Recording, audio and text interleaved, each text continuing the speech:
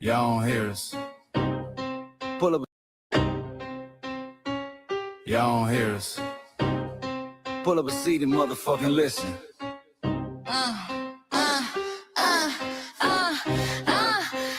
Pull up a seat and motherfucking listen. Hey, pack your bag, time to go home. Talking crazy on our soil where our blood and bones grown. This our grind, we outside on it. While y'all fools on the outside looking, y'all show no respect to Black America, so leave. Hey, Y'all don't get it, so it's time to go home. get the hell up out of America, take your disrespect and just fly on. Y'all don't get it, so it's time to go home. Get the hell up out of America, take your disrespect and just fly on. You landed on the tarmac, fresh off the boat. Talking about y'all building nothing, man, you choking on the note. My ancestors the reason that this country even breathes. Picked the cotton, built the White House, planted the seed. Jim Crow laws, redlined the map, we was the target. You think that struggle's a costume, man, you can't mark it. We fought the wars, we bled the blood, we died for our future's chance. And you come here and give our legacy a side eye while throwing shade on the guard. While you benefit from doors we kick down with our last breath. Now you spit on the architects who stared down death. Disrespectful, that's disrespectful, ungrateful, a slap in the face to only people who gave a fuck. So let me show your ungrateful ass to the right place. Ho, ho. Pack your bags, time to go home. Talking crazy on our soil where our blood and bones grown. This our grind and we outside on it. While y'all fools on the outside looking, y'all show no respect to Black America, so leave. Y'all don't get it, so it's time to go home. Get the hell up out of America, take your disrespect and just fly on. Y'all don't get it, so it's time to go home. Get the hell up out of America, take your disrespect You and got the fly on. passport, the visa, the privilege to be here. Cause my grandma did march for y'all, so disappear from our land. You cosplaying our pain.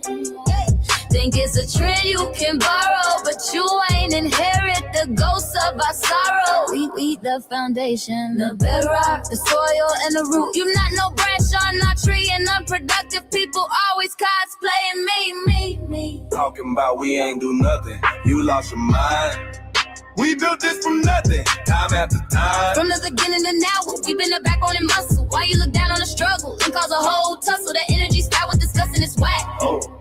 So let's make it clear, there's no turning back. This land is paid for in full. In blood, sweat, and tears, and dreams deferred. You don't get to come into a house we built from the dirt and telling Black America y'all ain't worth nothing. That's a violation. Facts. Pack your bags, time to go home. It's our soil on our soil where our blood and bones grown. Show respect, this our ground, y'all just tenants on a leash. Or get the step. Show no respect to Black America, so leave. Oh, don't get it, so it's time to go home. Get the hell up out of America, taking your business, I can just fly on. Oh, don't get it, so it's time to go home. Get the hell up out of America, taking your business, I can just fly on. Yeah, fly little birdies. Fly on back to where you came from. This ain't for you. The soil is sacred. We said what we said, It's time. for y'all to go home. So fly a little birdies, fly. Fly a little birdies, fly. So fly a little birdies, fly.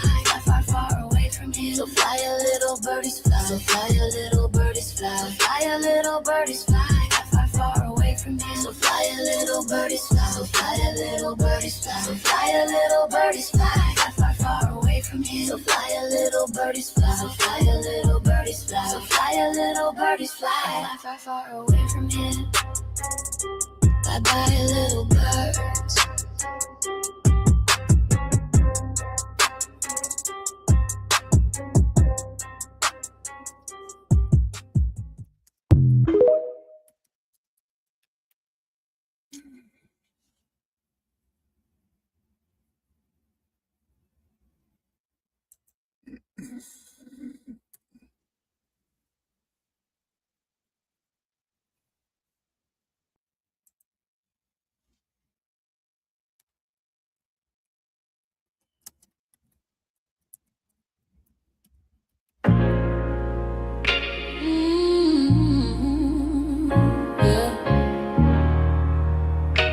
They thought we forgot, but we never forget.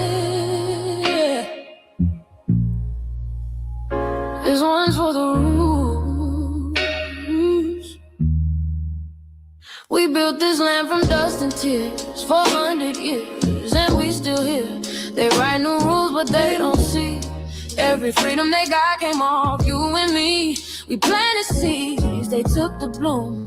We lit the flame, they left the room. But we back now, no disguise. The spirit's woke, we realize. All we want is what we earn. That sweat and blood, yeah, that table turn. You can't buy culture, can't fake that fight. This is our day, this is our right. We LBA. Say it loud, say it strong. We the heartbeat that's been there all along. Nationalist Black Americans, stand tall. We ain't begging for nothing, we built that all. Born from pain and grace, you can see the truth written in our face. We the soul, the sound, to fight the flame. Foundational Black Americans, say our name. They love our rhythm, but they dodge our blues. Use our voice when it fits their news. They take our sound, but not our scars. We the backbone, we the stars. Now the veil is gone, the mask is clear. We see the game, we know what's here. No more silence, no more lies. We lift that flag and watch it rise. Rise up, rise up. We the ones that made this nation breathe. Our veins are power, our roots are trees. We know world is rhythm and grace now, and now we're reclaiming our rightful place. Can't copy courage, can't steal pain. You can't inherit soul by changing names. Our story ain't done, it's the revival. We guard the gate, it's about survival. We FBA, say it proud, say it loud. The world dances on what we vow. Foundational Black Americans, still we stand, still we fight, still we demand. Every block, every song, we've been right here all along. The soul of a people strong and free. Foundational Black Americans.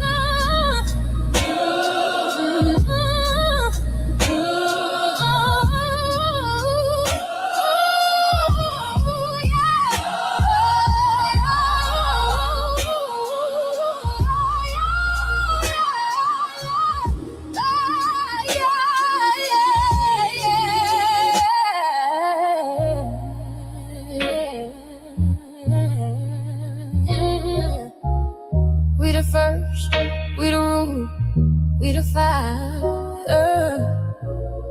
Still rising, still here.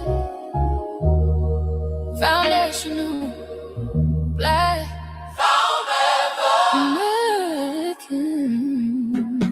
We set the tone and they copy the cadence. Dance to our drums and deny the foundation. Wear the style but don't honor the source. Smile in the crowd and you distance and force. Say you not us but you rap like we breathe.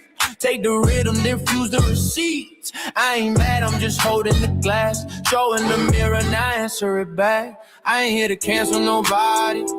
Just keep it honest, keep it solid. If you eat from the table we built, don't act surprised when we guard it. Do you like that? Do you like that? When I flip your sound and I ride like that. Do you like that? Do you like that? Do you like that? Cause that's how it feel when you borrow my culture. Then act like we never matter. Hip-hop. Mike Yeah. said, here. That is what you. See it. We're not fighting your battles. We're not carrying it. We're not lending our history to people who erased us while we were here. Just cause you're born here, don't make you FBA. That makes you a citizen, learn the difference today. This is lineage, not a look you can wear. Not a costume you borrow when it benefits you there. You used our culture like an access card. Backstage pass, a straight facade. But now the mirror's in your face, no disguise. And you're uncomfortable looking truth in the eyes. We didn't leave our land willing to beg for a chance. We stayed, we fought, we took every advance. That's the separation, that's the line you cross. We paid the price, you learned the cost. You waving your flag on our soil, but fighting not to go back home. Waving your flag on our soil, building comfort on a foundation you didn't know. We waving our flag, red, black, and gold. Stood our ground, never sold. You waving your flag on our soil, but scared to build what you claim you love. Our humor, our style, the way we move, the smoothness, the sound, the things we prove. Music we birth, language we shape, innovation forged under constant escape. Warrior spirit means stay and defend, not flee your land and rewrite the end. You call it success, but don't confuse the two. Ease came after what we went through. You abandoned your land and called it strategy. You waved that flag loud, but won't return to build your legacy. That contradiction tells the story for you.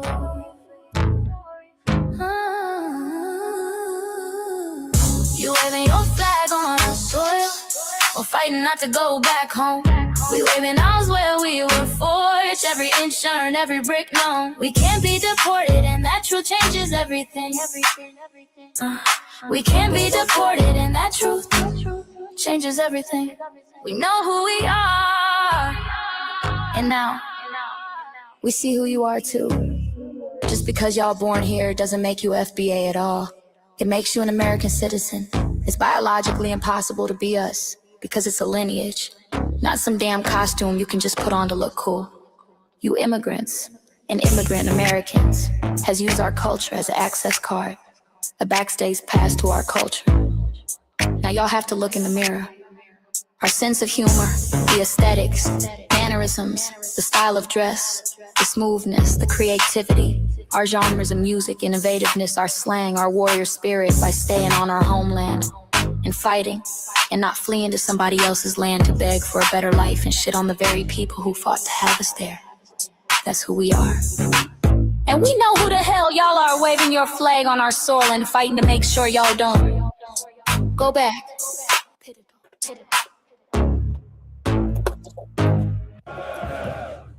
You can't leech off our culture anymore. Beat it!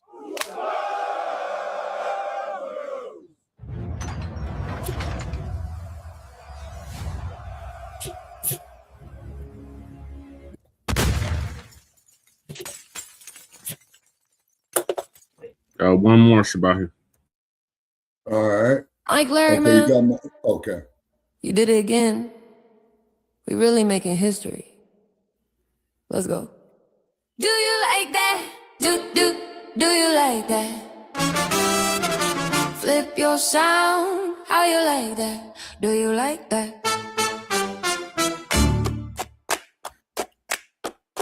Do you like that? Say it loud, don't walk it back. Do you like that? Do you like that? You grew up mimicking us, now y'all switch it up. Turn the carbon copy, y'all ain't black, what the fuck? It's funny y'all connecting to our culture like it's Wi-Fi. Surfing on our waves of our culture, no more high-fi. Killing my culture for all these years. Look how time flies, all these colonizers in disguise. Y'all hate, y'all still hate us outside. Study doctor, vampires, it's the blood of our guilt. They copy the flavor, sip the juice. Love the results, hate the truth. Who? Do you like that? Do you like that? Do you like that? Flip your sound. How you like that? Do you like that? Democratic shields, talking points, the road they fill. Fish and chips, agent on the mic, judging FBAs, but ain't you half white? Talking like you one of us, we need a poo face. The agent type, the prune face. Like 50 and Jim, it's a cold game. Throwing stones cause we built our own lane. I'm joking, kinda, but I mean that. Smile calm, pressure intact. Y'all proud where y'all from. Where they flag, beat they drum. But when it's us, tone switch fast. Same pride, but it's too much. FBA pride, lineage solid. You can't put this on, can't try it on. Built here, stayed in fought, that's the difference. That's the car. Do you like that? Do you like that? Say it clear, don't twist the facts. Do you like that? Yeah. Do you like that? Point made. No edit. No care.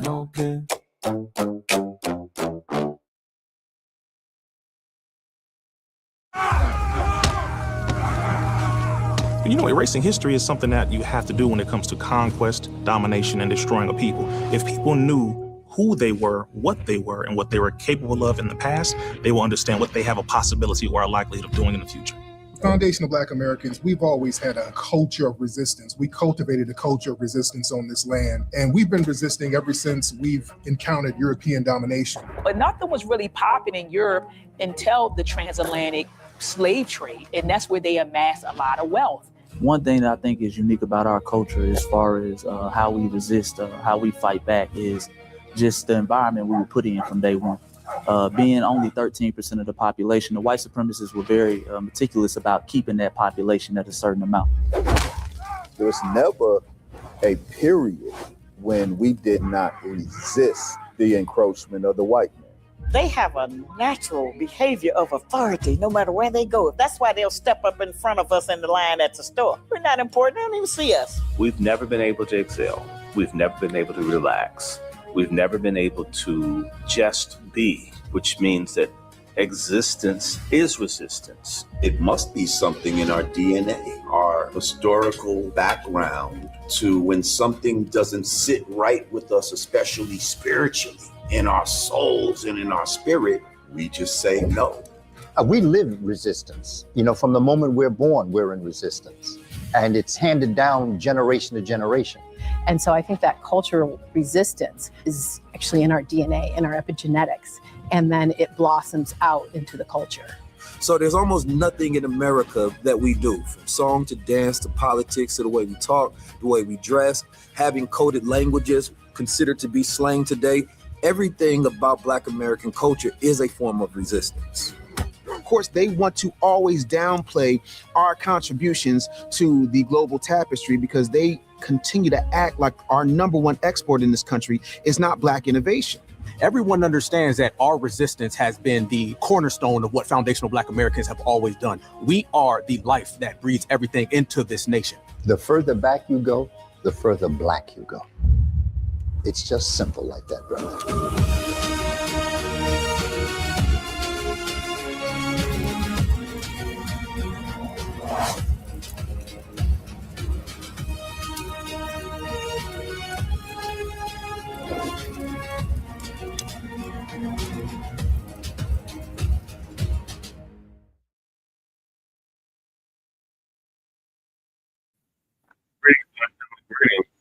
And I'm Black News. I'm your host, Che and Krumah, and we're joined with our other host, Lady Che, and we're joined with our West Coast correspondent, Shabaka Corey, and Shabaka's Black Spirits Enhanced. Greetings, Shabaka, from the Mile High Income and Illegal Migrant. Hey, greetings. Yeah, greetings from Sin City, and I'm laughing at all these dumpsters, the dump as in human shit. And I want to make that perfectly clear, by the way. Mainstream media is reported, man, that they... Shabaka, who won the fight? The Carissa Shields fight? The Carissa Shields fight. Okay, I have not gotten word from that. Okay, I will pull it up. We got Jab in here. Oh, okay, yeah, Jab would know, yeah. We got Jab, Twin, and Max so far. Okay, all right, hold on. I'm pulling it up right now. Okay, so thank y'all for tuning in to season 6, episode 14, part 2 of the Front Line Blacc News, and we will be discussing several topics we didn't get to in part 1, and that is Forlesia Cook doesn't want us hating on her after she said this about the dump as in human shit, and we want to make that perfectly clear. Then we got crime report by Professor Black True, and that is the high school hockey mass shooting. Then we got U.S. military ready to strike Iran this weekend. Breaking political and global news. Washington, D.C. on alert. Iran hackers threaten to release Epstein videos with Donald Trump. Okay, the dump as a human shit. And we want to make that perfectly clear once again. Black and pregnant in America. Hear this sister's urgent warning. Dr. Kubar, Dr. Umar Johnson, this is Black Americans for claiming U.S. as home and says it's weak. Jamaican woman says we're always playing victim. Internet reacts. Netflix doc exposes Tyra Banks abuse against America's Next Top Model. Because contestants. Then we got Mayo. Nationalist doesn't like Freedman saying we built America. Well, he can get over it because we did, and you need to come correct and cut the goddamn check. And then Haitians call FBAs dirty and say we have no culture. Here we go again. And we give the news from a Front Line and Black First perspective. We are a part of the new Black media and also the signal boosters of the new Black media. We have been around for 6 seasons now and counting, and we have several platforms that are a part of the Front Line campaign. Front Line Black News is the first one we started back in 2020, 2021. And Shabaka's Black Experience Enhanced is based off the 50th anniversary of the founding of the original Black Panther Party for Self-Defense. We started on Blog Talk Radio back in 2016 and have been around for 11 seasons now. Shabaka's Black Experience Enhanced covers the Black experience from the beginning of time until 10 minutes ago. It's also a part of the Frontline campaign and has recently, within the last 2 years, moved from Blog Talk Radio to StreamYard. Also, the RBA is a part of the Frontline campaign. And Lady Chase started that, 4 or 5 years ago? Yeah. And it goes into depth and more in depth than Frontline Black News. So make sure y'all check that out. We got Black Joe in the building. Salute. Oh, make sure y'all check out on the personal page on right now. Yeah, Seduction Doll. Make sure y'all sub up to Seduction Doll on YouTube. We got to get Lady Che up to 50 subs. She's at 30 right now. We got the channel straight. Yeah, okay, to answer your question, Brother Che, not interrupting you, so far I haven't gotten any data on the fight yet. It is probably still in progress when that usually happens. Okay. Yeah, okay. The other thing is, real fast. I did RVA yesterday on the personal channel. Yeah. The RVA got straight on the revolutionary. And so on the personal channel, but I can't like go live from the phone or anything, and nobody knows that I went live yesterday because I don't use my personal channel for the revolutionary agenda. It's a separate one. So make sure y'all sub up to that link right there. So just so you can watch the RVA because it's really important. And so if Twin's in the thing, if you go to my channel, my personal channel, Twin, and put the link, the revolutionary agenda from yesterday, or from this morning, or whatever, in the chat, so that people can see it. Because I can't do it. But it was only like 2 hours and 36 minutes. So just real informational, educational shit, purely about data centers. Yeah. Like the shit you need to know. You know? Mm-hmm. Twin said Carissa won. That's what I'm talking about. See? Decision or knockout. Did she stop this broad or what? On the bet. So. Yeah. Cool. All right. Thank you. Okay. Did she stop the person or did she go the distance? I don't know. FBA NAPFRO. At least as long as it's not that far nonsense that. Okay. Twin says perfect score, no knockout. Okay, that's fine. Okay, so she won by. There's a perfect she won. That means she won by a unanimous decision. Okay. Yeah. And she is fighting at heavyweight, so her punching might have went down and she went up in weight. Right. Yeah. All right. Let me finish the intro. So please make sure y'all. Thank you for that update, Shabaka and Twin. Please make sure to like and share the broadcast. We're showing us on StreamYard, YouTube, Frontline Black News. The links to all of our channels are in the description, except for this one that I just put up on the screen, which is Lady Che's personal channel. It's because it only happens once in a while. I don't ever really use my channel for that. So we got Frontline Black News, Frontline Black News 2, my personal page, Jesse Parrish, aka Chain Criminal, which got struck. The RBA, which got struck, the Revolutionary Agenda, our Cuzzo, our Loke out the Bay Area, Jay Militant's channel, which cracking TV with Jay Militant, Kukizi, our Mile High codified brother who does the intro track for the Front Line Blacc News usually. His link is also in the description. Our brother out of VA, by way of New York, Breeze Omega. His link is in the description. And the Church of Black Power, our brother out of West California, who's now in Houston, Texas. His link is also in the description.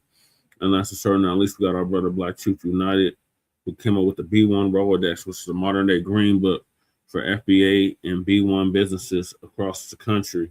So the link to submit your business is in the description, and the link to the Rolodex itself is in the description.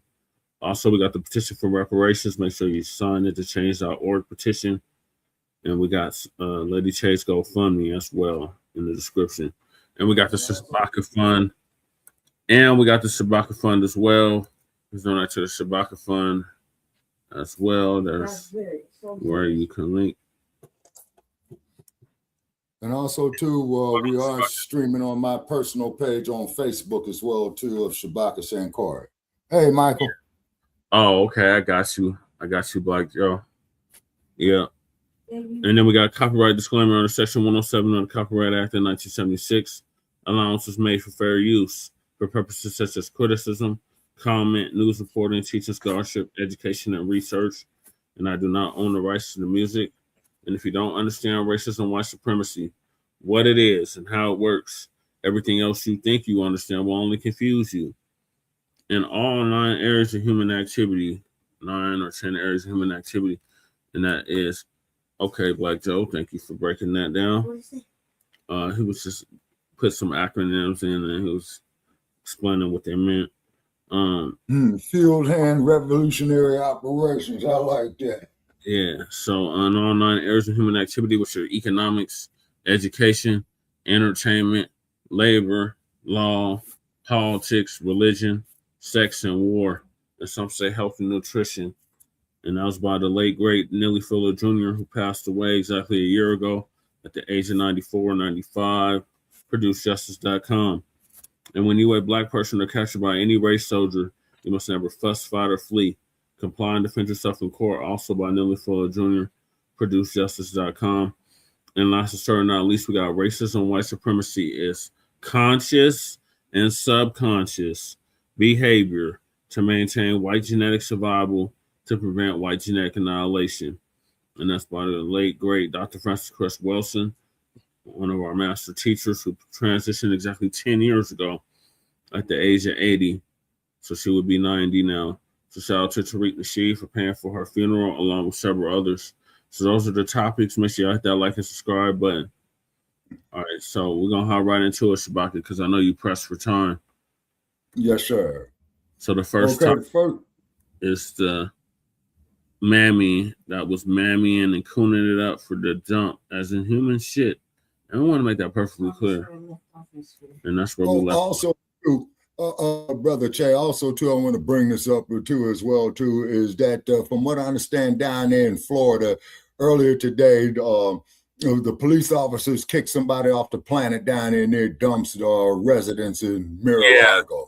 Yeah, somebody tried to kill the dump earlier. Yeah, whatever who it was, he got kicked off the planet. He's through. Yeah, he's through. So Uncle Phil gonna give us a tag on his toe. He's fucked off. Yeah, little white boy. Yeah, so Uncle Phil gonna give us an update on Forlesia Cook, the mammy that was cooning it up for Trump the other day at the White House. Okay.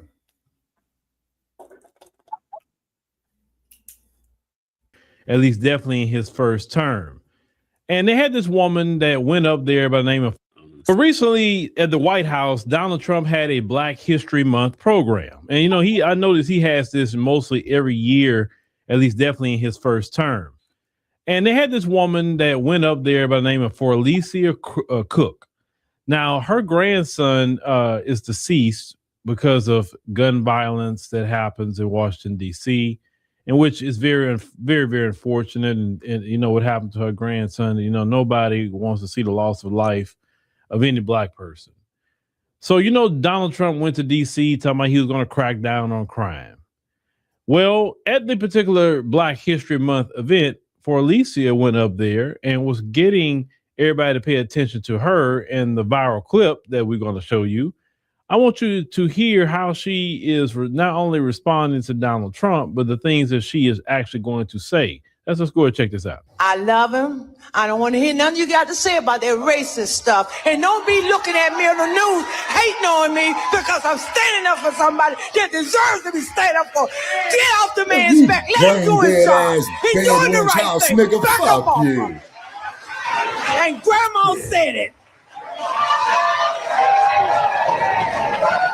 When you put out a disclaimer like that, like she put out in the beginning, saying that don't be hating on me or whatever, why would someone want to hate on you if you're only appreciating President Trump for helping clean up crime? There's nothing to be someone to hate on you about. So let's start there. But you knew you were going to say something crazy. You knew what was about to come out of your mouth because the thoughts was formulated. That's why you tried to give that disclaimer, don't be hating on me. Then you say you don't care about that racist stuff. Well, I'm just paraphrasing. Well, ma'am, it's not about even the meme that he posted. He claims that he didn't post it. Then they ask him, well, are you going to apologize for it? Like, no, I'm not apologizing for it. They say, well, you stand by that kind of characterization? I saw the whole one on the Air Force One. He said, yeah. He said, I didn't say it. He said it was just in a video. He said that he was trying to just being dismissive of it, which is okay. So how is it that after seeing, even some people that actually support him who are black say, yeah, that went too far for me. I've seen some black people who support him say that. Even Tim Scott said that. But look at the people that he got himself around. Stephen Miller. Stephen Miller don't like nobody but white folk. I mean, look at how his get down is. You know what I'm saying? You surround yourself Elon Musk. Listen to what he says every day on his X account. He's not a person that's championing black folks for sure. So what are you talking about? The only kind of black person that's cool in those circles are black people that's going to sell out. They're a bunch of damn raccoons, so they're not going. You understand? I'm talking about being that close to him. I'm not saying just being in a room. Now, there's nothing wrong with a black person being a conservative. There's nothing wrong with that. I don't personally see how it can be done. Not to say you can't have conservative ideals, or maybe you agree with some parts of what they promote in the Republican Party, but there's no way in good conscience you can be in the Republican Party, right? Because if you in there, you're gonna have to stand on what they're pushing. Mm-hmm. And there's a lot of things in the Republican Party they push that are very anti-black.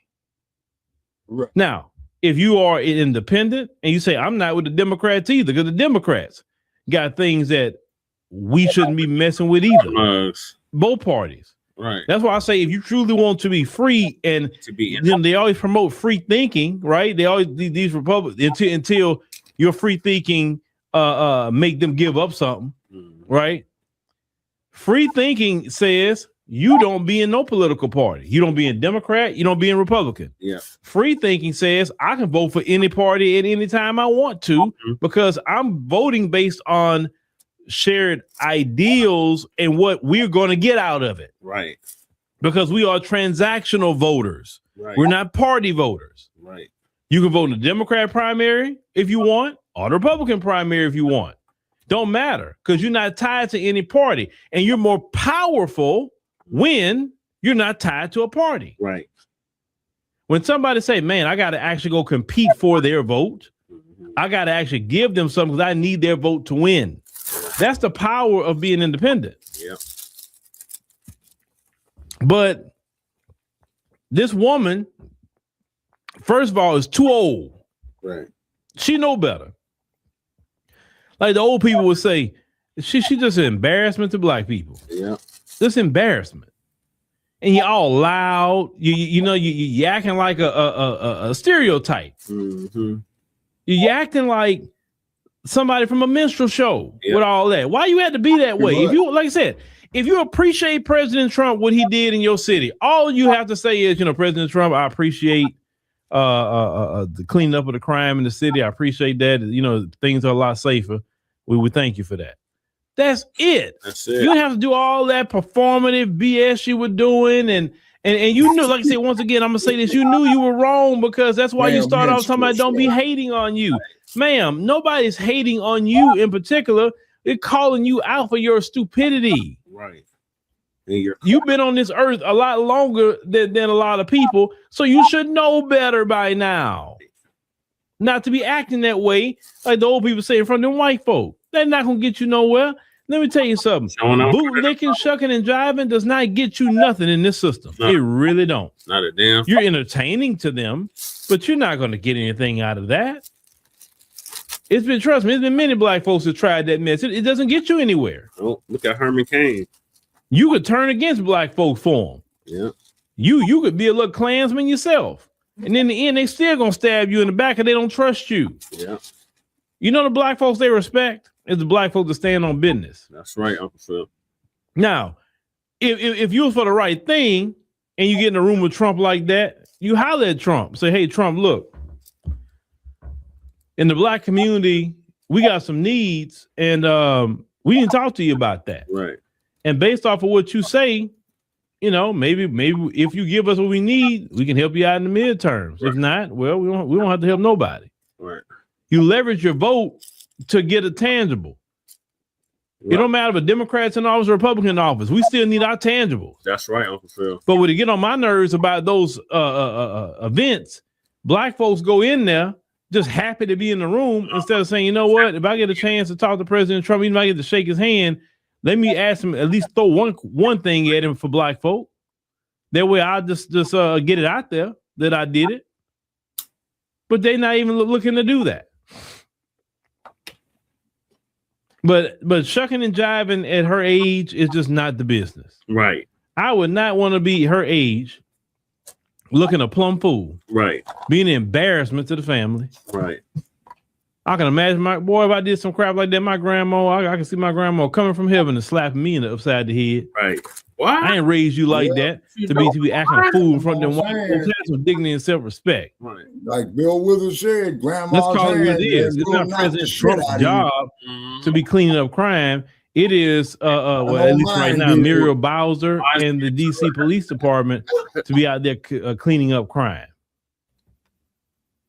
That's why you got police departments in cities.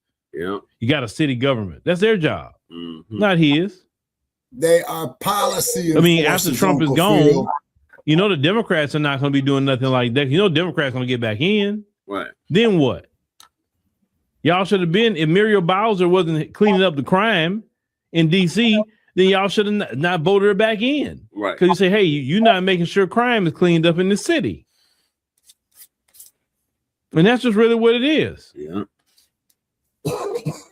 But I just can't stand seeing black folks act that way, like just from them white folks. I can't stand that. I can't stand it. It gets on my nerves because it doesn't get you anywhere. Right. I you know, you can do all that mess, and now if he gave you a $10 million check that you cash and it's in your bank account tomorrow. Well, some people may understand it, but you're not getting nothing. Right. You just got nothing but a hug. That's it. That's all you got. And trying to make him look better. That's why he like you doing that. You good PR for him. But anyway, don't be like her. Don't be like this lady, please. If you gonna go around, I don't care about somebody being racist either. Let me tell you about that. I don't care if they're racist and they're in a position of power. Right. I can care less. Right. I'm coming to take care of business. That's right. A racist can pass a law that benefits you. That's right. So it don't matter. Exactly. It don't matter whatsoever. You get around them people, be on your A game and go in there and take care of Freedman business. Mm-hmm. If you're not taking care of Freedman business, you should not even be in the room. Right. That's right. All right. What's your thoughts on that? Family and fellow soldiers, What's your thoughts on the Mammy? Yeah, he's and for some odd reason I can't comment in the chat, but anyway though, he's right about that. All this cooning, this ass. Your YouTube. Try to share it to your YouTube again. I won't let me do it. Uh-oh. Yeah. So hold on a second. Let me see something here, brother Chat. Did you get a strike on that channel? I think I did. Wait a minute. Hold it. Okay. Hold it. Hold it. All right, while we're waiting, Lady Che, what are your thoughts on that, Mammy? But my thoughts. I just thought it was cold the way Uncle Phil put it. Yeah. Just too old acting out like that. Right. I was like, man, what's with all this pipe brain? Like, calm down. Like, Right. are you really gonna boss up on some motherfuckers picking up truck? Yeah. Like, he brought that shit on himself. You gonna get picked up. Right. You don't need no old lady to Exactly, Michael. sass about anybody. Right. You got enough fucking motherfuckers to lie for him. You know what I mean? And hype him up for all the nonsense. You know? Mm-hmm. But I just thought it was kind of funny the way he did it, like the way he said it, like calm down, old lady, you doing too much. You know? Right. And like she knew she was gonna say some wild shit because she started off with a disclaimer. Mm-hmm. You know what I mean? And then he hugged her like, what was Okay, the there point you are, of going up Sabaka. there anyway? Why did she go up there anyway? Was she being honored in some sort? And while you're there, like, did she speak on anything for us specifically? Or she just That's all we care about, Michael. Michael, is substance Like, over symbolism. Exactly. Don't be fucking with him. Mm-hmm. Master Trump been good to me. Yeah, He got the crime down in the city. Yeah. You the bow. Yeah, like, don't be messing with That bullshit. I'm gonna do something to you. I'm gonna hurt you. I'm gonna hurt you. I'm gonna put a hurting on you. Yeah. Go get the switch. Like, all right, calm down, lady. Like, why you so happy about this shit? Right. And like in a linebacker way. Yeah. Like she gonna protect him and shit. Oh, lady, sit down. Like, but also like, did you speak on us? You had the man's ear. You know what I mean? When you have the man's ear, did you speak on reparations or anything? Like, Right. Stop fucking with black people's shit. An anti-black hate crime bill. Something. Yeah. Stop. Exactly. Anything. And then on. No, I'm sorry, Lady Che. Go ahead. My bad. Spazzing out. She got a hug and hand shaking. That's that. Like, you flew out there for that, but you didn't even mention us or think about, legacy or, I don't know, reparations. God knows you know about reparations, old lady. Yeah. Like, come on, like this shit. You got the man's ear. Why don't you take any opportunity to put it in his ear? You know what I mean? Mm-hmm. Do this, and you know. Right. Why waste a perfectly good opportunity? Right. Like, I'm so thankful that he protect the city. Now can you cut the check? Right. Right there, the perfect opportunity. Right. But I would be like, Right. She wilded out, but at least she addressed it. Right. Like, yeah, that's great. You protect the city. You took ice and blah blah blah. Like, can you cut that check, please? Yeah, she felt like Trump was her master. Right. Messiah. You got the man's ear for like a whole 8 minutes. Like, you don't think you could have squeezed in, cut the check, motherfucker? Right. You know what I mean? Mr. Man of Peace will show us shit. Yeah, she probably wanted to kiss Trump and marry him. Oh my God. Bedouin syndrome. Mm-hmm. I doubt that. But either way, like, you got the man's ear. You might as well milk it for its worth.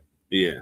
And as black people, like, I'm like, what are you doing? Like, are we that starstruck? Just happy to be there. You that starstruck? Like, you ain't see, he's just an old white man. Right. With money. Like an old white corrupt white man. Like, Mm-hmm. like for real, you can see that in your own city. You don't gotta Right. know what you did. Right. Just go to City Hall. Walk down the block, hit the gentrified area. Right. You know what I mean? They're kind of bitter old fat white men. Mm-hmm. Like, you serious? Like, what you that starstruck? Mm-hmm. Like with the bitch over there with the Popeyes chick, huh? Oh my God, Right. not that, bro. Shaking Hey, her salute, shit, Goddess Navi. shit. You know what I mean? You got Goddess Navi in the building. Remember when I was clapping? There's Goddess Navi out to shy. No, no, she's out of where you're used to be. She's in Wagdale, remember? You see what I'm saying though? Like that starstruck black Wagdale. Palmdale. Oh yeah, Wagdale. Okay, yeah, she's out there in the middle of the desert. Yeah, so I know she's feeling this cold there. All right, sister, greetings to you across the desert. I just say it's a waste of an opportunity when we black people, we got the man's here for whole, whether it be 1 minute, 8 minutes, 10 minutes, an hour. You dig? Yeah. Like you have the opportunity. That's true, Michael. They didn't do nothing to reduce crime. That's my opinion. Okay, thank you, Lady Che. All right, Shabaka, what are your thoughts on this mammy? Okay, once again, it's the Bedouin syndrome. You know what I'm saying? And when you really look at it, black people, after all of what we've been through, as Dr. Marimba Ani said about the Ma'afa, a tragedy is so bad it's beyond description. This woman goes to show that we are not in our right mind on a collective basis. Clearly. I mean, why do you think we created the group and the hashtag resurrection of the mental dead? And she daggone sure is a candidate for it. She said, but it's hella cold at night. Yeah, it is. Well, Goddess Nabi, I know that. The desert goes from one extreme to the other. She could have hit, she should have hit him with the tangibles. Right. I mean, I think you focused on the wrong shit. She didn't take the opportunity to, like, cut the check or, something. Do the right thing, like preparations, whatever. She had a good minute in front of the camera. Right. You know what I mean? And Master Trump, you need to cut the check for reparations. Something. Right. Okay, now somebody's putting here in the chat that we need to go independent. Yeah, we do. We've been there. Yeah, no, seriously. I've been independent for over a decade. And I'm thinking is that the independent party, Brother Che, is going to get some upswing. Because it's decades. Right. Yeah, been over two. I've been independent for 13 years. Oh, okay. A quick little minute, but okay. I don't really vote anyway because I find it to be non-tangible.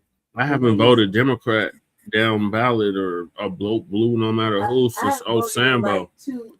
Yeah, and who did I write in, man? On the last election, I think it was Snoopy. Snoopy or Mickey Mouse, one of the two. Yeah, it was Snoopy or Mickey Mouse. You know what I'm saying? The mail, remember I left. Yeah. Yeah. Lady Chain voted in a minute. Why? I don't know. Exactly. And then I've been kicking people off my like page, all idiots. I've been bopping them upside the head. Yeah. So auntie, grandma, you should have hit them with the tangibles. Yeah. Doing all that performative political theater, and you could have hit them with the tangibles. Like, hey, and you can cut the check for reparations to Freedman or something, since you said we built the country and we ain't been getting acknowledgement. Black History Century. Right, since it's Black History Month, Black History Year, and Black History. Right. Show me, maybe a believer. But Black family, Black history is 365 days a year.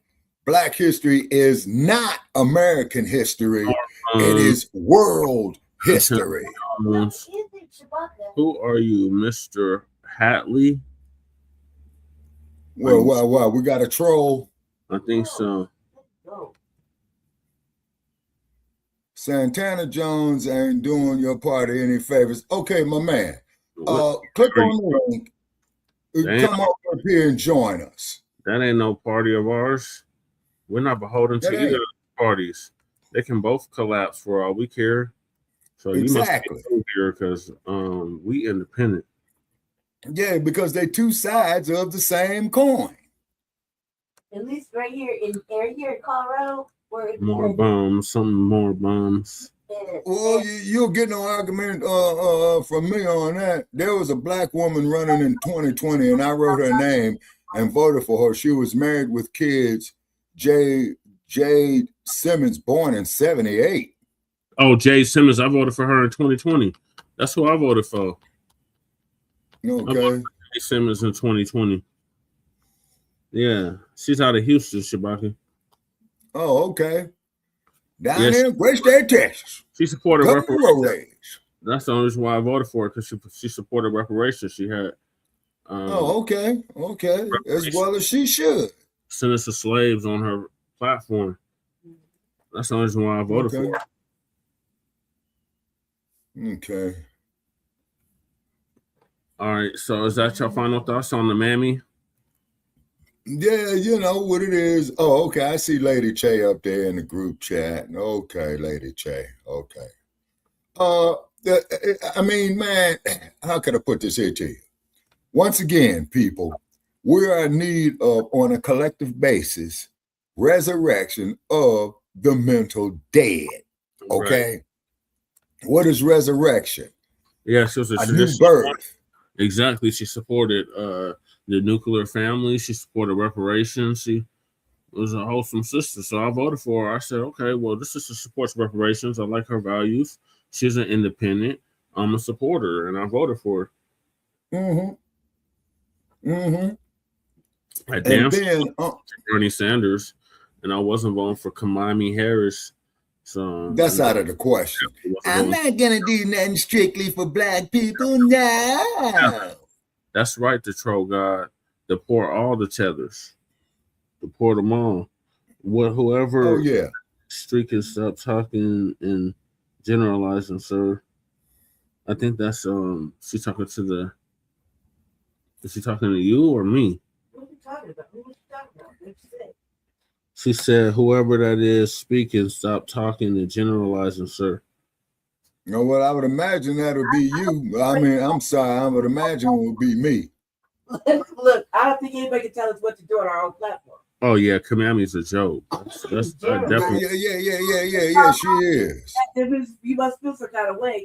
Hello, Jesse. Not at all. Kamala is an embarrassment to us mixed black women. Now, let me tell you something, Goddess, about you being a mixed black woman.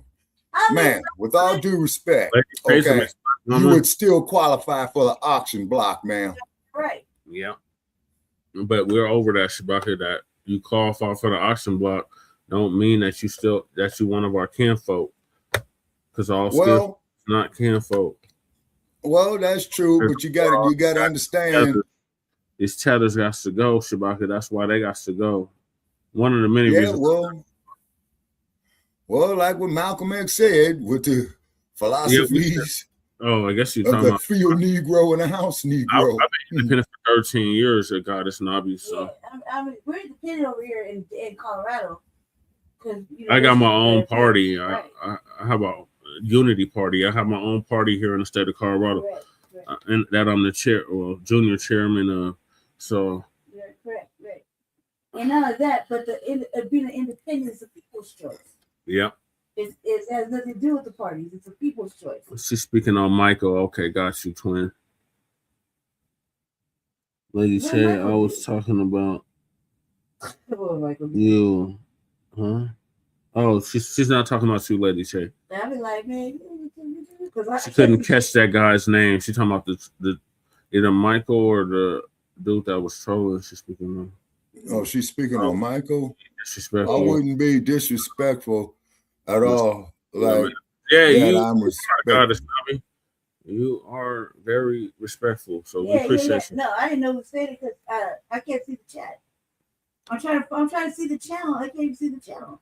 Wow. Like I'm shadow banned all the way. Like I can't look at nothing. It's on your channel. Look at what happened with the Church of Black Power. Yep.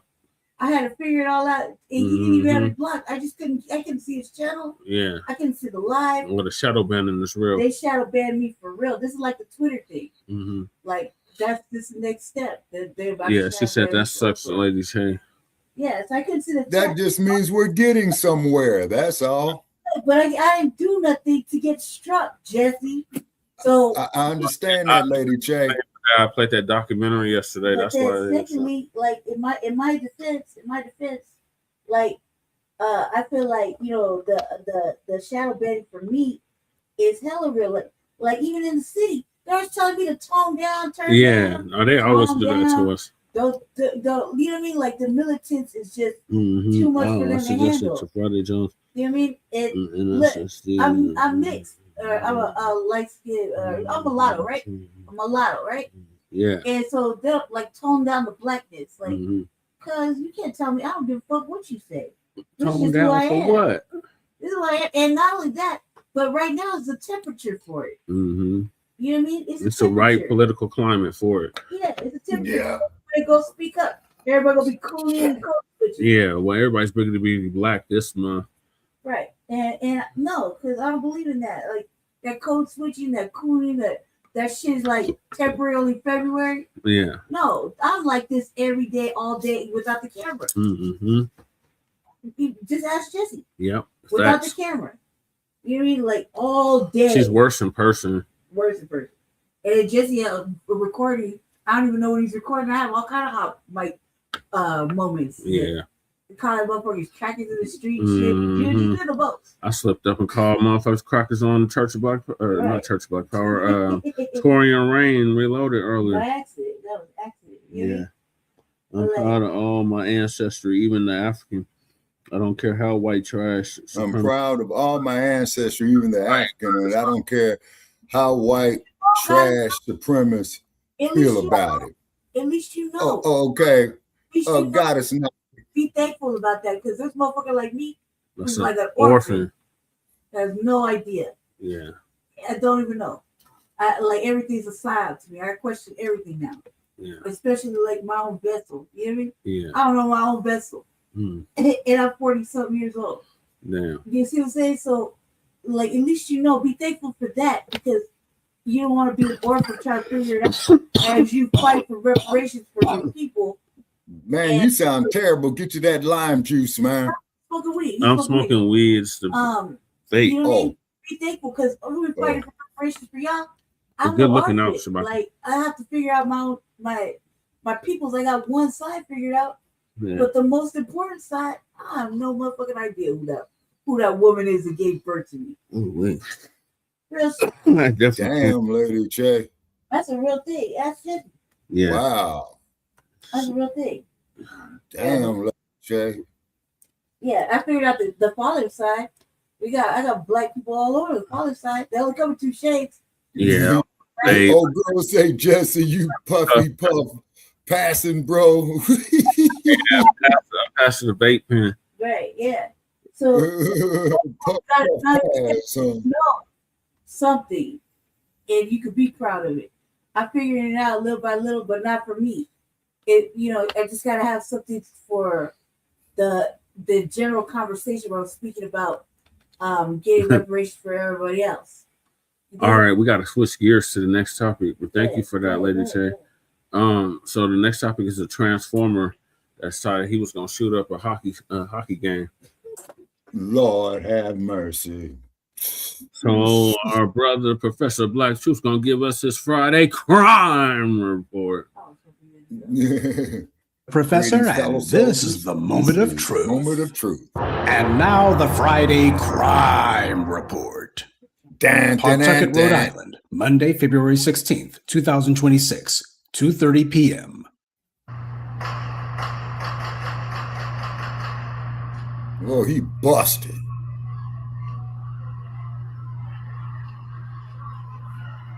Yes, it has happened again. The site of the carnage this time, where else? A school shooting, because that's the place of choice for these lunatics. This time it was a little bit different. The shooter wasn't one of the students, but this was one of the parents. And sadly, even that isn't necessarily a novelty. I've covered for you a number of these school shootings being carried out by adults. But everything else about this latest carnage tracks with all the other incidents, and just like all the others, the white media refuses to connect the dots because they know where it will lead. The scene of the latest kill spree was the Dennis Lynch Arena, where a high school hockey game was taking place, an event where there were no black people present, by the way. The shooter immediately made a beeline for one woman in particular, gunned her down, then the man who was with her. He also shot and wounded 3 other people, a couple of elderly folks who were with the woman and her son, along with another middle-aged man. Carry a man to that his was grave, when the and it shooter only takes killed one himself. woman to put He him would there. later be identified as 56-year-old Robert Dorgan. The first person he killed was his ex-wife, Rhonda, and their son, Aiden Dorgan. He then went on to wound the grandparents, Linda and Gerald Dorgan, as well as a family friend, Tom Garuso. Police say that they're still trying to find out what the exact motive was for this kill spree, but the reality is, does it really matter with these guys? Now, the story of Robert Dorgan only becomes more unusual from there. First of all, he allegedly had a gender reassignment surgery in 2020, and at this point was now allegedly going by the name Roberta Esposito. Robert and Rhonda got married in 1992, but the marriage ended in February of 2020 when Rhonda Dorgan filed for divorce. In the divorce filings, Rhonda had originally said that Robert's gender reassignment surgery and his narcissistic personality traits were her grounds for the divorce. But at some point thereafter, she changed it, crossed out that description, and wrote irreconcilable differences. One gets the feeling that phrase was doing a lot of heavy lifting. Right, and as for Robert or Roberta, that didn't stop this person from deciding to let everybody know that they were proud of their new identity and you better not question it. Now, when these incidents happen, which is every day, we always get the dominant society going into the usual routine where they try to play dumb and act like they don't know how this could have happened. Gee, if only someone had posted something online that would have given a clue that this guy was thinking about killing people. Well, as it turns out, that's exactly what he did. He had been posting at least once that if people kept bashing transgenders like himself, then they shouldn't wonder why they go berserk. And he made sure to put the word berserk in all caps. Now, if this had been a black person who was making threats online, the cops would have been all over them and it would make the news. But as we've seen time and time and time again, racial immunity from the law makes it where the so-called authorities don't do anything about certain people. But the reality is this punk had more red flags than a Chinese parade. His social media was a smorgasbord of threatening and unhinged behavior. This demonic creature was filling its mind, such as it was, with all kinds of right-wing lunacy, from reruns of election fraud conspiracy theories to a constant stream of anti-black racist sewage. And of course, you find that he loves the usual suspects like Nick Fuentes and Alex Jones. In fact, when it came to Alex Jones, this creep had a real love affair with that guy. It seems this idiot from InfoWars was a daily obsession for this killer. And he revered other psychopathic murderers, so he wished Robert Lee, of all people, a happy birthday. Keep in mind, Robert Dorgan was a man from Rhode Island, a Yankee, and yet he made it a point to celebrate a traitor who killed Yankees. It just goes to show what a complete fraud the whole intersectional identity thing is. In fact, he reposted a Twitter tweet that mocked the death of that female U.S. Army pilot whose helicopter collided midair with that airliner last year. A tweet that mocked her death as being caused by DEI. You see, you got somebody here who is a member of the LGBT community. In fact, they were threatening people if you decided not to respect their pronouns. And yet this exact same individual spent most of their time talking about how bad black people are and how important whiteness is. That's because this guy understood that whiteness is what his position in the world was based on, not what gender he chose to identify as, and not anything else. This murderer understood that his whiteness was the overriding, overarching absolute that had to be protected at all costs, not gender identification. This is a culture that we're dealing with here, one that is protected, sanctioned, and encouraged by this sick society. Because you won't be surprised to learn that this racist Robert What's-His-Name had numerous children by numerous women, at least a half dozen. So he's a typical deadbeat baby daddy on top of everything else, which the white media never shows you. And predictably, one of his spawn was named Kevin Calantonio. This guy set fire to a black church in 2024. During the investigation, the police found notebooks full of Kevin Calantonio's rantings. In one entry, he wrote, quote, "Hunt them down, gun everyone down that isn't white. If one is white, spread the gospel. Always give our bloodline a chance." You in the chat. Always give our bloodline a chance? Really? Now, this is typical white supremacist dogma, but I gotta wonder how this creep's fellow white supremacist would feel knowing that his father, or was it mother, is a transgender? And how do the white supremacists feel knowing that this guy killed at least 2 white people and injured 3 others? But then again, the racist right-wing ideology isn't the most important thing to these people. The most important thing is have white children, regardless of whether you're... Somebody in his damn family is a transgender. This motherfucker. Okay, now, based on what I just heard, people, his mother is a transgender. So how did his quote-unquote mother give birth to him? His mother was the crack of his ass? His father is now his mother. His father is now his mother. That's the only logic I can see in it. Man, I'm gonna be ill, man. How the fuck we supposed to know? This is a question for them. Yeah. That's all confusion right there. Look, if we're confused, how does it make sense to them? They live in a world of pure imagination. That's the only reason it makes sense to them. but we're confused, and we're doing like what they call homophobic bullshit. No, cuz you're just That's being him weird. at his son's graduation. It's weird. It's like, And that's dude on the left, right? On the far left, right? That's his mother. That's a whole dude. But that's his mother. Yeah, that's his girlfriend. What? That's his girlfriend. That's his mother. Yeah. Brother Che, to our audience, I'm saying is, with that head standing over there on the left side, that is an insult to my intelligence. Real want to get on camera. He want to say hi, I guess. Amaru. Amaru. Hey, Being a kitty. Say hi to the people.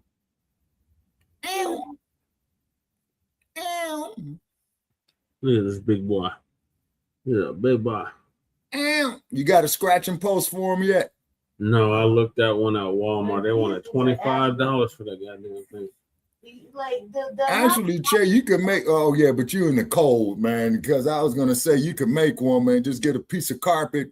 Yeah. You know, put two 2x4s together, you know, make it about, say, 18 inches taller, and just wrap the carpet around it and staple it on there. Yeah. No, tie it on there. If I had the proper tools to do that, I would. Yeah. And Amaru can get some sparring in. But I seen one at Walmart. I was gonna get it. It was $25 though. Yeah, Michael. The two parents look like the same sex couples. Yeah. Now, Michael, that dude on the left is not a woman because I don't see no estrogen nowhere. Yeah. Now the woman on the right, I see estrogen, but she's ugly as hell. We got Amaru. Crew named them Amaru, and Khalifa. After Queen Khalifa of California. Mm-hmm. And these two, man, all you do is talking and they're bad. They're bad babies. But they love me. They're bad babies, but they love me. They all see somebody shit talking with a spray bottle. They get scared when they see that bottle. They're like, uh-oh, we're going to hide now. But you have to understand, when it comes to the cat, you are the pet. Ladies, they're not your pet, you are their pet. They're not going to I'm over there laying on something in the sink. Yeah, he stay in the sink. Right? You laying on some metal thing, and all you hear is ting, ting, ting, ting, ting, ting, ting. Mm-hmm. And I go take you from. He got the Allen key. Jumps off the sink, hops over a box. He got the damn Allen key. Climbed onto the kitchen sink. Lifting his tail up and down. Play with it. Yeah. Playing with the Allen key. You know, the Allen key will make noise when they hit the surface. Yeah. He sat on it, so I couldn't get it to him. And I was like, man, I don't give a fuck what you doing. Okay, well, that's Amaru's way of hitting the speed bag. Getting the timing together. I thought he was slow. I ain't gonna lie. I was like, he is not slow. Amaru is smart. No, he's smart as hell. He's a smart boy. Big, I need to get a maze for them. Have them move through the maze. I'm gonna train these monsters. The perfect kitty to get is a panther. Yeah, well, I think he's a baby leopard. Baby leopard. I should talk to him like that. Well, they're first cousins is because a panther ain't nothing but a leopard. And if you look at his coat real closely, you'll see his spots. Yeah, right. She calls this. She said he was going to be a baby leopard. And that's exactly what the hell he grew into. I hyped him up. Okay, and Goddess Navi says cats rule their owner is very true. Yeah.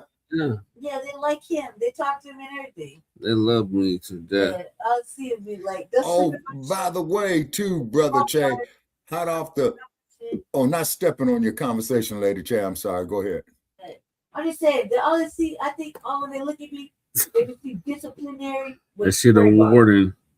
That's what they see. The warden. And I'll be like, man, come over here. Like, I want they're mine. They're supposed to be for me. That's mine. I've been waiting for 5 years for them. So for him to be like, they liking this shit, it makes me mad. What, Ruru? I mean, like, I'm not gonna feel like a little hater. Like, a little hater. Ruru again. Yeah, Michael, they do look like a same-sex couples. They fucked up in the head. Yep, like the Kardashians. Particularly that dude on the left. Ruru. Say hi, Ruru. The camera, say hi. Say hi, Ruru. Look at the camera. Say hi.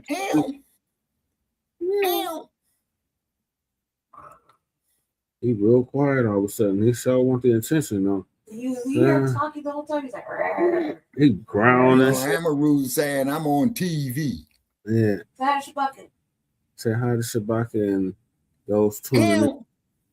Jesse lost Khalifa in my coat in the chair. Yeah. He was looking for her. And she's Yeah, right in front of him. where the hell she go?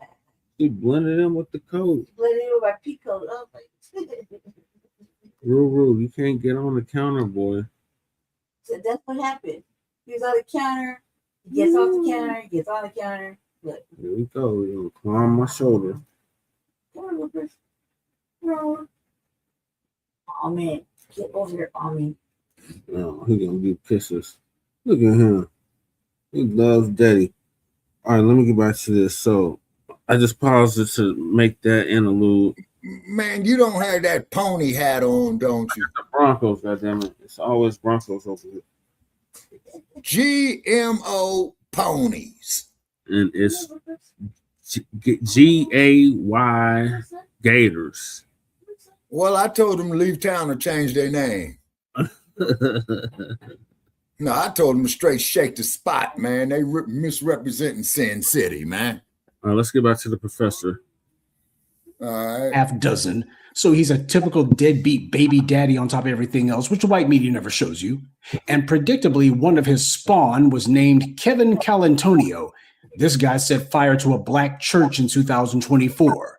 During the investigation, the police found notebooks full of Kevin Calantonio's rantings. In one entry, he wrote, quote, "Hunt them down, gun everyone down that isn't white. If one is white, spread the gospel. Always give our bloodline a chance." Always. Yeah, always motherfucker, give I our like to draw bloodline a some chance. blood from your Really? mug at that Now, this lady is with 3 typical lefts white on your supremacist ass, you son dogma, of a but I gotta bitch. wonder how this creep's fellow white supremacist would feel Punk-ass knowing that his motherfucker. father, or was it mother, is a transgender. And how do the white Well, he's supremacists fucked feel up knowing in that the this head. guy killed at least 2 white people and injured 3 others? But then again, the racist right-wing ideology isn't the most important thing to these people. The most important thing is have white children, regardless of whether you bother to raise them or not.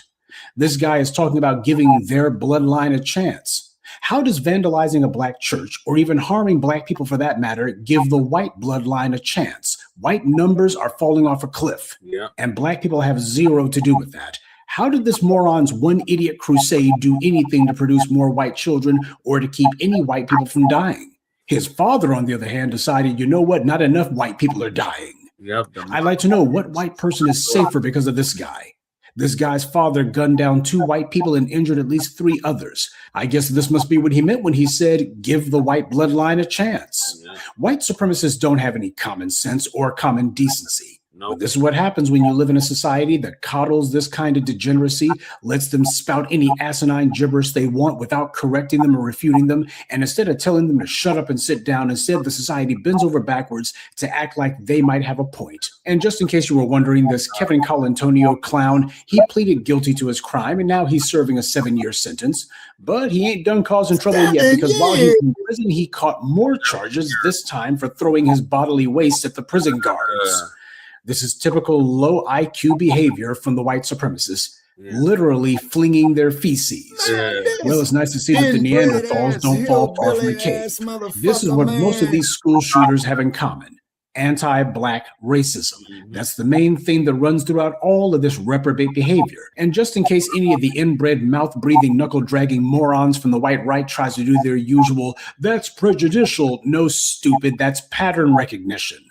This is why anti-black racism must be treated as the key warning sign for these mass shootings, because in a disproportionate number of them, that's the key factor. Whether it's Dylan Roof, Nicholas Cruz, Elliot Rogers, or Robert Dorgan, all of these reprobates have the exact same mentality.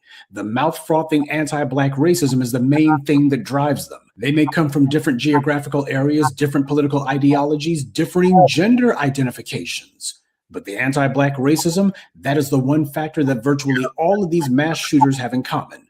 But not surprisingly, it's also the one factor that you're not allowed to point out, because to do so would indict the majority population of this country, and it would also confirm yet again that the majority of thugs with badges in this country fit the exact same description as these mass shooters. And what bag of stupid would be complete without the usual reposting of online podcasting perverts like Lily and others? This guy was basically the prototype for literally every racist troll, op, and crap poster you've ever encountered or ever heard of. But as usual, this country will do what it always does, hit the collective snooze button and pretend as if this latest bloodbath didn't happen. And even if they have to confront it, well, we're certainly not going to admit to why it happened. But the sad truth is, if you want to stop the next savage mass murder before it happens, then you have to be honest about why the last mass murder happened. Right. Anti-Black racism is the warning sign. Yeah. If the thugs in blue treated the violent racist thugs like this Robert Dorgan and his son the same way that they treat law-abiding Black citizens, then these atrocities could never happen. Right. But then again, when you look at who the police are and what they believe and how they act, they're exactly like the killer was, only without the wig. So pay no attention to the usual chattering mouths on the white media who will say, yet another place that isn't safe. This entire society is not safe, because this entire society is not based on justice. It's based on anti-Black racism.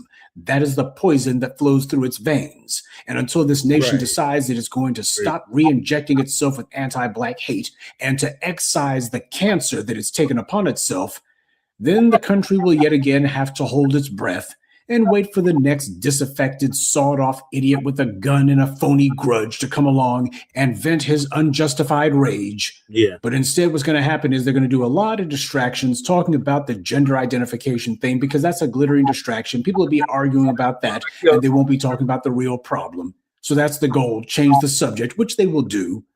And that being the case, I recommend you stay away from any hockey games or any other places where these white supremacists tend to gather. Right. Because when they do, the only thing your kids will learn is how to duck and cover. And that's this week's Friday Crime Report. Keep your eyes open and stay on alert, because there's a lot worse criminals out there than the ones the white corporate media chooses to show you. Yeah. Good day and be one. I'd like to take a moment to mention some of our contributors: Wally Bilal, Good Citizen, Kirk, Jacques Hargett, and Pharrell Taylor. Salute to them, and thank you to everyone for listening, liking, and sharing this message. Black empowerment only exists because of you. That's Now, right. Okay, I'm seeing something here in the chat. Okay, I want to address this here in the chat. I think this is Michael. Police always say when they find FBA's hanging on a tree, it is self-inflicted suicide when they know that the tree is too tall for someone to hang his or herself. You're right. Now, also, too, what they got that the Los Angeles County Sheriff's invented, Michael, you're going to love this one. Okay, when they shoot a person, okay, they said that he committed suicide by cop. Repeat. Yep. That's what they're saying. Suicide by cop. Yeah, that's what they call it. Now he want to be real boisterous. What, Ruru? Go get your sister, Ruru. Go find Khalifa. Y'all hear him? Look, he just hopped on my damn shoulder. Hey, buddy. Say hi. Well, see, you have to understand, when it comes to cats, you're the pet. Oh, what is wrong? That bowl is completely full, so it's not like they're starving. It don't look like they're missing any meals. Yeah, Goddess. Okay. Now, God, the one who brought up there that term suicide by cop was the Los Angeles County Sheriff's Department about 1998, I think. Go lay down. Look for your sister. What? Suicide by cop, straight demonic. Yep. No, but you did. And also too, Goddess Navi, up out of Altadena, that I saw on mainstream media, brother Che. I'm just putting this in here, hot off the press. Okay, Black people up there have not gotten their insurance payments from the Eaton fire. Repeat once again, our people in Altadena, they has still yet to get their insurance checks from the Eaton fire. Yeah. Jesus So Christ, that bro. there's some bullshit that the state of California is putting up. Yeah, I never knew until now why. By the door. Shabaka. She's over there. She's over there. He's looking for her. From 1998. Okay, could you specify, please, ma'am? There you go, see? Or maybe not. Maybe he just wants to take it. Here, you know what? Don't bring up on me. I never knew that until now. Okay. Yeah, I was in Altadena in 1998. Wow. Oh yeah, because you was in Pasadena. Yeah. Right, yeah, because Pasadena is right across the street from Altadena. Mm-hmm. Yeah. Exactly. You see? Well, y'all got a lot of sundown towns in California. We got a lot in California as well. Yeah. Another sundown town for you is San Marino, California. Shit, a sundown town for you is Loveland, Colorado. I heard of it. Aurora. Yeah, that's the quiet sundown town.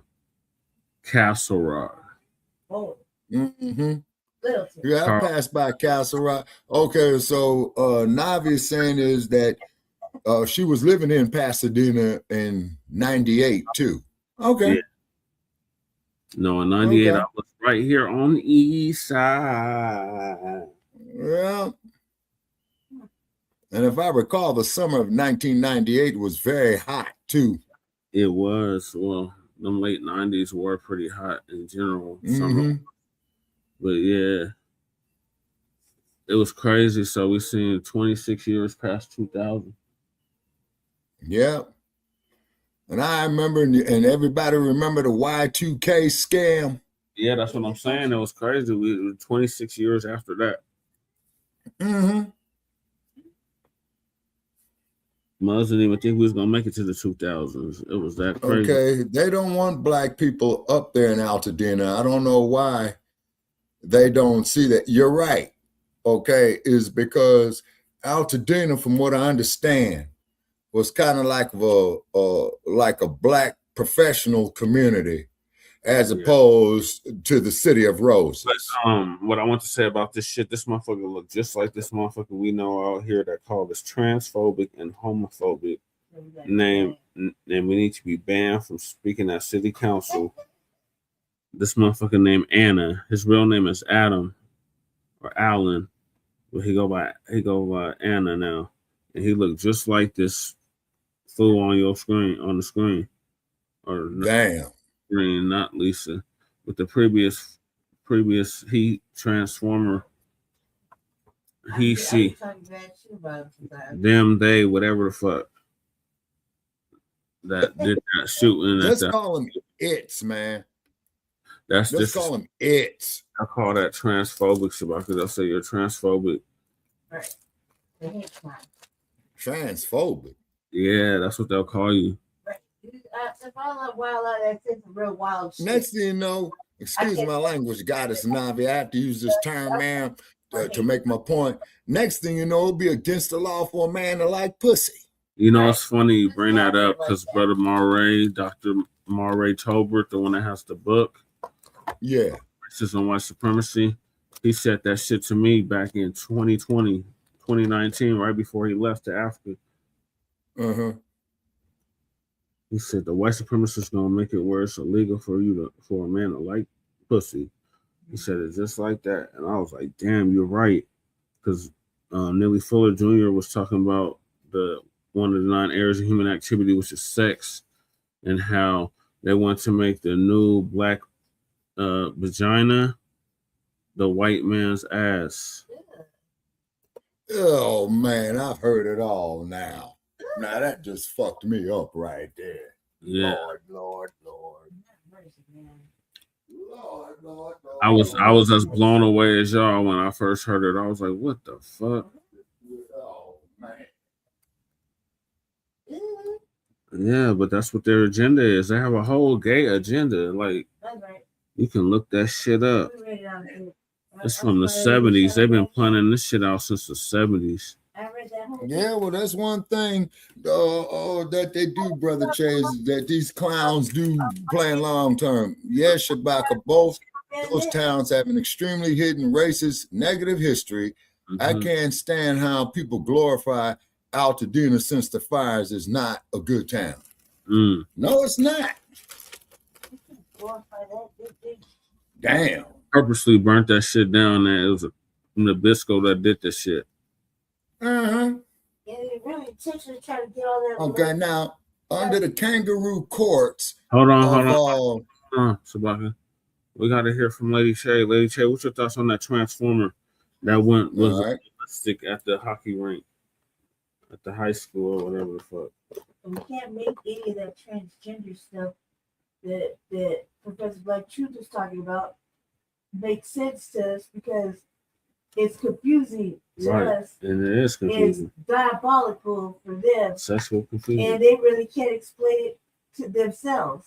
Yeah. They have like a whole alphabet and like 7 or 8 acronyms. And letters. And letters. And whatever. numbers. But the fact is Numbers. They have numbers. They have the caudacity and the caudacity to go ahead and disrespect and say that we're dead naming or mislabeling or whatever, misgendering but in my opinion, my defense, I look at this. Get down, baby. If I address you as you baby.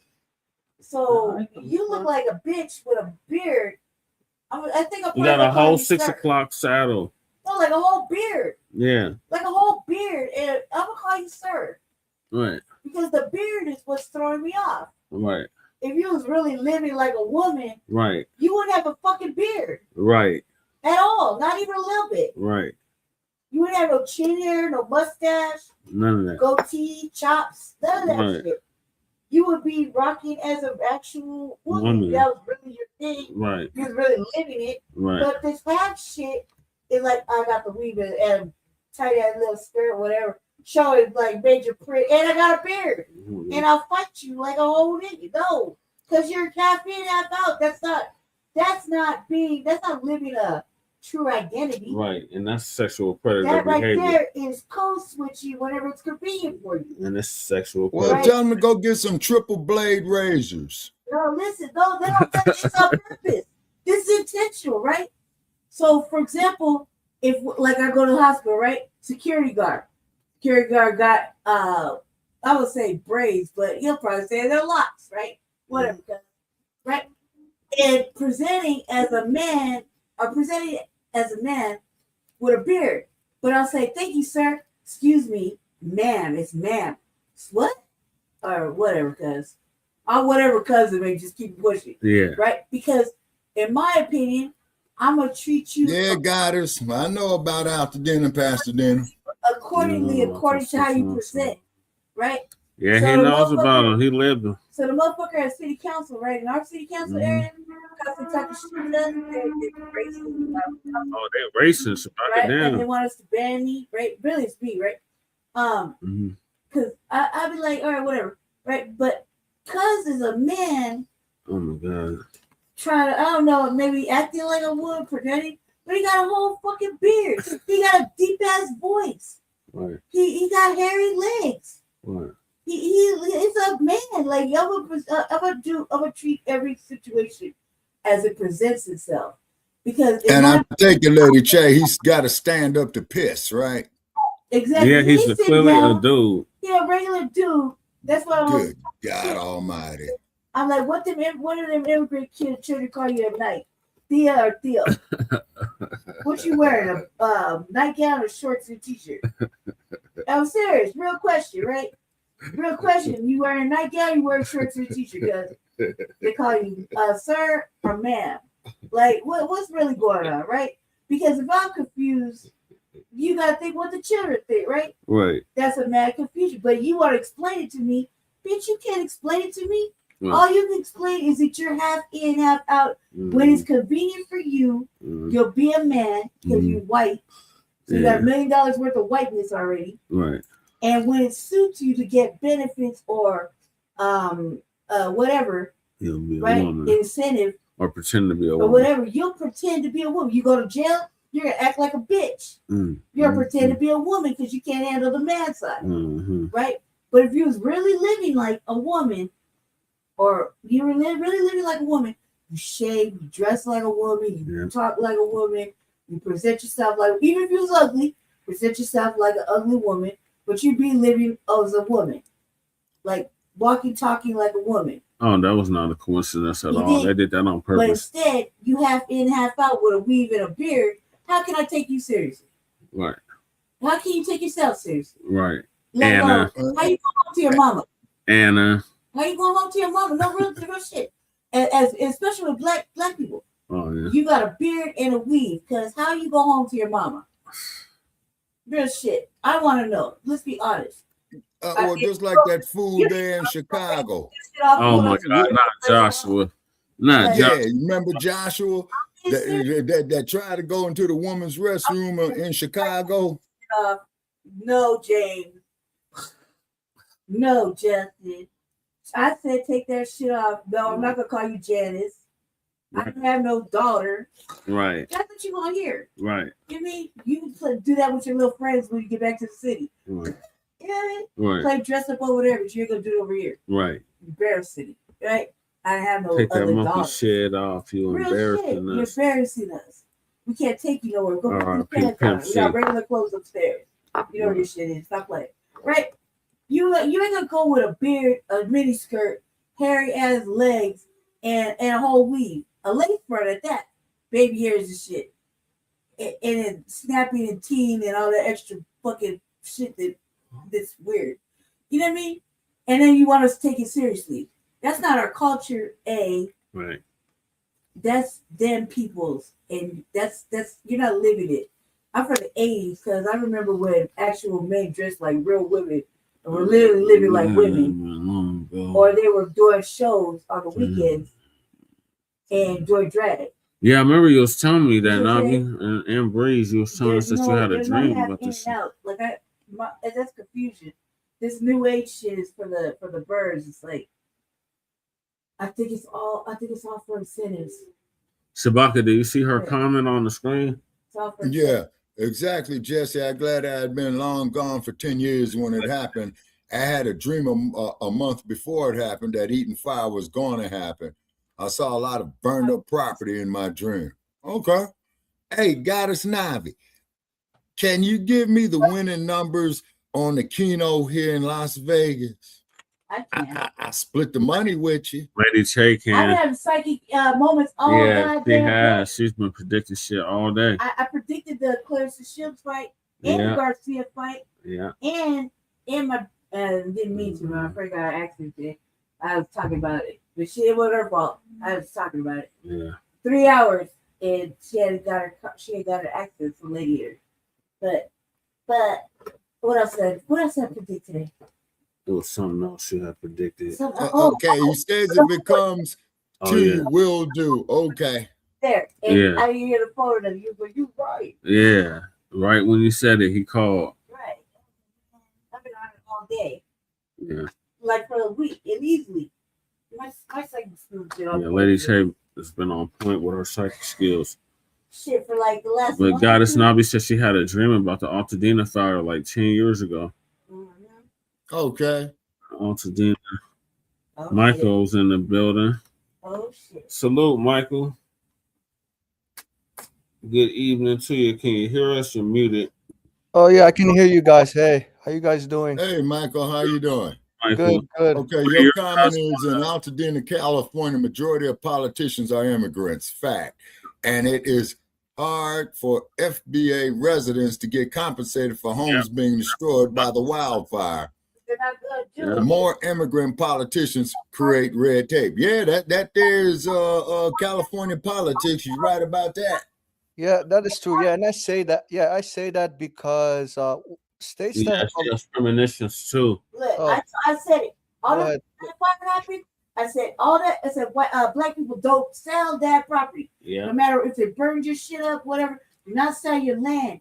Then white people want that shit. That's why they set it on fire. Yeah. They want you to leave so they can buy that That's land. their way of running you out. Yeah.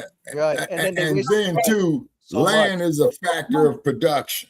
Yes. Yes. But you gotta have people for production Right. to do But the all labor. that people had houses and things like that there for a long time. Yeah. All that stuff is worth money to them. They Yeah, 3 and 4 generations ever since about the early 1920s, Lady Che. right. Actually, over a century now. The white people want the black land and the property right there. Yeah. All those properties are worth money. Yeah. Right? Right. They want that. They want that. That was a man-made fire. That was a man-made fire. That was no motherfucking act of God or you know what I mean? The ancestors got mad. No, that was a actual motherfucking blend-in man-made fire. And they took that part right there out to dinner. They knew that was valuable. I mean, everything else was like, oh, I love my house, whatever. But out to dinner, it was like that legacy property. Yeah. You see what I'm saying?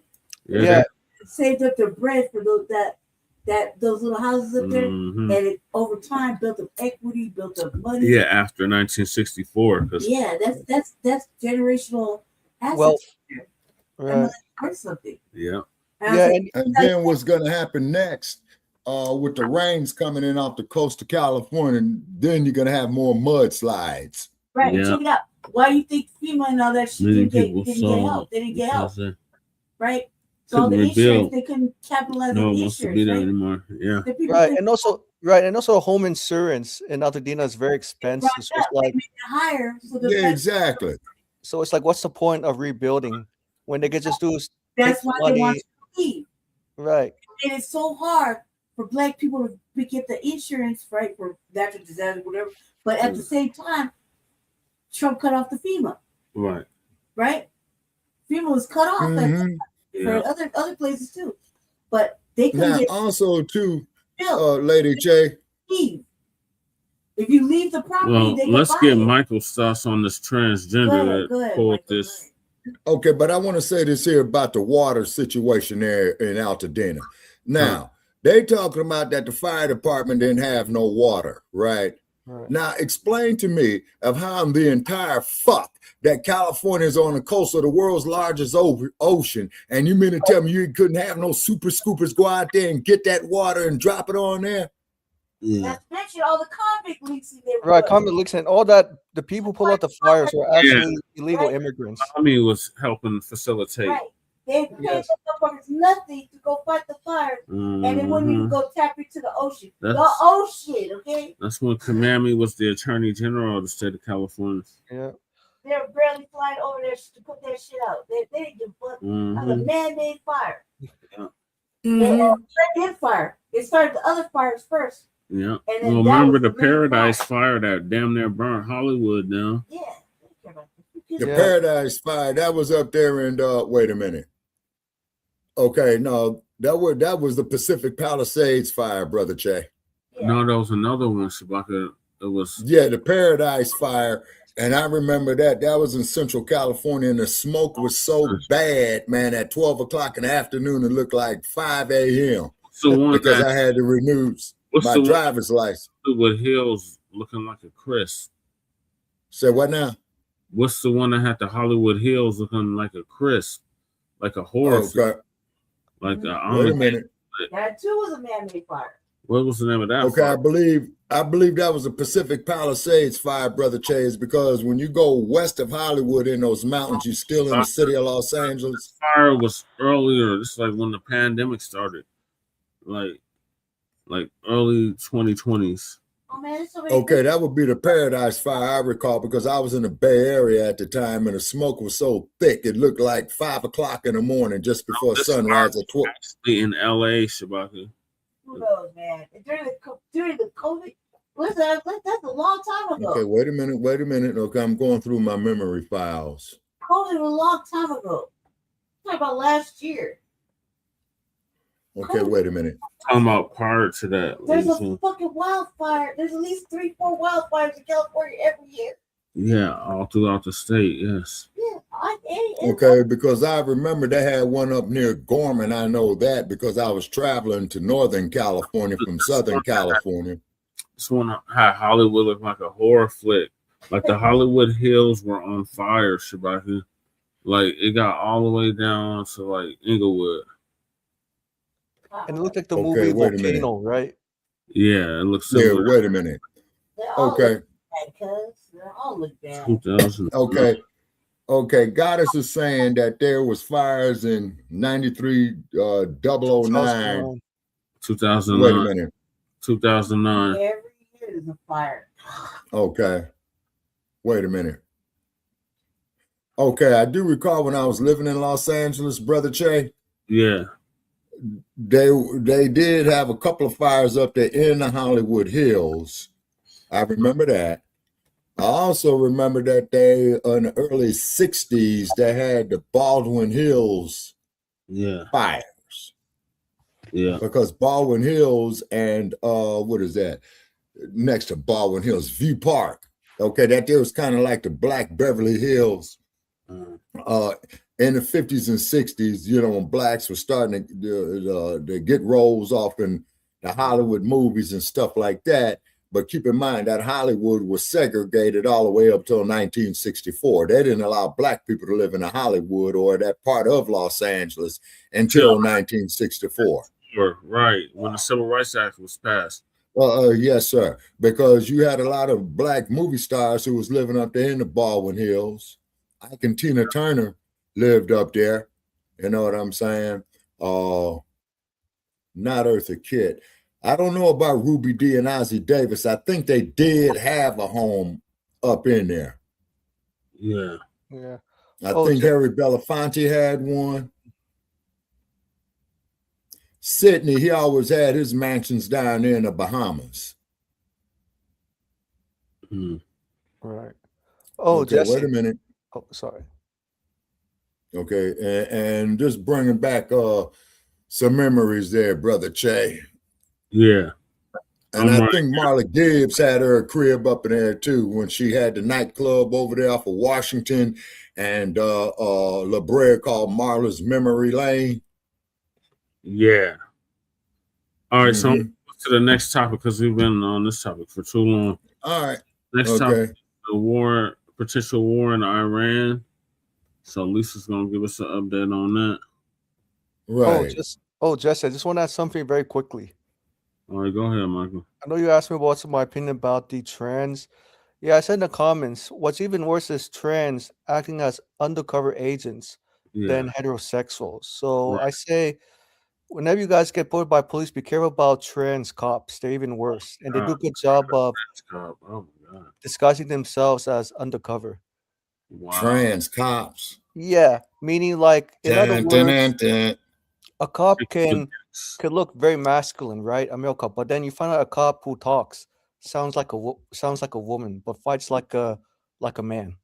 So just be careful. I would just saying just to be careful, and also Democrats are getting very excited with trans rights because they know that trans people look like them, like the Beckys, Brads, Karens, Kens, and Thomas, as a way to I guess to suppress, FBAs from demanding substance. Yeah. It's really about racial hierarchical control. You just said literally the same thing Lady Che said. Just echo Lady Che. Yeah. All right, so moving along, this war or potential war in Iran. So U.S. military ready to strike Iran this weekend. Breaking political and global news. Shabbat Shalom, family. Good to see you all here. Hope you're doing well. You know, it's not surprising to me when things occur on the Shabbat. I think this is part of the prophecy, and Donald Trump, let's face it, he don't like all this stuff coming out about the Epstein files, and he needs a distraction. And yes, he will resort to war for that distraction if that's what he needs to do. So it's a lot going on, y'all. Now, I got a live stream coming up at 6:45 today. Iranian hackers are saying they got actual footage of Donald Trump doing things to minors in their possession. And if Donald Trump strikes Iran, they will release these videos. So they were able to hack and get, and from what I understand, quite a couple of videos of Donald Trump doing some really crazy things. So we shall see. This sure sounds interesting.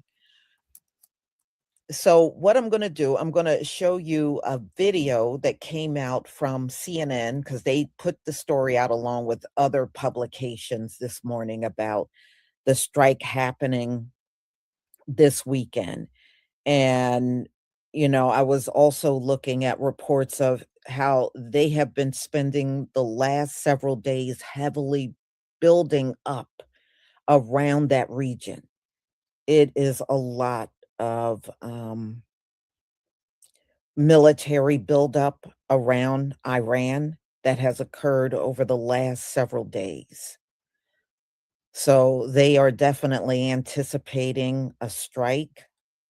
That's why, if you remember, I did a live a few weeks ago. They were telling Americans to, you know, accept the possibility of having an attack on American soil. You know, all these years, America has always been attacked outside of the country if there were attacks on Americans. But now, if there is a war, they are saying no, it's almost a certainty that there will be a strike in the land. So let me go ahead and share my screen. Shabbat shalom to everybody in the chat so we can get started.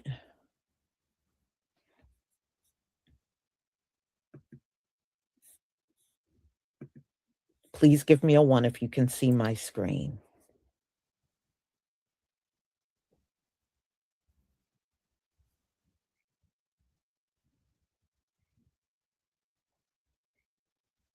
Thank you.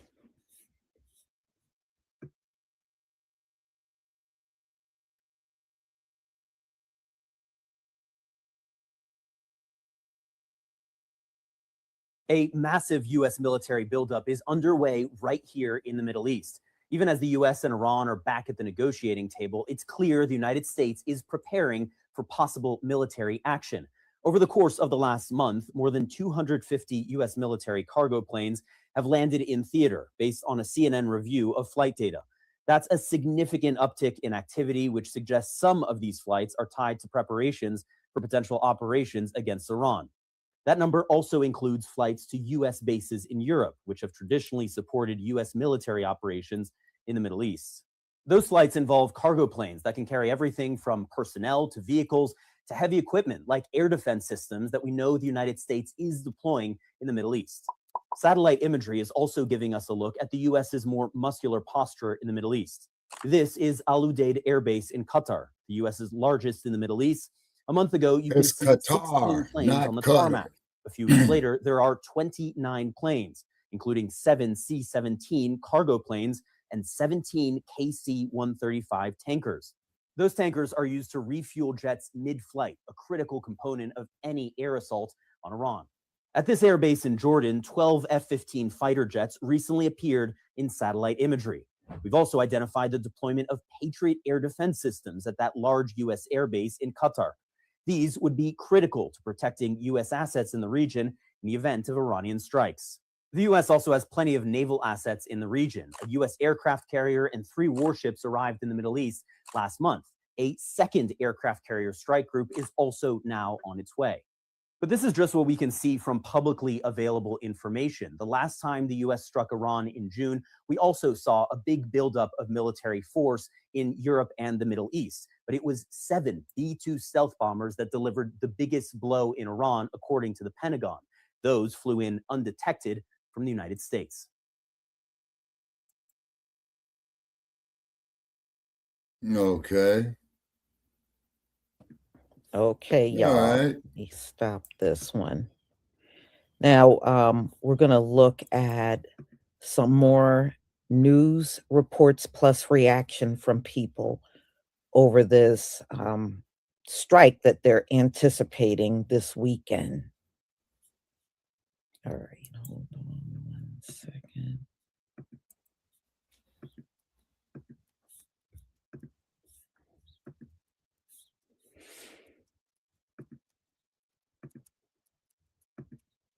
Okay, please give me a 1 again if you can see my screen.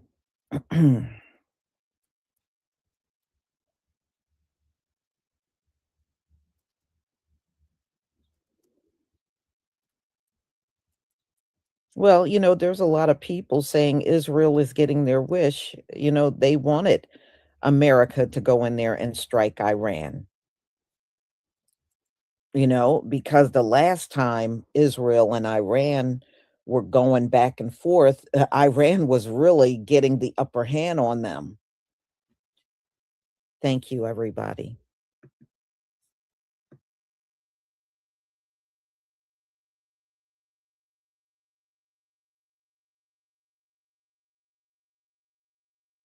Listen, this war is going to be brutal.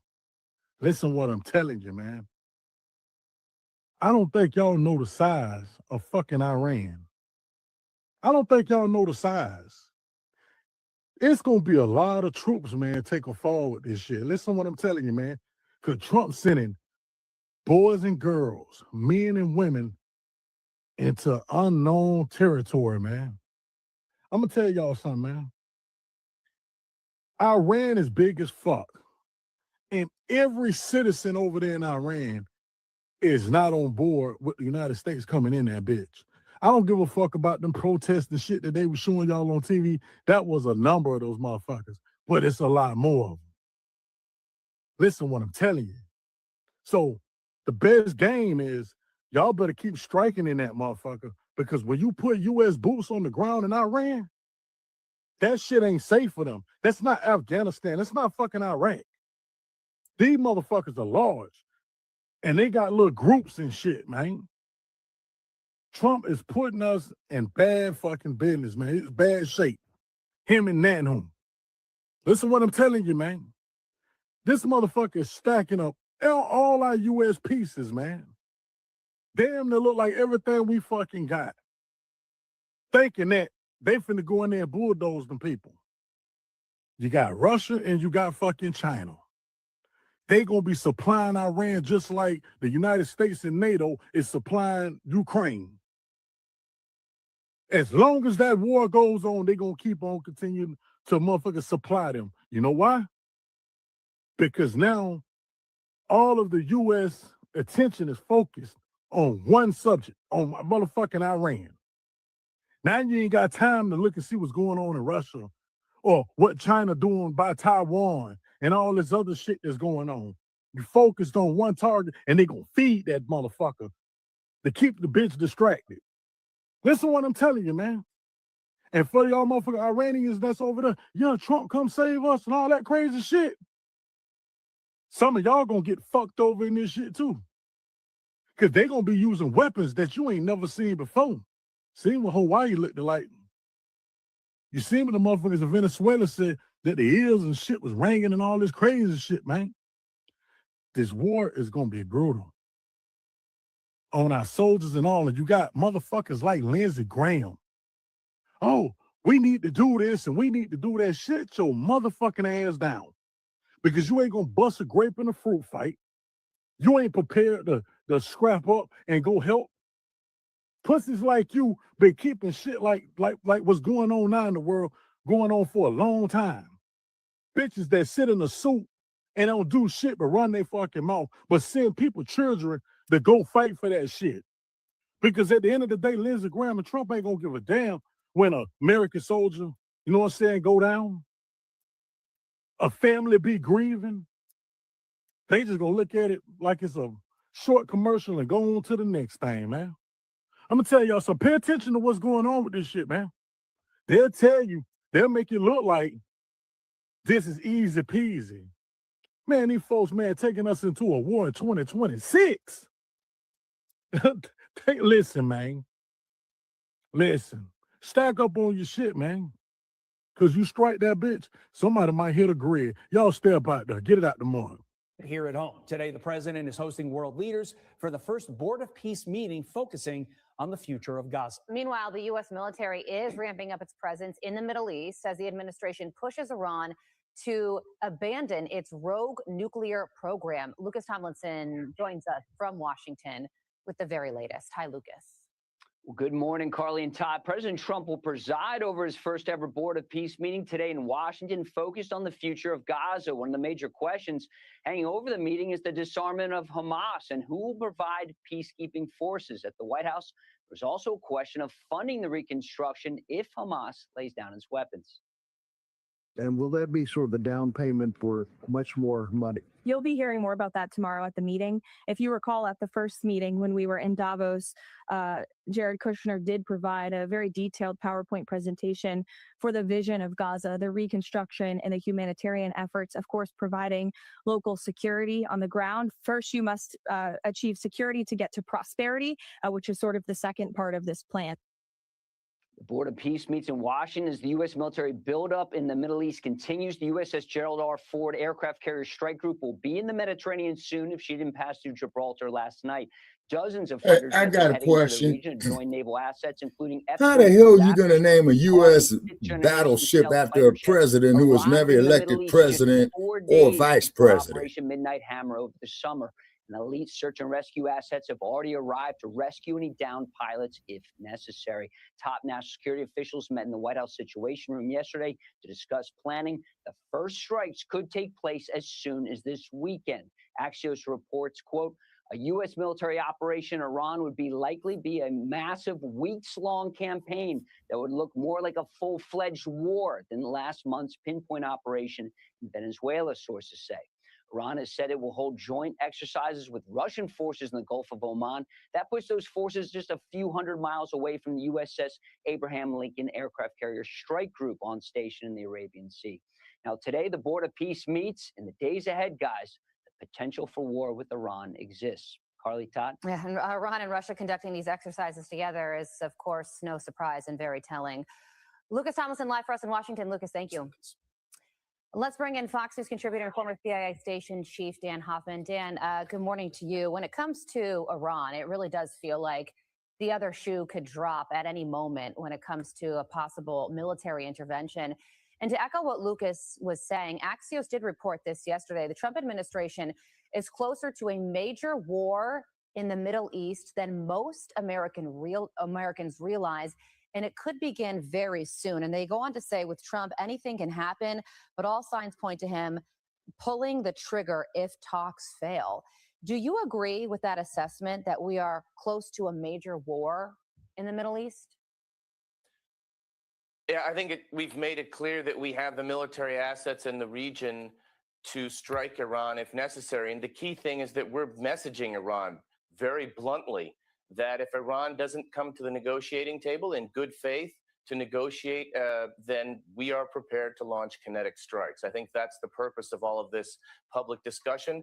And if the Iranians are wondering whether President Trump will follow through, they can just rewind the tape and look back to the strike against IRGC Commander Soleimani or the strikes against Iran's nuclear program, their facilities back in June of 2025. Yeah, that's a great point. Didn't happen too long ago. And you mentioned kinetic strikes.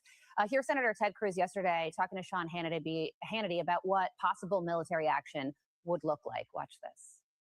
President Trump is not an isolationist, but he's also not an interventionist. We are not going to see a ground invasion of Iran. We're not going to see hundreds of thousands of troops on the ground. We're not going to see massive American casualties. But the president is willing to defend American national security interests. And meanwhile, Dan, the Ayatollah is, of course, doing everything he can to drag these negotiations out and keep the talks ongoing while also trying to project strength himself, saying any possible military intervention would mean a long, drawn-out regional war. What are Iran's capabilities in doing such a thing right now? Well, Iran is trying to demonstrate that they have the leverage to strike back at the United States. And they're doing that because they want to limit the scope of the negotiations. What Iran wants to do is talk only about their nuclear program. They want to retain the capability to enrich uranium, which the Trump administration is rightly against.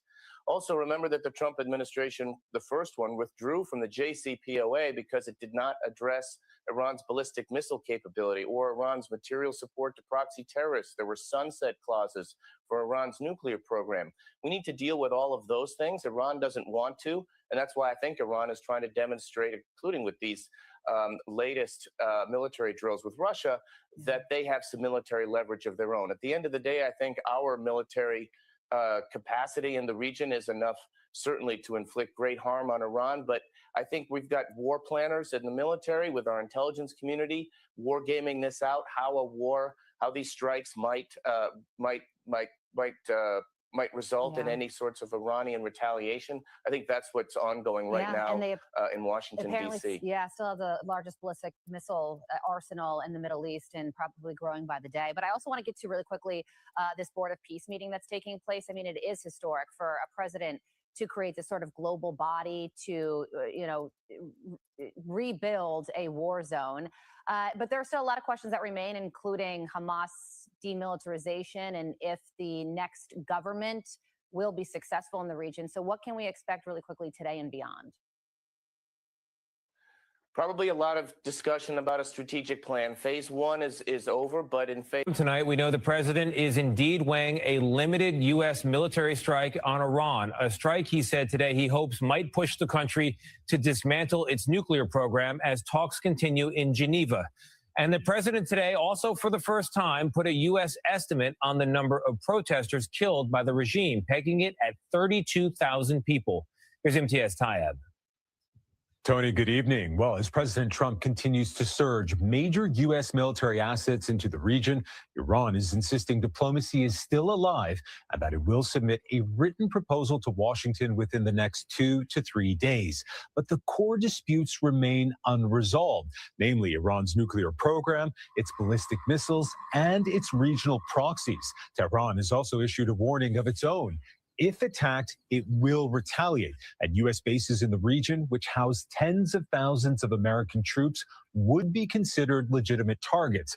Now, behind all this is also a hardening calculation in Tehran. Sources tell CBS News Iran's leadership believes the current U.S. terms will not guarantee real security or sanctions relief.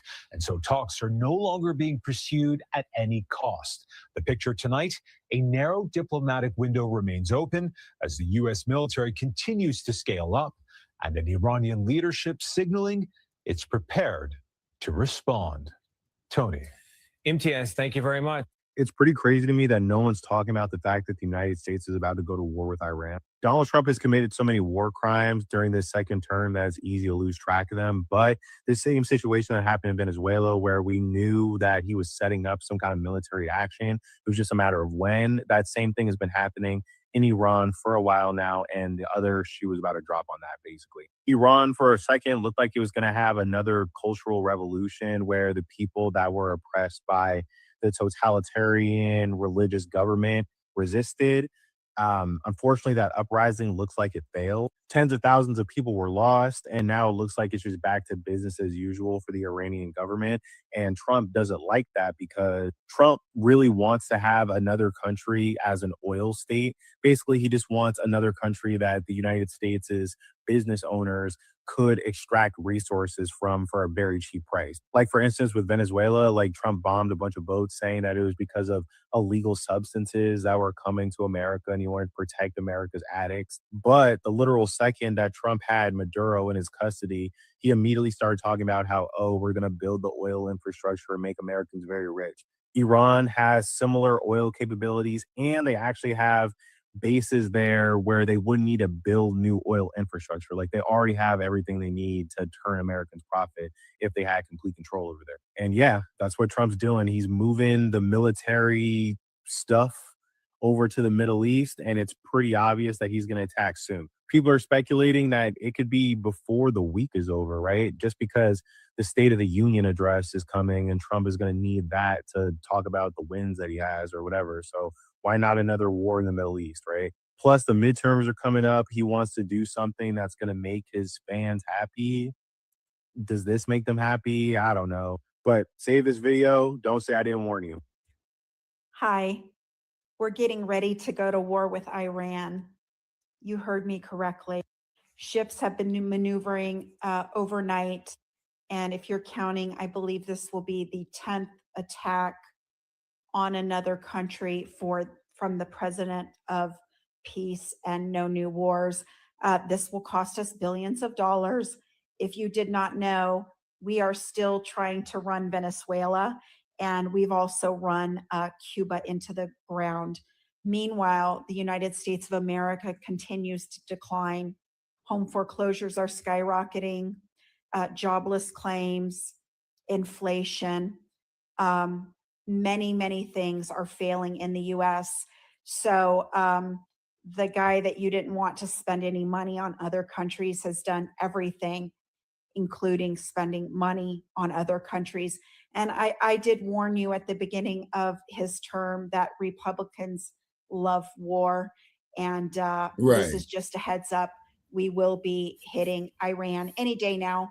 And who knows how many military people will be killed. And this will cost us billions. We are only, I think, 13 months into this. The USA will be broke and a disaster because it already is. We're about $39 trillion in debt. So you could think a Republican. I will follow up more when it does happen. It's going to happen any day now. All eyes on Iran as the U.S. is ramping up military assets in the region. And reports indicate that the U.S. is prepared to strike Iran as soon as this weekend, though no final decision has been made. White House Press Secretary Caroline Leavitt says some progress has been made at the Geneva talks, and Secretary of State Marco Rubio is headed to Israel next week to update Israeli Prime Minister Benjamin Netanyahu on the U.S.-Iran nuclear talks. We have a live report on that later this hour. The U.S. military is prepared to strike Iran as early as this weekend, sources are telling CNN. But President Trump, who has privately argued for and against strikes, has yet to make a final decision on what to do. This comes amid a significant U.S. military buildup in the region, with another aircraft carrier strike group on the way, and Iran bracing for possible strikes as new satellite images show rapid fortification at several Iranian nuclear facilities, with concrete and large amounts of soil being used to bury key sites. Out front now, Seth Jones, former advisor to the commanding general of U.S. Special Operations Forces in Afghanistan. So, Seth, the military is ready to go, clearly, or they're very close to being so. There are significant assets in the region with this other aircraft carrier strike group on the way. Do you think it is more likely than not that the U.S. will attack Iran? Well, Brianna, the fact that we've got now 2 carrier strike groups that will be available in the region, I mean, those are costly deployments. And so I think without a breakthrough in diplomatic negotiations, which we have not seen, that I do think that we're seeing a higher risk of the U.S. conducting strikes. And of course, that then leads to this question about what's the U.S. objective here. I suspect that the U.S. objective is probably going to be limited to things like nuclear facilities, potentially Islamic Revolutionary Guard Corps sites, rather than bigger objectives like regime change. That is a lot more risky. U.S. doesn't have ground forces there. It doesn't look like it's going to ever put any in. So I think that's sort of where we sit right now. President Trump often watches this show. He may not admit it, but he often watches this show, as do members of the Senate and the House. I'm curious, before you go, what would your message be to the president and the members of Congress? The message is that previous U.S. administrations, even the current U.S. administration, have tried almost everything against us. A war, sanctions, snapback, everything. But none of them worked. If you talk with the Iranian people with the language of respect, we respond with the same language. But if they talk to us with the language of force, we will reciprocate with the same language. I think Iranians have proved to be very proud people. We only respond to the language of respect. And this is the way that they can talk to us and they would see the result. During break, I spoke with someone very high in the Trump administration. I'll just say, intimately aware of all the details of the negotiations. And a few insights that this person had, this administration official had, on what we just heard. The foreign minister said that there was at no time a demand for no further enrichment. What our negotiators told him was, the president's position is no enrichment. But the burden is on you. If you think you can come back with a counter, the burden is on you to show us what safeguards will be put in place so you will have a nuclear program for power like every other country. Also said, we want a detailed proposal. We've been talking about this for over a decade. We need it in a week, not in 3 years. That won't work. And finally, I was told by this administration official that the burden placed on the Iranians was a heavy burden because of the lack of trust, because, in the words of this official, they have broken every agreement with us that they've ever had. So, again, it's Donald Trump, the president, with a maximalist position. That was taken to the foreign minister, and the U.S. negotiators told the foreign minister, all right, you don't like this maximalist position? Convince us you can have a peaceful nuclear program.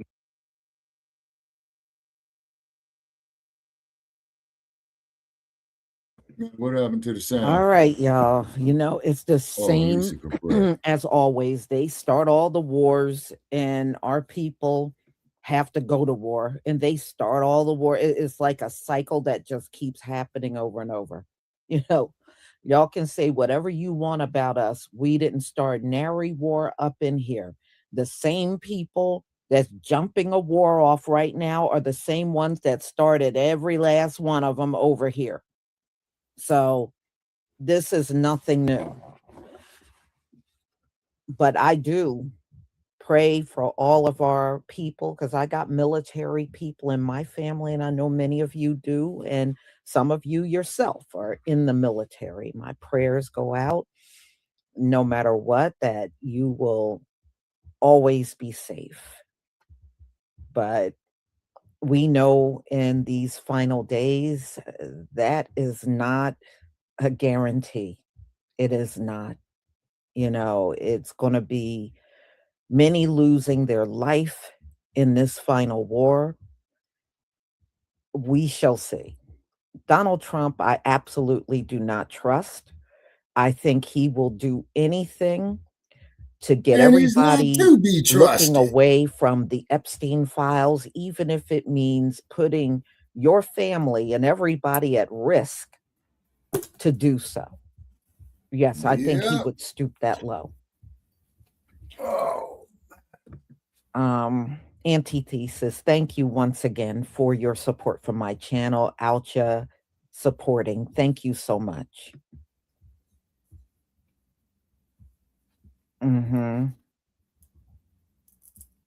Yeah, well, I tell you what, if something does come on U.S. soil, it's one way to get rid of all these immigrants. I bet you they'll hightail their ass the hell up on out of here then. You'll let one bomb hit America. I promise you, you won't have to have ICE on the street anymore. Many of them are going to leave on their own. Trust me, they are. And then I noticed I saw So, a lot of y'all, activity. I'm going to go ahead and conclude. Thank you so much for being here. I have another live at 11:45, and at 1:45 we have our Bible study. So, y'all, I will see you then. Shabbat Shalom, family.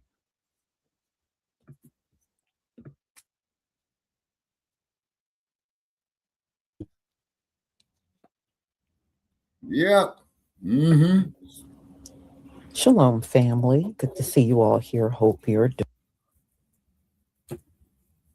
All right, Shabaka, what's your thoughts on the last video?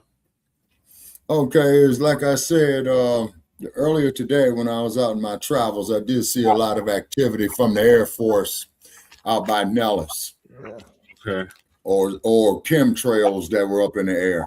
Wow. Okay. Mm-hmm. So maybe they're on some type of maneuvers, getting ready. Because keep in mind is that they in the military, they know what's getting ready to go down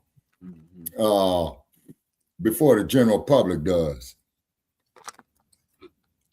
Yeah. Lady K. What? What are your thoughts on the potential war in Iran? I don't know what to think about it. I'm not really into it. I wasn't going to pay attention. I feel like I think that the first dude that played, the dude was trying to tell us about how big Iran is. Like, yeah, I get that, but what that mean for us here, I felt like you were going to lead it to some solution to us here, not the soldiers. You mean? Yeah. Right. Like that's what I thought he was going to lead to. I was like, just more loud talking. Yeah. You worried about the soldiers. Just when you worried about the soldiers. Right. Yeah, but what that mean for us here? Right. Like, how does that go really affect us? Like, are we in danger? Like, you know what I mean? Like, we gotta have to go into an underground shelter. Like, just that's what I want to know. I want to know what the people need to know. Like, you worried about the soldiers? They've been moving in on that shit. Trump moved in over there by Venezuela. Yeah. I'm like, what you gonna do, Trump? You gonna kidnap another motherfucker? What you gonna do? Right. Like, that whole kidnapping of Maduro and shit that nobody wants to talk about nowadays. Mm-hmm. That was like mad entertaining. Like, what you gonna do? You gonna go bomb them again? You moving in with warships and you got the bases all full. Okay, he's kind of moving in on a whole bunch of different real estate. You know what I mean? And not really acting on it. Like you ain't solved shit in Venezuela. Took over a whole country and gave it back to like the vice president of Maduro, right? Yeah. Yeah, so you didn't really change shit. I can hear you typing, Shabakan. So I mean that brought us under Maduro, right? Yeah. Right. So any punk old girl out of Nobel Prize, Nobel Peace Prize. Like what you really do? You ain't really take care of the people. No. You dig in Venezuela, these motherfuckers don't even want to go home yet. Nope. So that's crazy. Yeah. About Greenland, you punk everybody about Greenland, and then you got motherfuckers like Zelensky say, "I'll stand up for Greenland.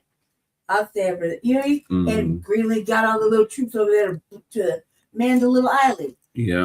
You just wasted time. You fucking with talking shit to Canada. You know what I mean? You do this tariffs, and then you go back on the tariffs because you can't make that work. Yeah. Now it's like a 10-15 thing. But look, your tariffs is fucking up buying shit. Mm-hmm. Your tariffs costing the regular civilian lots of money, right? You're right. And you don't give a fuck. And while you're doing that, you're putting up data centers, you're filling your pockets. And in the end of the day, all that shit fucks up.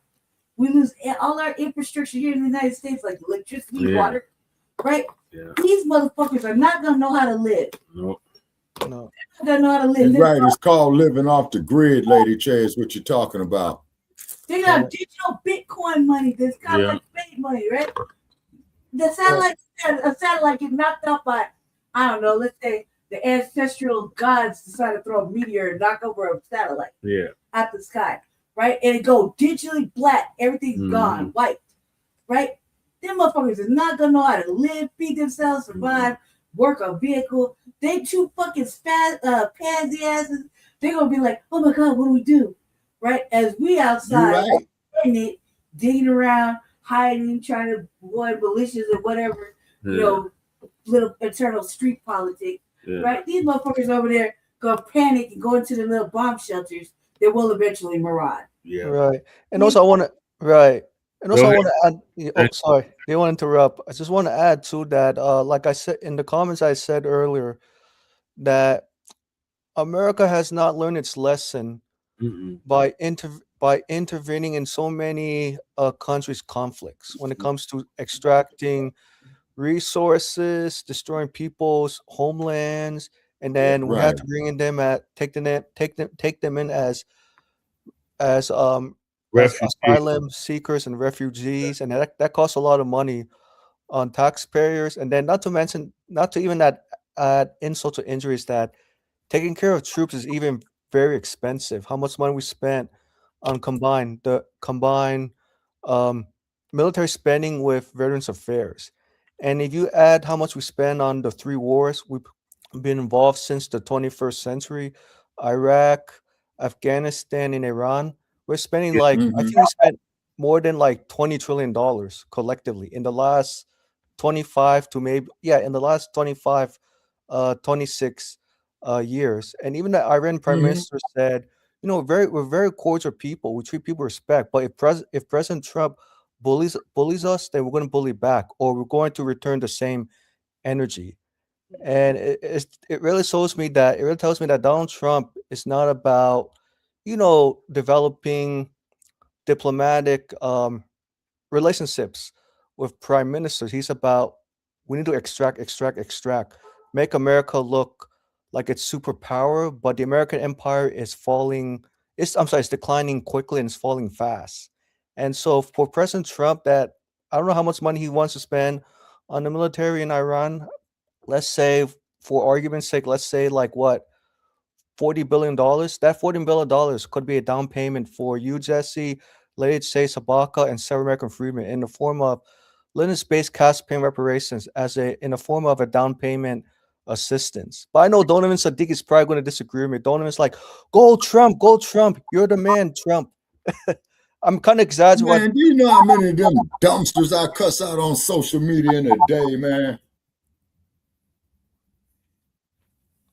Right. Right, but yeah, and Michael, this is more reason to impeach his ass. There's no money in it. It's corporate. It's all about money. Money, exactly. So they don't give a fuck what they do with pillage. Like I said, you could take all of this from everybody. At the end of the day, when push comes to shove, it'll be the people that you stole from that are going to take it from you at the end of the day, because you won't know how to survive, feed yourself, or do anything.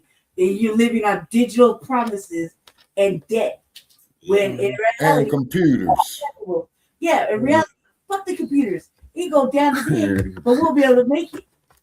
Right. Because at one point we didn't have none of this shit. None of it. Yeah. We didn't have no digital data and all that shit. We had a motherfucking beeper. Right. Right. And a pay for Yeah, I had a pager and a beeper. And also like cell phones too. Yeah, we didn't I remember when those first came out. They looked like great big walkie-talkies. Yeah, like a brick phone. To hang out with our friends. Yeah, exactly. We went to work, real jobs, and we knocked on the door. Hey, can you come outside? Mm-hmm. Are you busy? Let's go kick it. We didn't have all this texting and all this extra shit, all this data centers, because remember when they were scared of AI. Yeah. Now they're so welcoming to it, and they want to build these little basic storage units that are causing people motherfucking. That's what a data center is. It's just a glorified mailbox, right? Yeah. Glorified storage, like your Gmail storage. Yeah. Right. Right. But all that shit is causing brain damage, all kinds of problems. It's like air pollution, pollution. That's taking a tax on the water. Yeah. They need clean water. They don't use polluted water, and the electricity. And the whole time, they don't tell us what's really cracking up. They tell the affluent people in the neighborhood. So they got past it because they had to tell the regular people to give a fuck about the utilities like electricity and water. Right. Right. We wouldn't have none of it. True. And you're 100% correct. And not only that, but also it adds on to the healthcare costs as well by putting data centers. Exactly. Right. They drink polluted water so they can run clean water, stolen clean water on their little data shit. And it's all by design. They let motherfucking Elon Musk, Bezos, whatever, Zuckerberg, whoever else, right? Run these big ass factories under little makeshift companies, right? 501(c)(3)s, whatever. Yeah. Right, whatever they get away with, and they're just getting it past the city council, just pass it. So there's no safety. There's no nothing, right? So it's added pollution on who suffers. This is racial, fucking environmental racism. Yeah. Right. Yeah, they got another word for it too, Lady Che. It's called genocide. I'll tell you, watch environmental genocide. I covered it on the RVA. Yeah, exactly. Covered it on the RVA. So did. Very valuable information because it covers all wide spectrum of things. And the fact is that we as Black people aren't really knowing because we don't get all the information. You get 2 minutes of news information, maybe about a data center. You might hear it in city council. They'll say it so fast you just make your head turn. Yeah. They'll do a town hall in a motherfucking gym setting. They'll design it, tell you what it is. You don't really have an opinion. They already made their decision, right? And the whole time they've already took the money, and accepted it, right? They've already put the the contracts through, right? Yeah. Yeah. And the whole time they're taking all they're not only polluting the area, right? But they'll put them in areas that are already polluted, that they lied about and said was clean. Yeah. If you can't grow grass in your yard with the water that come out your house, it's polluted. Right. You know what I mean? If grass don't grow nowhere, it's polluted. If you turn on the faucet and your teeth turn brown from drinking the tap water, polluted. Right. You know what I mean? This is real shit. I don't drink tap water. Yeah. I drink tap water. I go for Right, and having like do you remember in like Flint, Michigan, the water crisis was never resolved. Right, and then the water President pipes. Obama said the water, like Obama. You remember, I'm not sure when. I think Obama when he gave a speech, right? I think it was what 2016, 2021, when he was about to drink the tap water, but he was very cautious. I'm sure you guys remember that clip. Yeah. They said it was safe. Here's one for you, Michael. You're gonna love it. Sir. I went to Washington State, okay, and I was drinking water up there in Washington State, right? Right. When I got back to California, I says, "Let me see something here." I Umar. put some tab water in the glass. I couldn't get it up to my face, man. I smelled so many chemicals in it. Yeah. Yep. That water's so bad it can light on fire. Yep. You can light it on fire, right? Secondly, like I'll show it. This shit is in my neighborhood, right? I didn't even know that there's a data center in my area, right? Wow. Right? I didn't even know. That's how much they keep it away from Black people, right? In my area, right? In my area where I live in Aurora, just live in Denver, it's really like 10-minute drive. Nothing, right? In my area, I didn't even know. So you know, you know the kind of shit that my electric bill kept raising, and I kept thinking, me and my brother don't really use electricity like that. Right. No heat in our apartment for like 3 years. I never had no heat. Right? I barely turn on the lights. I got a little lamp in my room. I don't like lights, you know what I mean? Hurt my eyes, whatever. I don't give a fuck, right? But we don't really use the electricity like that. Maybe the kitchen, the bathroom, that's about it. Right. And they raise your rates intentionally, even though you don't use a lot of electricity in the house. I want to shut my fucking electricity up for $80, right? Because I already submitted my LEAP application, right? The only thing causing me is because I have a medical excuse for why I need the electricity, right? Right. So, but I'm like, I ain't paying that shit. You're polluting and you're lying. You're lying. And they come to our communities, right? Energy companies and sell us like a base entry. Yeah. It's gonna be good for us. There's gonna be jobs. Ain't nobody got to talk about these jobs. Ain't nobody got jobs. Right. No. Right. And not only that, but also the corporations receive tax breaks from various levels of government, state, federal, and local jurisdictions. And we're paying for it. You're getting like a million different ways to pay for their fucking bullshit. And you can't feed your family. Or pay for something you really want for yourself. Your shit don't even match. Area income, your living wage, your working wage, if you have a working wage, it don't even match because you're paying taxes for everything so they can collect and redistrict and have all this real estate to play around with, collect taxes on and tax and it's for tourism. It's gonna bring money back. Show me, make me believe, because all this shit I don't see no money come back yet. Not even like a single dollar or penny. from politicians who promised that there's going to be job creation in their districts, but they meant to say we're going to give. That's what's the complex coming up. No. What about the soccer stadium? Cause when the pension's done, right? Our building, right? You couldn't get a job. What do you think about this? Like over there trying to build up the data center because they're hiring, right? You think you get a job there? I might be able to get a job there. No. Yes, it's no. Yes, it's no. You gotta have the skill sets, right? And they'll be like, "Oh, there's all this money. Sign up for a contract. That's a temporary job." Cause yeah, no benefits too. Don't even get me started, man. I'm passionate about environmental racism. Yeah, me too. Like I said, like Lady Jesse Sabaka, you guys can always can use me as a source of when it comes to like understanding socioeconomic disparities. So I kind of know something about it.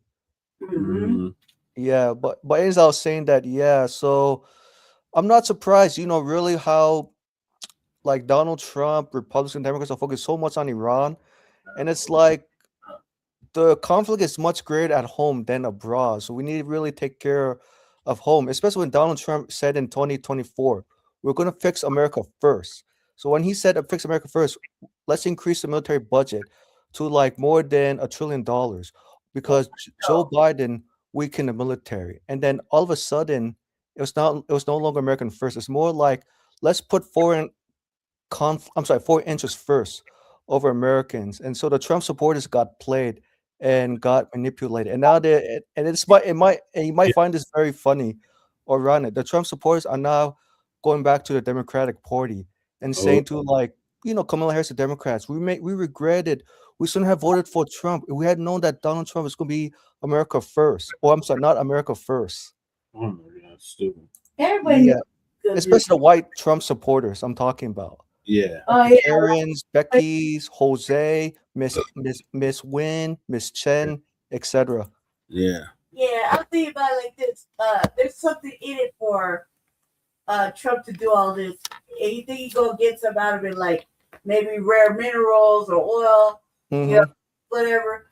Maybe you'll steal their technology, but ultimately he's just a fucking pirate.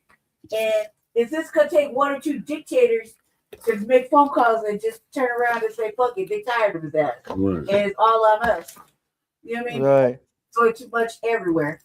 Yeah. Sabaka, would you say my numbers are correct in terms of how much we spend on the military? In terms of total spending in the last 25 years, like almost close to, I say what, about $20 trillion, including like no, it would be more than that, Michael. Like 40 trillion, right? No, I would say more like about 50 trillion. 50 trillion, okay. Yeah. 50 trillion. Right. Because when Donald Trump said he wants to spend billions of dollars on sending troops to Iran, I'm thinking like that billions of dollars could be your like down payment for Linux base cast payment reparations. Yeah, easily. Oh, absolutely, without a doubt. And then also too, the black military veterans, the war veterans, that is, they should get an extra chunk when it comes to the reparations. Well, I don't know about that. We'll cross that road when we get to it. But can we get the damn reparations? Well, yeah, you got to get the first base first. Yeah, you got a point on that, Chet. Yeah. And even like Jesse, Che and Sabaka in the comms earlier, when I suggested to this was when I was a volunteer with the NAASD, which stands for the National American Freedman of Chattel Slavery. I suggested to Friday Jones, who was the president, who I volunteered briefly. I said, Friday Jones, we got to aim higher. Let's go to the White House and send a memo to President Donald Trump about cut the check. Or if President Trump cannot do it through executive order, but Donald Trump has the power to force Congress to take lineage-based cash payment reparations legislation very serious by creating the cabinet position for American Freedmen Affairs Agency as a start. You know what I mean? Right. And Friday Jones and NASD, they were like, I think they were being like too realistic. They're like, we can't convince President Trump at the top. And I said at the time, you never know if you don't try. Right. And Jesse was that's there. true. Yeah, I was there.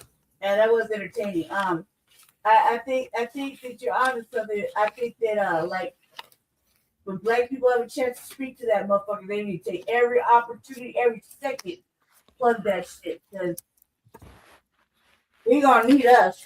Right. He gonna Right, need us. exactly. And Like when we what's get shit for us, we get something for us. Right. I want to right. blood breaking fucking contract. Yeah.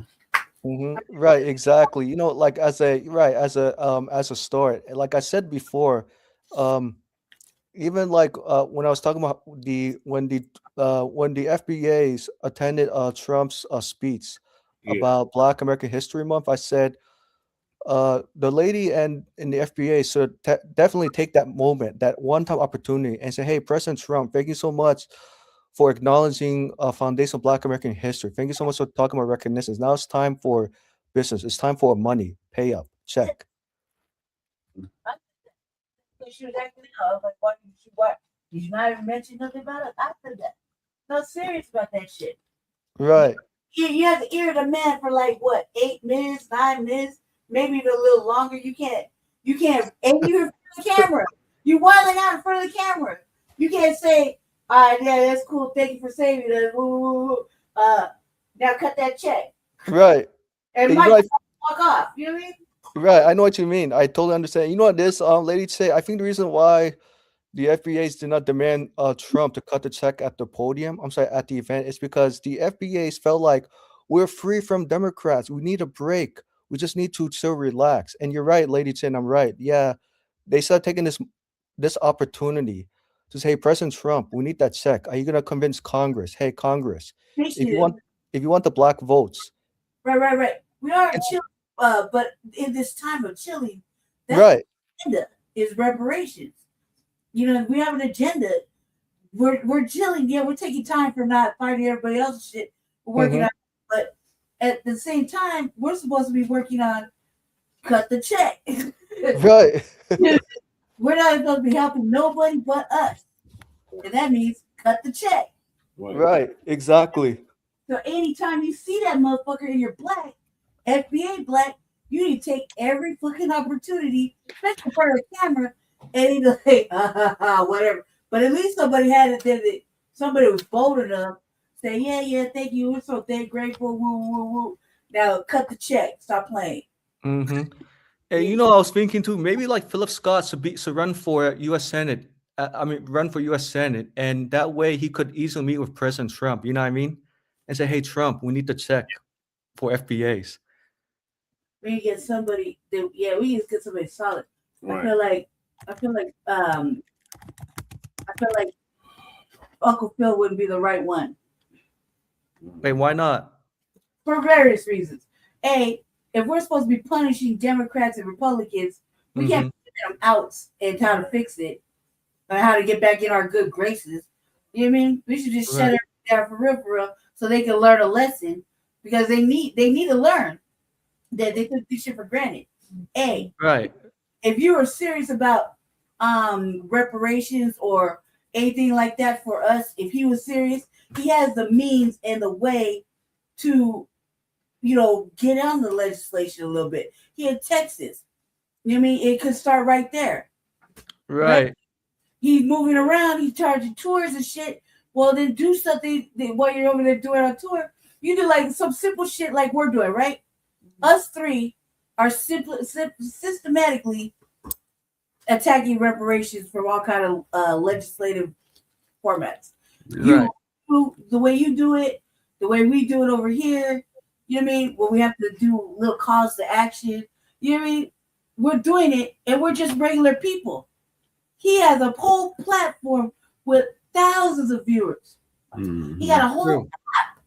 He got people underneath him that work. Yeah. So there's no excuse why he can't use his influence to get in the ear that way. You know what I mean? You mean Philip Scott, right? Philip Scott, exactly. Yeah, this is what Philip Scott said long time. He said the reason why I'm not fighting, even I know FBA issues are very important, because I don't want to be like the first person. I want to see collectives, because he feels like if he does it by himself, he's not going to get credit. from other groups of people. I mean, from his people, or they might take credit away from him. So Phil Scott said, "I'm good on reporting the news," and he wants to spend time with his, daughters, grandkids, and of course his Latina wife. But I do agree with you, lady, said that. Yeah, Phil Scott should definitely use his influence. Right. I mean, even if he does have a Latino wife or whatever, like you can't preach something like how he is with about reparations and whatnot, tangibles, if he's not going to at least try to assist us in some way. You know what I mean? Every voice matters right now. We're at war. So Right. everybody got a little part to play in the revolution, right? Mhm. So no matter how big it is, we all got a little piece to play in order to get this shit done. Right. And you don't need 50 million people. Look, it's just the three of us. Look how much we've been doing lately. True.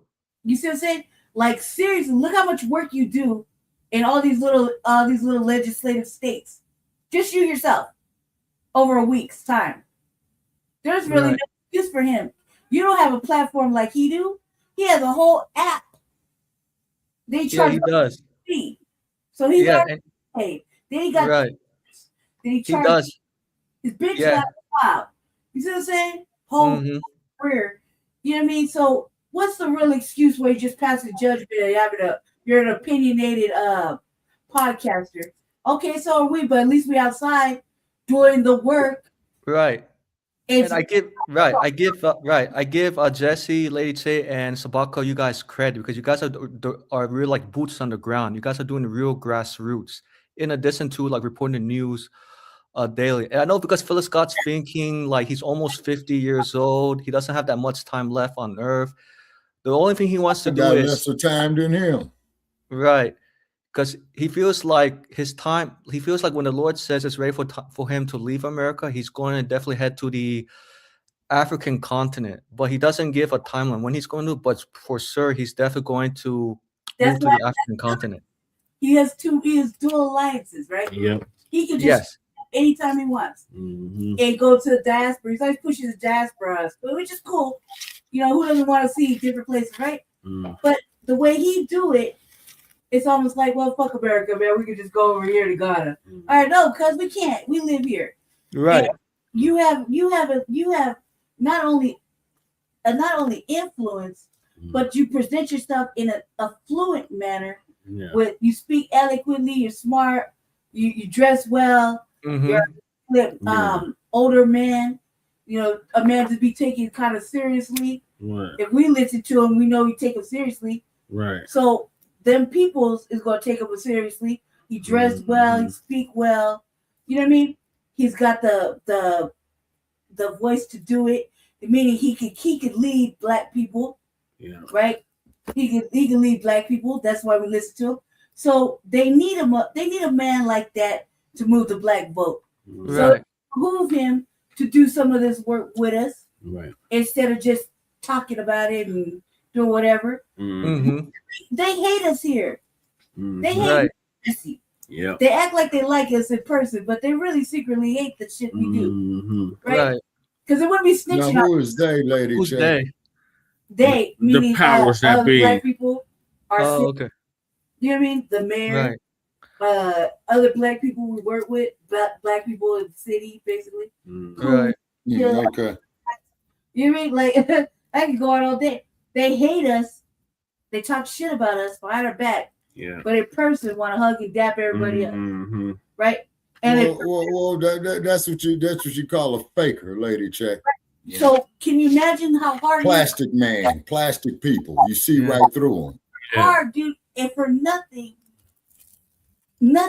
except disrespect, and we're doing something good that they should thank us for because they don't have the balls to do it themselves. Right. Right.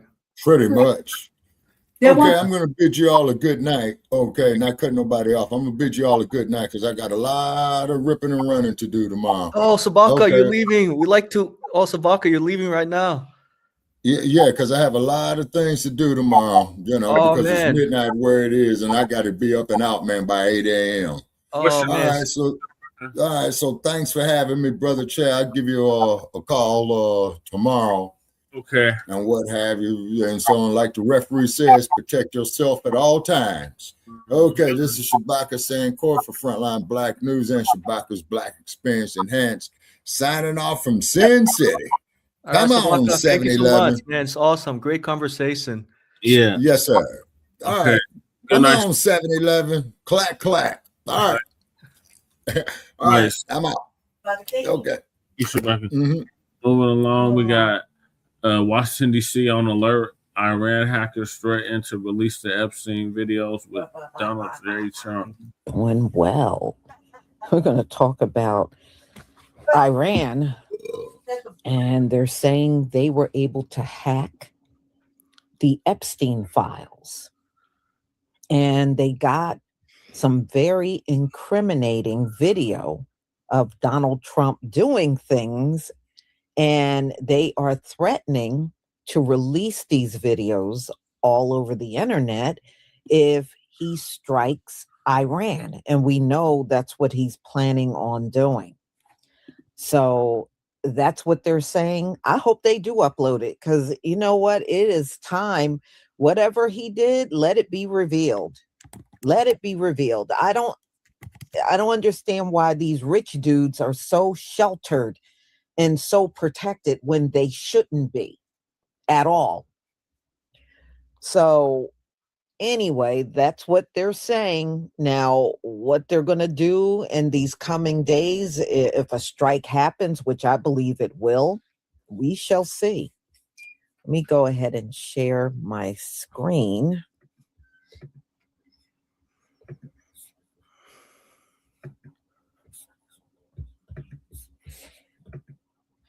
Okay.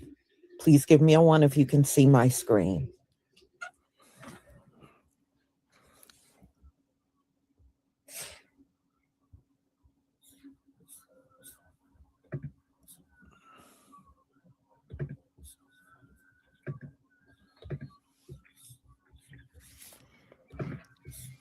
Thank you.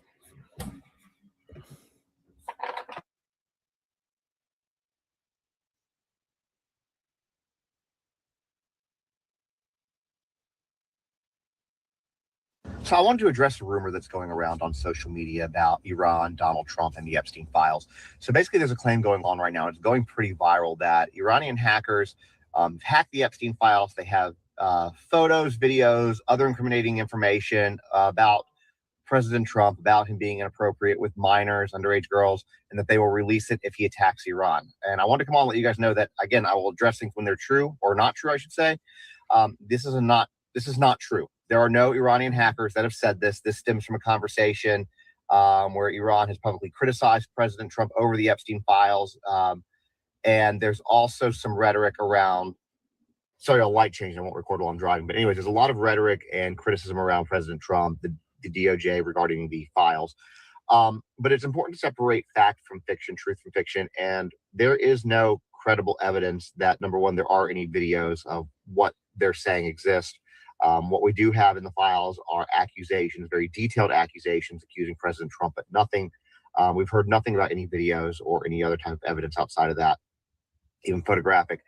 The other thing is that people can go online and say whatever they want. There's the ability to do that with zero ramifications. And typically those posts spread like wildfire.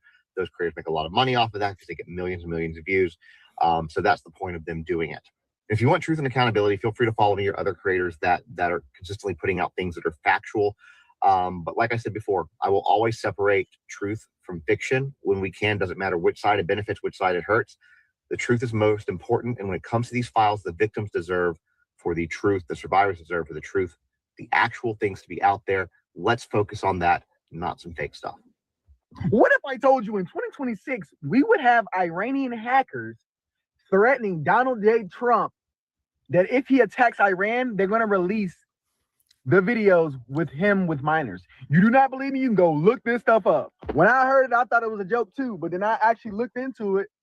The Iranian hackers have released, go look it up. They have released info saying if Donald J. Trump attacks them, they will release the footage. And my thing is, if they was to release the footage, right, I believe 85% of people will say it's AI. even though we got the files already released, they already said he was mentioning that motherfucker over 1,000 times. We're not gonna talk about that. But the fact that Iran, why you just don't release it off the strength that it needs to be released? Why you want to use that as like leverage for him not to fuck with you? Because I feel like if anything, he gonna fuck with you just because of that. You know what I mean? Like, but it's crazy. Iran hackers are on one, bro. They said it. They literally said that shit. Iranian hackers said if Donald Trump continues in pursuit of attacking Iran, they will release the files of Donald J. Trump with minors.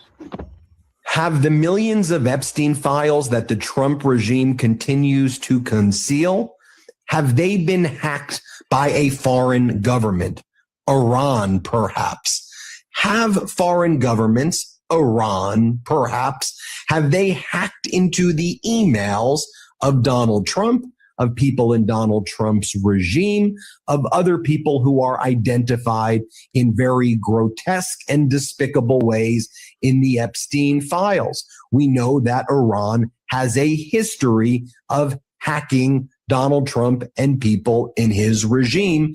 And Ayatollah Khomeini, the supreme leader of Iran, has hinted that he possibly has information that could bring down Donald Trump and the regime. Here's what Khomeini says. This island of corruption is only one example. There is much more of this. Just as this was not apparent and then became exposed, there are many other things that will soon come to light. Breaking news, Iran's supreme leader has released a statement on his files. Everything we have ever heard about their corruption is one thing. This affair of that morally corrupt island is another altogether. These are indicative of what Western civilization and liberal democracy are. They proceed for 200, 300 years, and this is the ultimate outcome. This island of corruption is only one example. There is much more of this. Just as this was not apparent and then became exposed, there are many other things that will soon come to light. Now, for one thing, he is absolutely true. What we've seen Pam Bondi and the DOJ do is withhold information from the American people, and we see Thomas Massie being at the forefront defending the survivors, whereas Pam Bondi won't even turn around to acknowledge them. And let us not forget that Zorro Ranch has been approved for an investigation in New Mexico. It's a 7,500 square foot estate on the public land, released for only $200 a year. It had a private airstrip, underground tunnels and rooms, and a 6-foot nude portrait of Maxwell with a gold dagger. There are countless testimonies of abuse taking place there, but despite this, the ranch has never been raided. And Thomas Massie has released a statement stating Israel is influencing the Epstein file release. Israeli intelligence and our own CIA was wrapped up with Epstein. This reporter stated the Epstein class must be removed. And on the news, the Trump administration is being deemed as the Epstein administration. This is not a good look for us, not in the eyes of God, not as in the eyes of the American citizen, and definitely not in the eyes of other world leaders, such as the Iran supreme leader. So if anything, we need to keep talking about this, and we definitely need to keep researching and digging up whatever else we can find, because a lot of people are resigning and stepping down, but nobody has been arrested. Nobody, except for the one over there in Europe. As the nation has been watching the president of the United States pitch a temper tantrum because he did not win the Nobel Peace Prize. He's mad at Norway. He's mad at the winner. He's mad at the Democrats. He's mad at Obama. He's mad at everybody because this man will never be filled up. He is incredibly broken. And he is in the epicenter of the Epstein files. And so now what he's going to do is what all Republican presidents always do, take us to war in the Middle East, pop up this headline. Bombshell report reveals Trump positioned for all-out war with Iran by Saturday. Needless to say, I think the polling is 80% of Americans do not want to go to war with Iran. The only people who want this are Benjamin Netanyahu. Some tidbits online that I'm seeing, I don't know if this is substantiated, but the Ayatollah, I think he said that he has video of Trump on the island. And then people have also said, okay, well, you know, Netanyahu has videos too, because Israel's all over the Epstein files. And so we have a completely compromised president who doesn't want the country to know about all of his doings on in the Epstein files. So we're going to go to war with Iran. It's just so maddening. It's so maddening. It's so infuriating because I too have read that online on several different spots about compromising information that Iran's going to release. But my thing is, when I look at this, I think Donald Trump, he's a titty baby about the Nobel Peace Prize. He has diminished capacity. He is in cognitive decline. He should not be in charge of a pet, much less starting a war. And then you have the Secretary of Defense, who is almost, if not more, a bigger moron.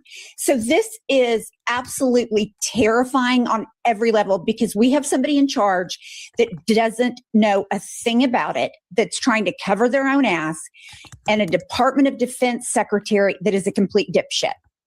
And also, we have a president and a Congress that always does what Benjamin Netanyahu wants first, and then deals with America and Americans' lack of health care, the grotesque national deficit, the injustices of the Epstein files. But we always tend to do whatever Benjamin Netanyahu wants us to do. And it's such a moral failure of both parties.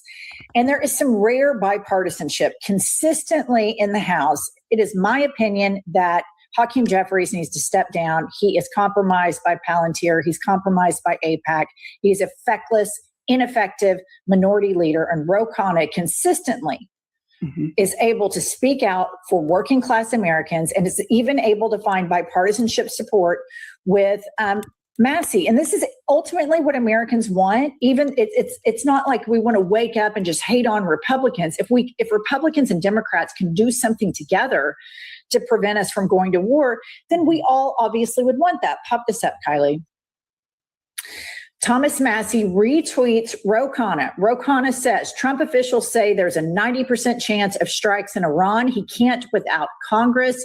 At Representative Thomas Massey and I have a war powers resolution to debate and vote on war before putting U.S. troops in harm's way. Thomas Massey retweets it, reiterates that you can't just go to war. You have to go to war with the approval from Congress. And so this is just yet another instance where you don't see Hakeem Jeffries leading, and he should be leading. And why wouldn't Hakeem Jeffries be leading? Well, he just said a few days ago with Waj Ali, our friend, and Joy Reid, that he was going to continue to take AIPAC money. Well, who wants to bomb Iran more than anybody on the planet? Who's been lying about Iran having nuclear weapons since the 80s?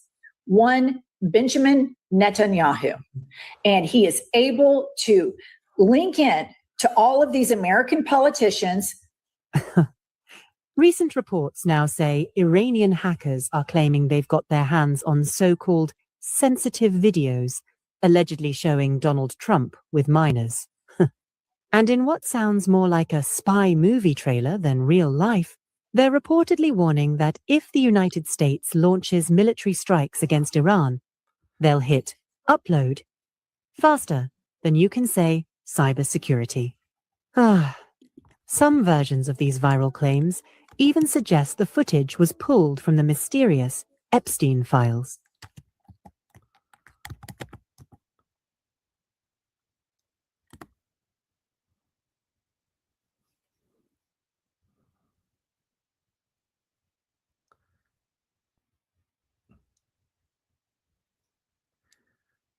Oh, Jesse, you still there? I'm still here. It's not Oh, over. okay. Yeah, I think, Iran, releasing the footage of Trump with minors. I think it's as a way to blackmail the president. Hey, don't engage with us. Wrongdoing, especially with underage, should release what they got on Donald Trump, regardless of whether they get bombed or not. We need to see exactly what Donald Trump did. I think these rich guys have been shielded enough, and it's not right. If the regular citizens can't have all of that, they should not have it either. I'm sorry. I don't care if they are rich. If there's any wrongdoing, especially with underage children, No, they should not be shielded from nothing. So let her rip as far as I'm concerned. Put it all out there. So y'all, we'll see. I looked before I came on to see if there was any activity in Iran. I don't see any. But then again, the weekend is not over yet. So we shall see. So y'all, I got some really interesting topics tomorrow. I got some more life after deportation stories. And you ain't gonna believe this one. The Somalians are demanding reparations. They're in Minnesota. So we'll be talking about those two topics tomorrow. So everybody have a wonderful evening and shalom. So, Shalom. all right, what else later say? Well, first of all, it can't be hackers are threatening to show some fucking shit. It just says hackers. Like, they can't be taken seriously. Like, if they were gonna do it, they should have just did it and stopped talking about it. You know what I mean? They're obviously moving in on the shit. And I just don't I'm kind of, like I said, I'm not hip to the situation, so I'm not hip to why he's moving in on them like that. I'm not really sure what's really going on with that, because I don't know. This really didn't interest me to be hip to the Iraq thing, because I'm still like, what happened to fucking Maduro? Right. Right. Like, and he just so had a motherfucker try to bump him off on his property. He wasn't even there. Right. So, Right. And I'm gonna add to Lady T. The reason why I think Donald Trump wanted to remove Maduro, why? Because he noticed that Maduro's economy was a socialist economy, right? And Donald Trump could not stand the fact that how could Venezuela be doing so well despite being a socialist economy? So what did Donald Trump do? Okay, how do we end socialism in Venezuela? Removing Maduro, sending troops abroad, which was a big mistake, because by doing that he made Venezuelans poorer, or made the conditions worse than already was, right? And even I know all of us on this channel are going to have a disagreements about socialism, which is fine, but I'll say this: socialism did help people in other countries to get out of poverty. The reason why it's not working effectively because America got involved too much, taking down prime ministers, leaders, resources, right? To make it as if socialism does not work in those. If you look at the countries that have socialism, they're trash. I like, because since then we can live in a socialist society now. Right. We have private property. Under socialism, there is no private nothing. Right. Right. Really talking about what's going on with, like, does that in motherfucking Madani or whatever. And they say this shit, like, some people say that not really holding up. So so kind of makes me wonder. And not only that, but this is the United States, even though we're a constitutional republic, is a constitutional corporate republic. You know what I mean? It's all about money and business. It's not really anything for the people, even though they keep trying to sell it like that. So right, that whole thing, until you put a replacement system that's kind of equal and balanced and fair, you can't really live. It's gonna be like this. And right. set it up. And because Lady Tay, America's a woman. So what is America going to do? America is going to sell like false dreams to immigrants. In other words, you know how the immigrants see American woman with blue eyes, blonde hair. So when they see that lady, they want to chase her, but then she disappears. And then for the immigrants, they're fighting for crumbs. And so that's why I understand why most Americans say the American dream is, what is that phrase? I'm trying to remember. I'm trying to remember. It is like it's hard to believe it, or to acquire it. I'll put it this way. I mean, I can't remember the quote exactly, but just paraphrasing. You gotta really ask yourself, what's the American dream? Well, you ask who you asking what the American dream is. Like, nobody really ever asked Black people what the American dream was. Right. Yeah. If I had to ask, right, both of you, what's your American dream in terms of lineage-based reparations and Right. liberation and freedom? Right, but until then, like, couldn't never think about that because we're in a Black Holocaust, Right. like a 400 or 500 century Black Holocaust. So we never got out of it. Really, we did, we don't. We did, we don't. We did, we don't. They don't really let us go. We don't. At the same time, you got other people coming in, and they look at, well, America is a melting pot. We can have a dream. We could be anybody and everything. We could have a house with a little family, blah blah blah. Get an education, Mhm. and they have these ideas of what American dream is supposed to look like. But who defined that was that's the American dream? I heard one legislator say the other day on the news yesterday where I was posting. She said, we're gonna do these data centers the Colorado way. I said, what's the Colorado way? Right. In my mind, I'm like, I've been here since '88. It's only gotten worse. We came out here because my mama was sick. The Mhm. air was clear. There wasn't all this. There wasn't all this stuff that's going on. And look, it's fucked up. But what is the Colorado way? You know, you think so? It's like when they say with the American dream, do we even know what our version of American dream is, other than not to get killed, to be able to live like everyone else, make adequate wage, take care of our family, trickle up effect. You hear me? Like, what does it really look for? Us not having to fight white people all day long, like where Right. people got they already living it. Hispanics in California got businesses. You know what I mean? And actually, Right. I know what you mean. Yes. Asians, right. Asians, Hispanics, white people are living the American dream at the expense of American freedmen who fought for them to achieve the American dream. And so really the American dream should really go to you, Jesse, Lady Tate, and several FBAs because you guys made it for them. So I think it's time for Asian, Hispanics, and white people to really, you know, share in the American dream in the form of lineage-based cash payment reparations because that's the only way, like you said, listen, not like when we talk about on the street, that there's enough for everybody. Everybody can eat. You know what I mean? If we did everything could be right.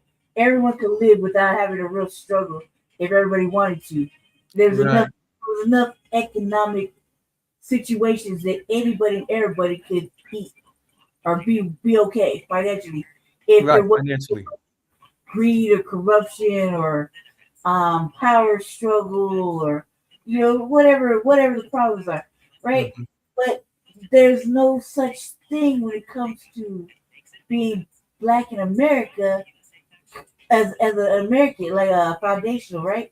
Right, Because at any given point, our life don't really belong to us like we think it does, because we're doing too much fighting racism, white supremacy all day long, or Mhm.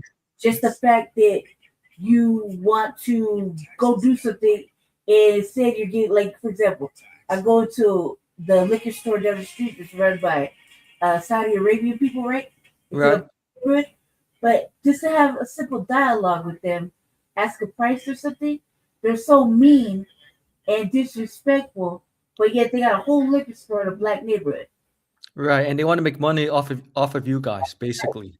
Right, and so they'll upsell everything is like $1 or $2 more expensive than it would be like if you go to my neighborhood, where it's like a black neighborhood, black liquor store, right? And Right, it's like affordable for the wino. Like, and it's not no rude shit. It's like come in, get what you need, get on. You know what I mean? But like right, they got all these cameras, you got everything standing there, and you ask them for the price of, like, I don't know, say a double shooter, everything's like $3 more expensive. Or they Mhm. talk it in a language you don't understand and then slam the product on the counter and charge you whatever, but you don't know what the price is because it's saying so fast. You don't know if they said $3.50 or Right. whatever, and they said it in Arabic. you I know what you mean. Right, right, just hand them the debit card and run that shit because you're like, all right. And then by the time you look at the receipt, like $3.50. right. Are you serious? Oh, bitch! And you talking shit on the way back home as you walk down the street drinking it. You know what I mean? It's Right. like 12 swallows for $3.50, and they're over there like they're making money off of black people, and yet they're so rude and disrespectful, and here we are putting up with it. Right. And let me ask you this, Lady Che. So that's when you see a lot of like Saudi Arabians owning liquor store in your area, did it remind you of what happened to Latassa Harlins in 1991? Not so much like that. I think that there's two different types of things. I think it was Asian liquor store, right? You did that. Because the Saudis are part, Asian, so that's why. Yeah, no, I think this was Asian, right? That was doing they did that to her, right? Mm-hmm. Well, I'm not sure. I can't remember. I'm pretty sure, right? But I'm not sure. Don't quote me. Right? But with Saudi Arabians, like, because we have a couple places like that, little gas stations and shit. There's useful things. Like, I remember they used to cash my check under the table at a gas station right down the road, right? And I Right. was cool with it. I was like, oh shit, I catch this check right here. It was from work. I didn't, you know what I mean? They just let me slide. Cool. Right? But there's different, I guess it's the people. Certain Yeah, people it's the culture they bring to America. Yeah, some people are just rude. Some other motherfuckers are just real friendly. The man across the street, right? That we live in a food desert, but there's a little market across the street. Hell expensive, like, because you gotta keep up, right? Mm-hmm. Man, the man's real nice.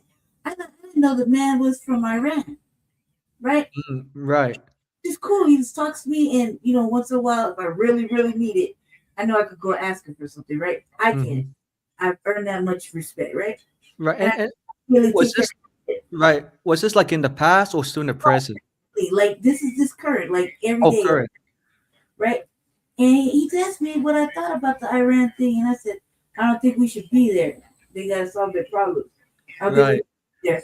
I don't really know though, because it's kind of a difficult thing. I think either way, the civilians are gonna suffer more than Right. charge. Like Right. the children, the people. Mm-hmm. Right. You I know, was wondering. Yeah, I was wondering if you asked the owner I was wondering if you asked him about his stance on Leonard Space, cast paying reparations for American freedom of chattel slavery. I asked him. He's Or- with it. He's with it. He's with it.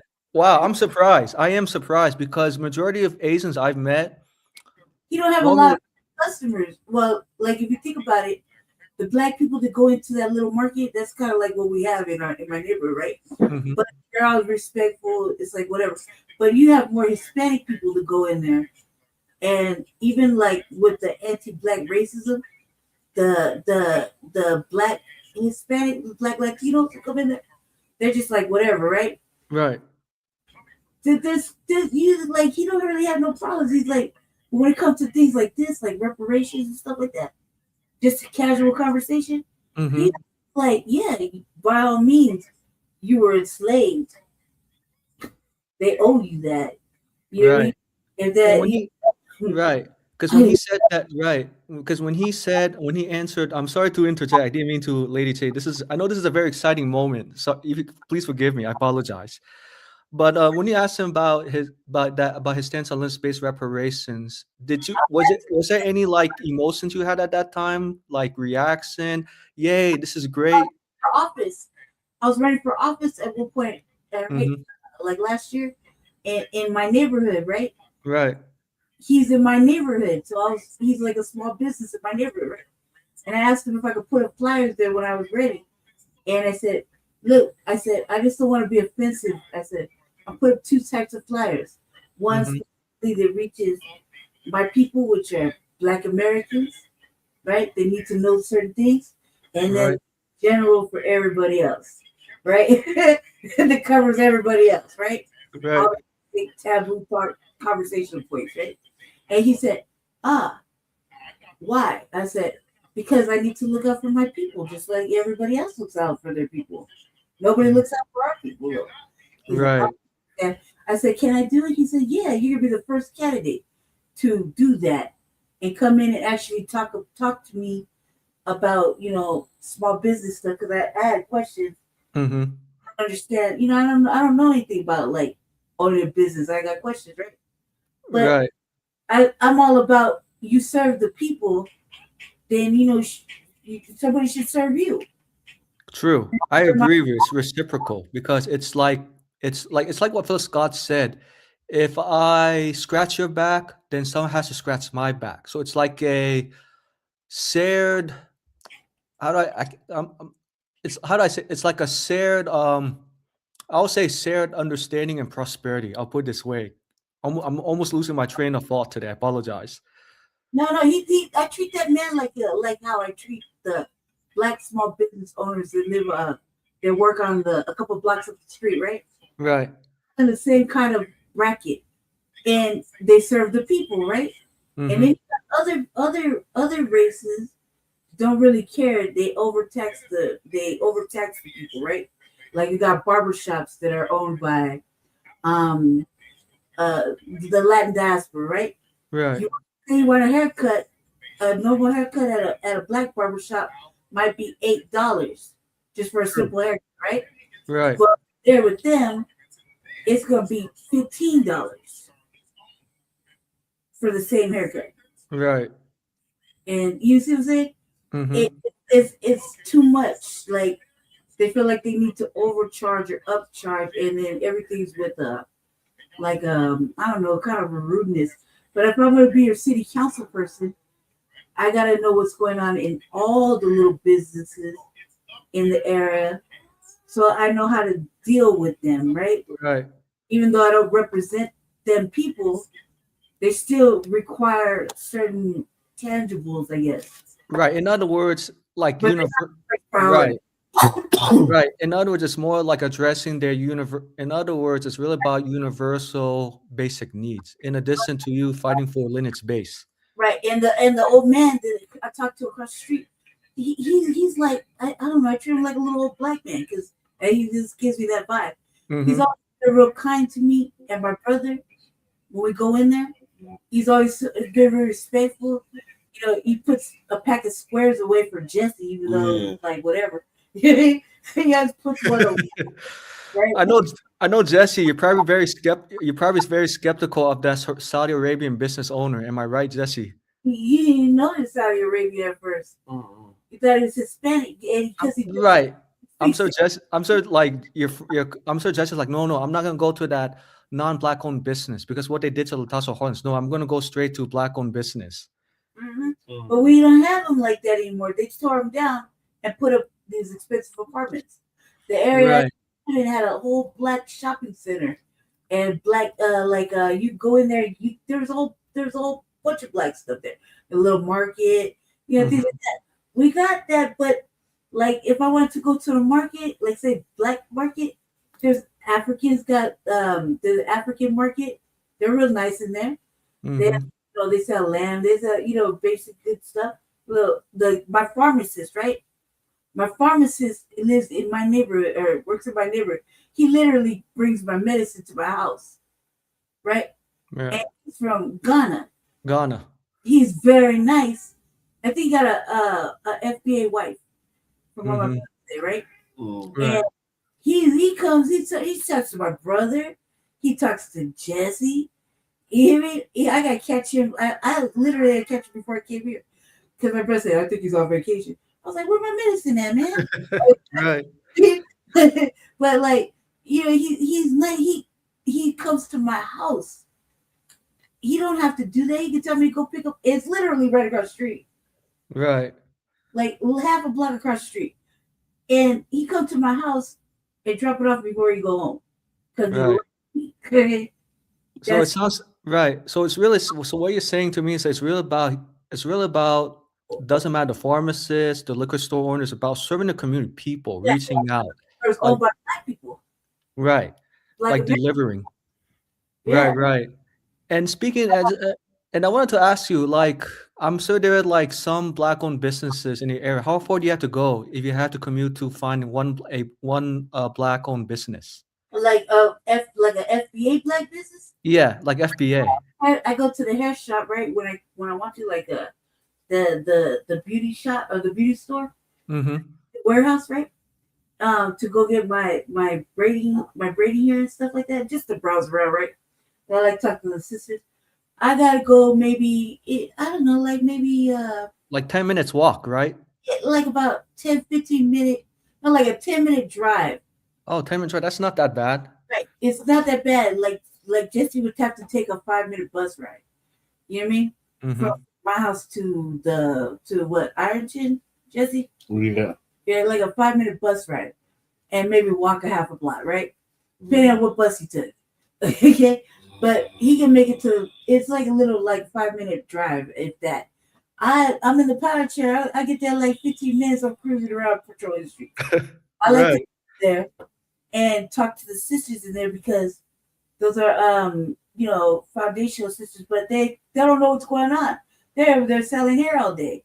Wait, hold on. Wait. You said that they don't know what's going on. I thought they're using gates in local politics. I'm surprised. No, they don't, because we don't get the chance to really engage in politics on the street level. Right. There's nobody to talk to them about it. So they don't know there's a town hall. They don't know who's running for office. They don't know they go to the city council and make complaints. They don't know who to talk to because nobody comes in there to talk to them on that level. So they don't know that there's a representative specifically. Like, okay, we don't have one, right? They just put the lady in there. She's definitely for immigrants, right? Right. And she compared it to the Black community. But let's say hypothetically, I took her position, right? Or one, I was a council lady.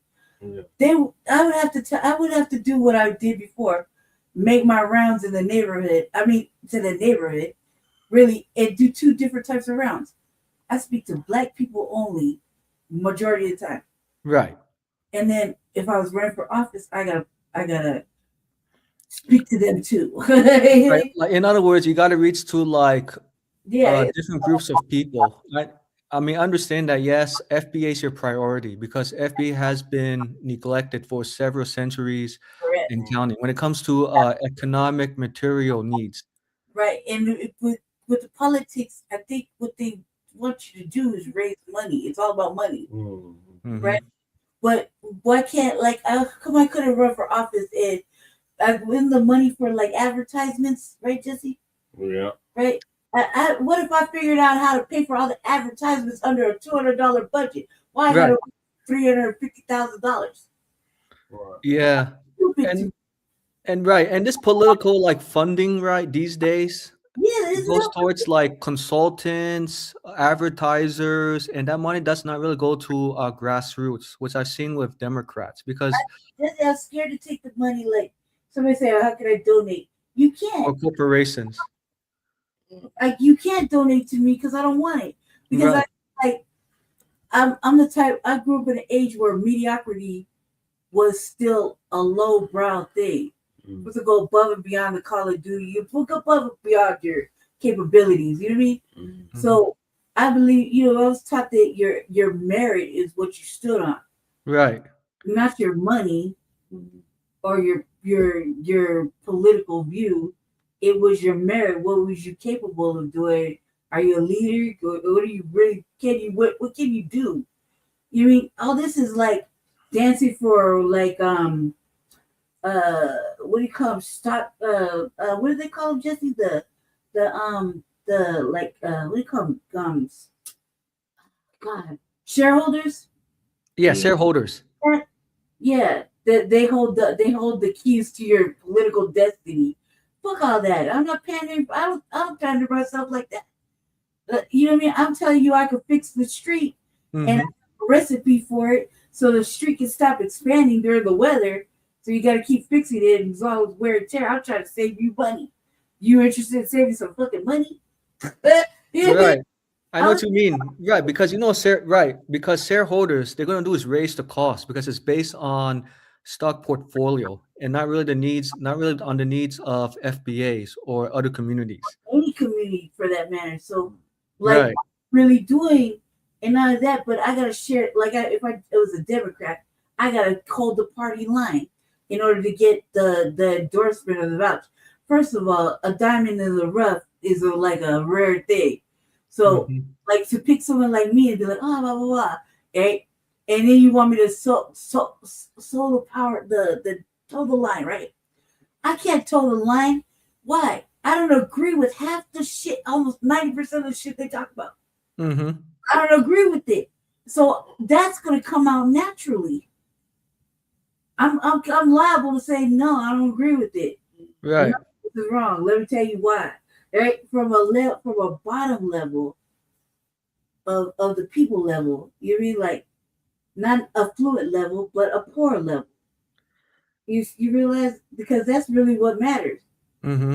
People can't feed their house because the price is too high. Like Right. I might have a budget, but going to the grocery store, spending cash, I'm like, oh no. You mean I only wanted to spend $50, but I ended up spending $200. Make it all make sense. I don't even want to spend no money. I'd rather starve, right? Right. Because it don't even make sense to me. It's too much. Who's taking this money? And you're giving this not right. Mm-hmm. Yeah. And then I'm a kind of person like by any means necessary. I don't really frown on somebody stealing food. Right. Right. Or Right. Because food is an economic necessity, and right. without They food, killed for stealing soap. Remember, you went into Family Dollar and stole like a bar of soap, and mm-hmm. stuck them in the street for stealing. I can't remember where it was, right?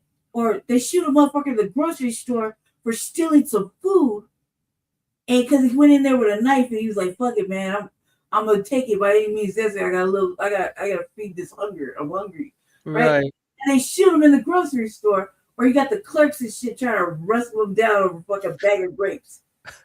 Come on, cuz it ain't that serious. Let it ride. Right. Let it right. And as a matter of fact, Lady T and Jesse, I actually have a solution to that. How to prevent cousins from stealing food. I understand food is a basic necessity of survival.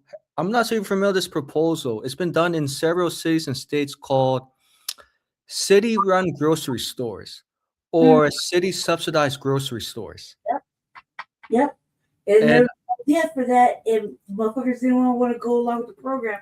right, I know, Lady T, you might be skeptical about the proposal, city-run grocery store, which was Mondami's proposal, and I understand you and Jesse have issue with Mondami's stance on immigration, what he's doing is crazy, but we definitely agree that Mondami is innovative on reducing grocery prices in that respect. What is it accomplishing it? Is it just and does it benefit all the most vulnerable? Let's just say the most vulnerable people. In New York City, right? Right. Doesn't matter who they are. It could be black, elderly. It could be anybody. The most vulnerable people, are they getting it? Are they receiving this benefit, or is it just specifically to one type of ethnicity or group of people?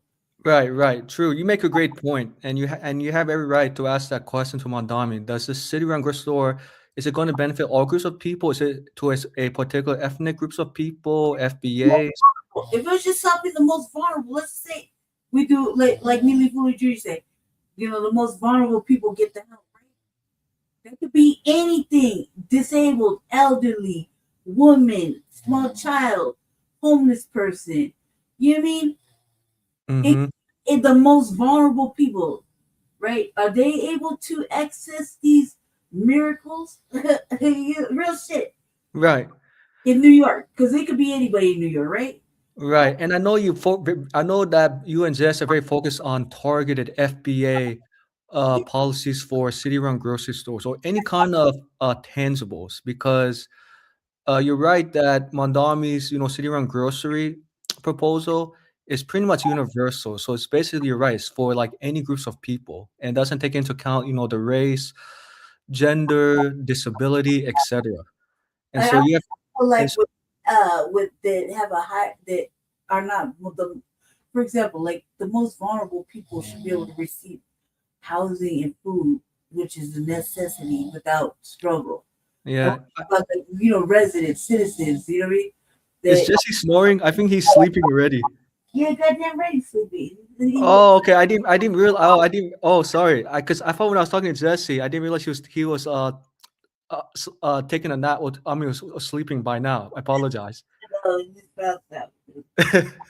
They told him he was gonna fall asleep. He just argued with me like, "Yo, he's good." And what ends up happening is usually I'm not here.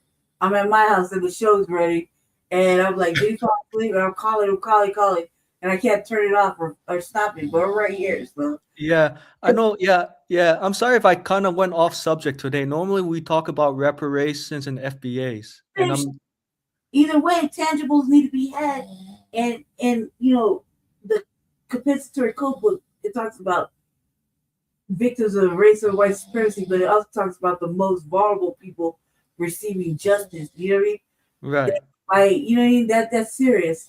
It doesn't matter who it is at the end of the day. Yes, my priority would be foundational Black Americans first, comma, and then the most vulnerable, and then everybody else. You know what I mean? But Right. you know, And I have my areas of focus because really, because you know what lady say, some FBA say, lady say, why do you want to focus on both FBAs and us? Why not just FBA exclusively only and leave the rest, leave other groups of people? because I was homeless and I lived on the sidewalk. It wasn't just my people that took care of me. Mm-hmm. Other unhoused people that were, like I said, the most vulnerable, elderly, poor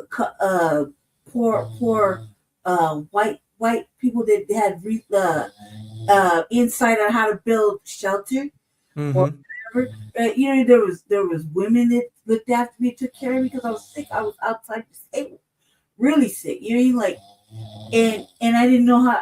I was homeless. Like, I've been on and off the street my whole life, but to be homeless, like sleeping on the sidewalk for 5 years, in tents and all that shit, I didn't have that insight until that happened. And the people I was outside with were considered the most vulnerable because we we're in and out of jail, in and out of the hospital, constantly moving around, can't rest, can't eat, these are the most vulnerable people that are being moved around, or their shit's constantly getting taken. They constantly getting told for adding a little furniture that a motherfucking white person down the street threw out. They decided to put it in their tent and have a little comforts. Oh God, right? You could have a couch, but God forbid a homeless person decide they want to take your thrown out couch and make a little spot for them. You know, God forbid, right? So that you throw all your clothes out and motherfucker go dumpster dive, take all the shit you got and fucking washed it, and now they got clothes. God forbid, right? So this gets us a throwaway society, and then you frown on the poor people that took your trash and repurposed it for their needs. Are they not allowed to have comfort too? No, right? So with that. So in my mind, yes, I'm about Black Americans, foundation Black Americans first, always, all day long, and the most vulnerable, because the most vulnerable people took care of me, kept me safe, protected me sometimes from the police getting me. You hear me? Like, I understand. Right. I understand what you mean by taking care of the most vulnerable groups of people because they took care of you. But I'm just saying, like other FBAs, if they had to reach your platform, if you run for office in the future, but Lady Che, other vulnerable groups of people were racist to us. Why should we help them, even though we were in the same boat? Why should we help vulnerable people who are racist I think they did because I think they did. Me taking care of, say for example, me housing black people first and whoever, right? I took care. I'm gonna do the right thing because I'm a natural leader. I'm not a follower, and I have a moral code. I have a moral compass. So regardless of what anybody says, I know the agenda is always black first. True, correct, and you're correct on that. The like I said, I can't. How can I morally not house a woman and her child, or a single man and his child? You know what I mean? Right. Or an elderly man who can't take care of himself because he's too old and he doesn't, he can't even wash himself, or you know what I mean? Because they don't have the resources because they keep taking it from him. Or young teenage person that ain't got no place to go because they stopped Job Corps and he's just out in the street, vulnerable to all sorts of nefarious activities that are later going to fuck his whole life up. how can I turn my back on that too, just to house that? Look, I can only house so many black people. Mhm. There's other Right. people who need my help too, but they're the most vulnerable. Before I start taking care of motherfuckers that have influence, money, tied Mhm. tax bracket, the NIMBYs, you know what I mean? The motherfuckers that believe in gentrification, they'll be the last on my list To be served, right. because they don't need me. Right. In fact, they're gonna get taxed by me because I feel like that. Mm-hmm, true. Yeah, the reason I'm asking this question is because so you can understand in history because when FDR signed the New Deal into law, FBAs were excluded from the program. So you can understand why the FBAs are very sensitive when they ask you, but Lady Che, make sure you focus exclusive on black first only. Because when you say black in this, I think it makes like FBA voters skeptical. Yeah, I'm sure you understand where they're coming from, right? Mm-hmm. So I'm saying this because from what I read, what I understand historically. Because black people, I think in my mind, and I see it all the time. Black people don't want to come this direction of only serving black people first. Sounds good, right? They'll say it like that, but that's too black. That's too much, right? Because they're so used to seeking white approval or whatever. That's in my mind, right? Or shilling or democratic politics, right? Right. No goddamn well that shit has never served them.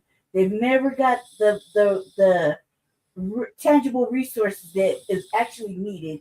In fact, have been probably moved out or gentrified or had to sell their house or their business just to survive the constant changes in administration locally, right? Mm-hmm. That and they'll just blow that off. They'll like act like that never happened, right? And in reality, you'll have somebody like me say, "Oh no, fuck all that. You've been paying taxes on this, and this, and I'm sure all our little taxes they feeding the children because the children don't ever eat like that. You know what I mean? Like all this shit that's on the ballot. They're really sure that that's really happening. Yeah, right.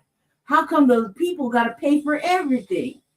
Right. Who That is is paying for shit? Like, do the rich ever pay for shit in the city? Because as far no. as I'm concerned, we're paying all the taxes for all these real estate projects to go up, and we're Mm-hmm. the ones that are suffering, living in poverty and fucking pollution, while they're just sitting back chilling with their feet on the couch, calling and making scenes and having white fragility moments like, oh, there's people outside doing drugs. Why? Cause why are they outside doing drugs? Right. Not Right. everything outside. Motherfuckers lost their houses during the COVID shit. Mm-hmm. No fault of their own. Doing people, right? Lost Right. jobs, house, education. There was motherfuckers like, I can't even get a job. You were stuck in the house with COVID, right? Then you lost all your shit. The rent moratorium only held up for so long. And motherfuckers like, yeah, you ain't paying rent. Bye.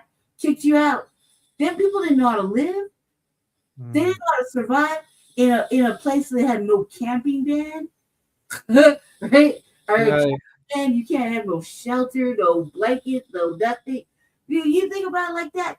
Of course, motherfuckers gotta find a way to stay awake and safe.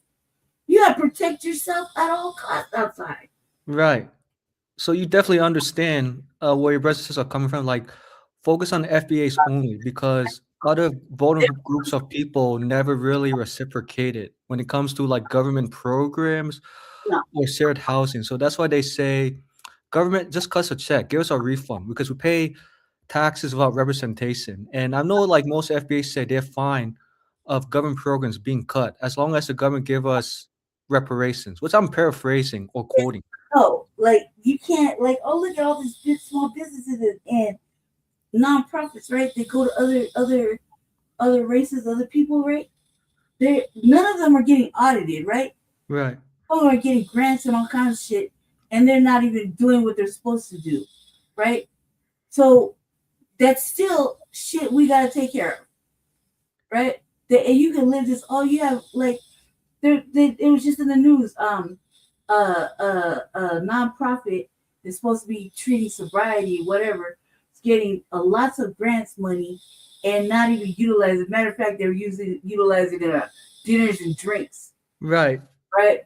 They're using the money for that kind of shit instead of taking care of the people they're supposed to serve.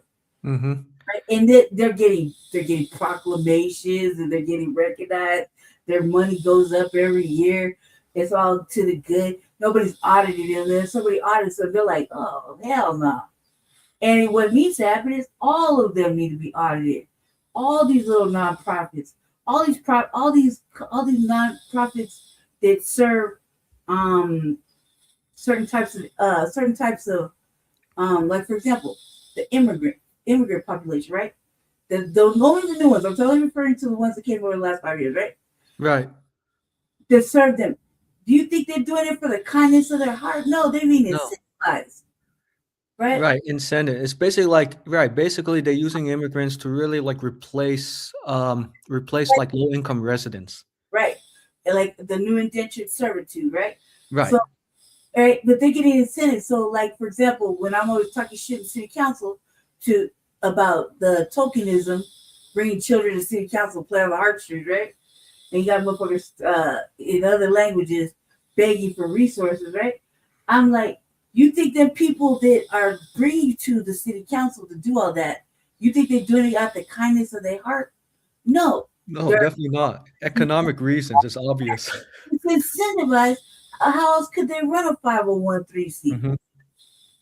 Right. And it's like what Jesse told me, I think a couple months ago, I remember he said, Michael, and just Jesse told me when he grew up in Denver as a kid, in the late 1990s, early 2000s, he saw a new groups of people moving in to Denver, such as Asians, Hispanics, other groups of people in the late 90s. And that was when I think he told me when gentrification started in the late 90s. It was like becoming a trend. Mm-hmm. Especially in this area.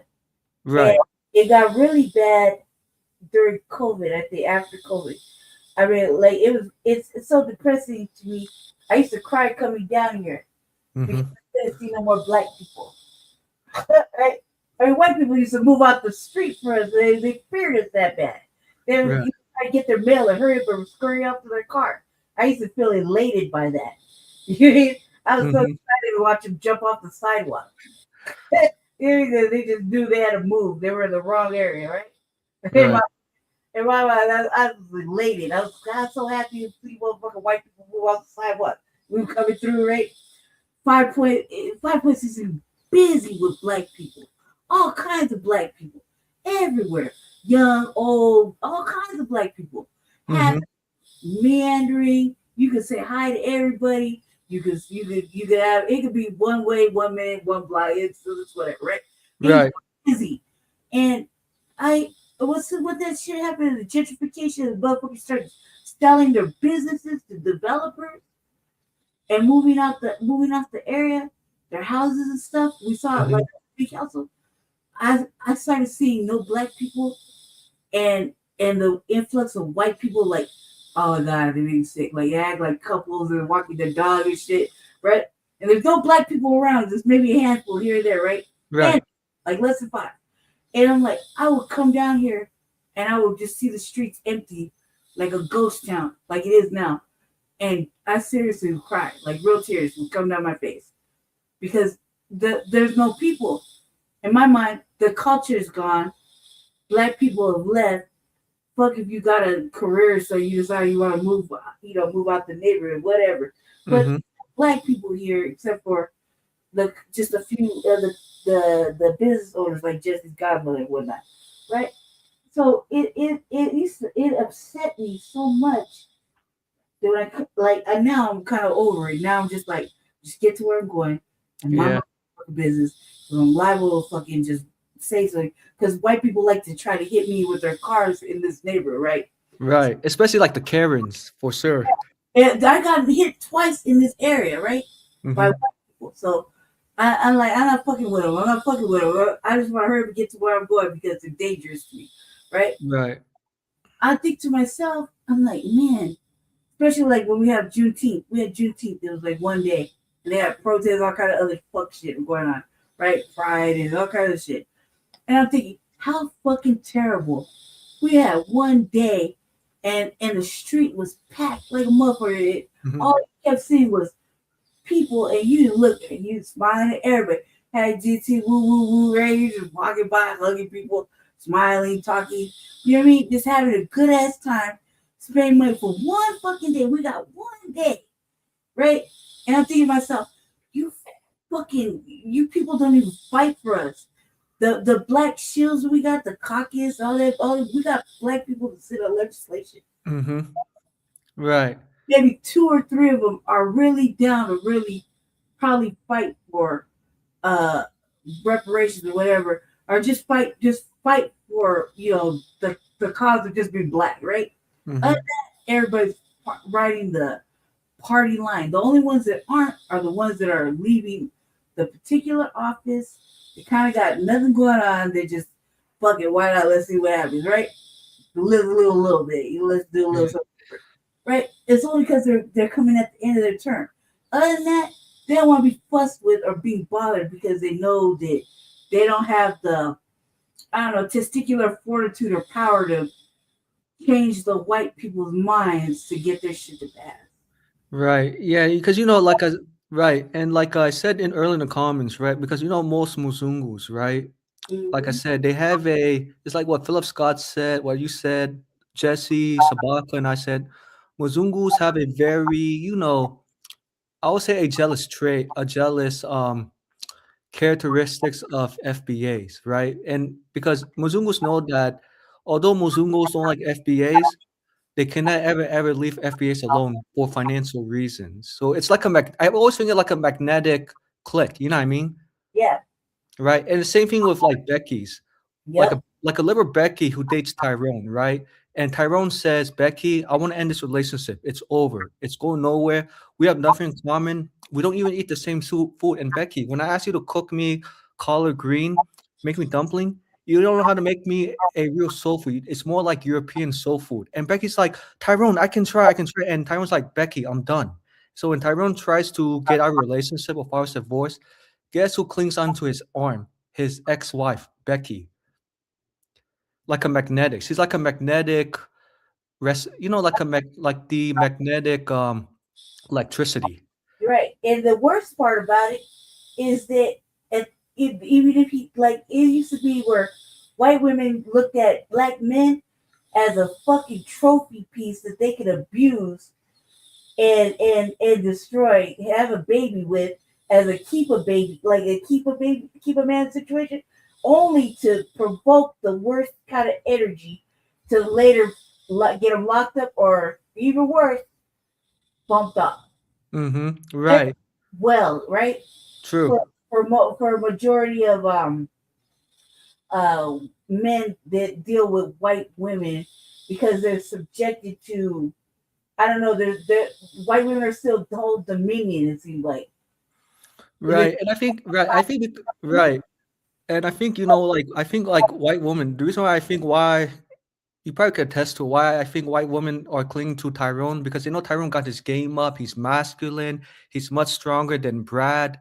Brad has no economic future under Trump. And Becky's like, Brad, I'm divorcing you because Brad, you can't even make money. You can't even support me. I'm going to Tyrone because Tyrone got his bag up.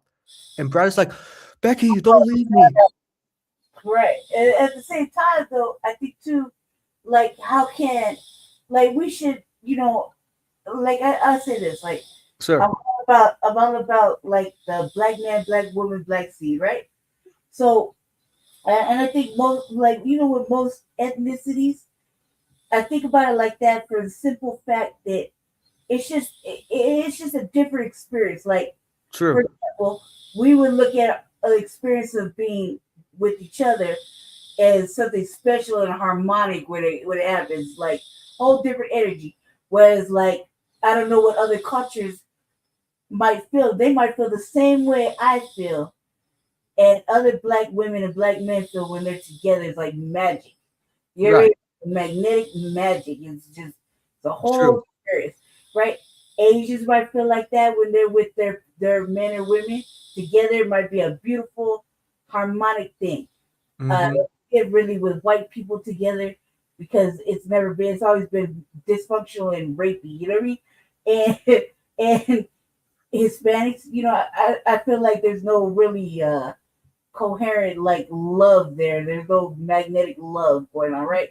Right, So you're correct, and yeah, I definitely can relate to that from from the Asian community because I see it a lot too. When I see like blazing couples, right? Yeah, the blazing couples may be very happy with each other, right? But the question I ask, how about their in-laws? Are the in-laws satisfied? They maybe the blazing couples may be happy internally, but externally they also have to be cognizant. You know what I mean? Of because the it's not respect there with a blazing couple because either the Asian family don't respect the black family, mm-hmm. the in-laws, or the mate, right? So they don't respect that. There's still like a anti-black racism, just like there's an anti-Asian racism kind of thing going on, right? So the two families won't really get along. Like you couldn't have a get together with both of them there, unless Right. prove like a magical fucking red herring of love, right? Then it might work, right? But Right. there's no respect there, meaning the same thing. You're gonna have one family whispering in the ear of whoever, and it's gonna cause dysfunction. Mm-hmm. And Yeah. this, as a matter of fact, it happened to Demetra K. I think she said she did date an Asian man once and Yeah.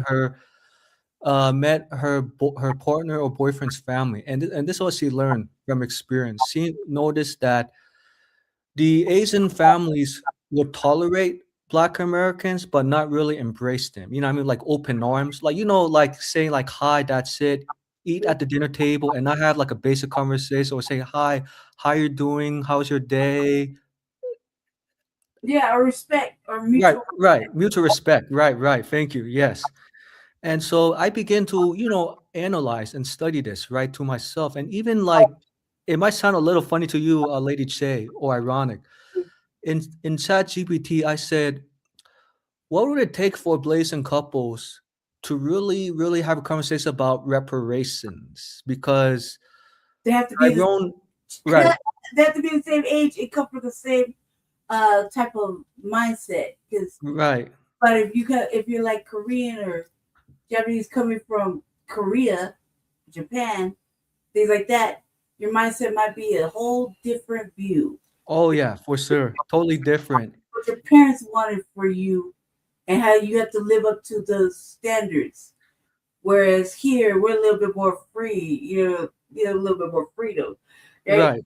So the parents might look down on the black family because they're just a little bit more free, loving, and accepting, right? Whereas there's more caution and expectation, right? So if the Asian child didn't live up to the expectations of finding an Asian wife or Asian husband, you know what I mean?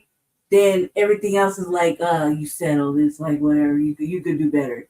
The expectation isn't met, and so you kind of failed. You know, like they make you feel like you failed. I've seen that, Yes. right? As where it says as a black family, like, oh man, he got a little sauce to him. We like it. You know what I mean? Like he seems Mhm. open minded. He's real polite. He's nice to you. You like him. I like him. He's pretty cool. He's not really trying to, culture vulture or anything. He's just respectful, decent. You could bring him home. He's not gonna wild out, act stupid, get drunk, and just ditch you somewhere. You need to look out for you, take care of you, make sure you get home safe. I kind of dig old boy. He's cool. Let him eat. Come on. You know what I mean? They're not like that, right? Hey, he dance a little bit. He's kind of, he gets a little excited. I kind of like old boy. He's all right. You interested Right. in different meals? Kind of, help cooking and shit. Hey, I like him. He's cool. Help around the house, right? That's what we Right. did. Welcome. Right? Right. The reason I ask this question or bring this conversation up because I'm seeing like more interracial dating, more interracial marriages, right? Right. And interesting, right? And so I always ask interracial couples or interracial partners, have you guys had this conversation about race and reparations? Because just because interracial marriages are going up doesn't mean that racism is going away. Right. And No. it's very important for interracial couples, if they're dating, to have this conversation about race early on and reparations because they don't have this conversation, don't have these conversations early on, the marriage is going to fail down the road. I think And it's so, like my because I'm so fair skinned and ambiguous looking, right? I'm fair skinned and ambiguous looking, which is kind of like, well, I'm kind of happy about it actually. I don't want to look like nobody. I like being me, right? right, of course. But I would say this because my mother's more European, French European, like ethnicity, whatever. Mhm. I would have to say that because of the programming I received when I was younger, I was confused, right? And so I had time to make all kinds of dating mistakes. You know what I mean? I had Right. what I liked though. I had a specific type. I knew what I liked, right? And my True. type is like usually Jesse's like our Jesse was, right? It didn't matter if it spoke Spanish or not. It was dark skinned and it was like that, right? Tall, just out type. However, when I was growing up, my mother didn't want to take care of me, right? So she wanted to marry a motherfucker off real quick, like 16, 15, right? That's what she said. She tried to get rid of me like that, right? I'm kind of like real shy, right? You see me stutter, right? Mhm. So, but I had got some terrible habit, and I had a child that came out of a violation, right? And it was a Hispanic man, right, from Mexico, Mhm.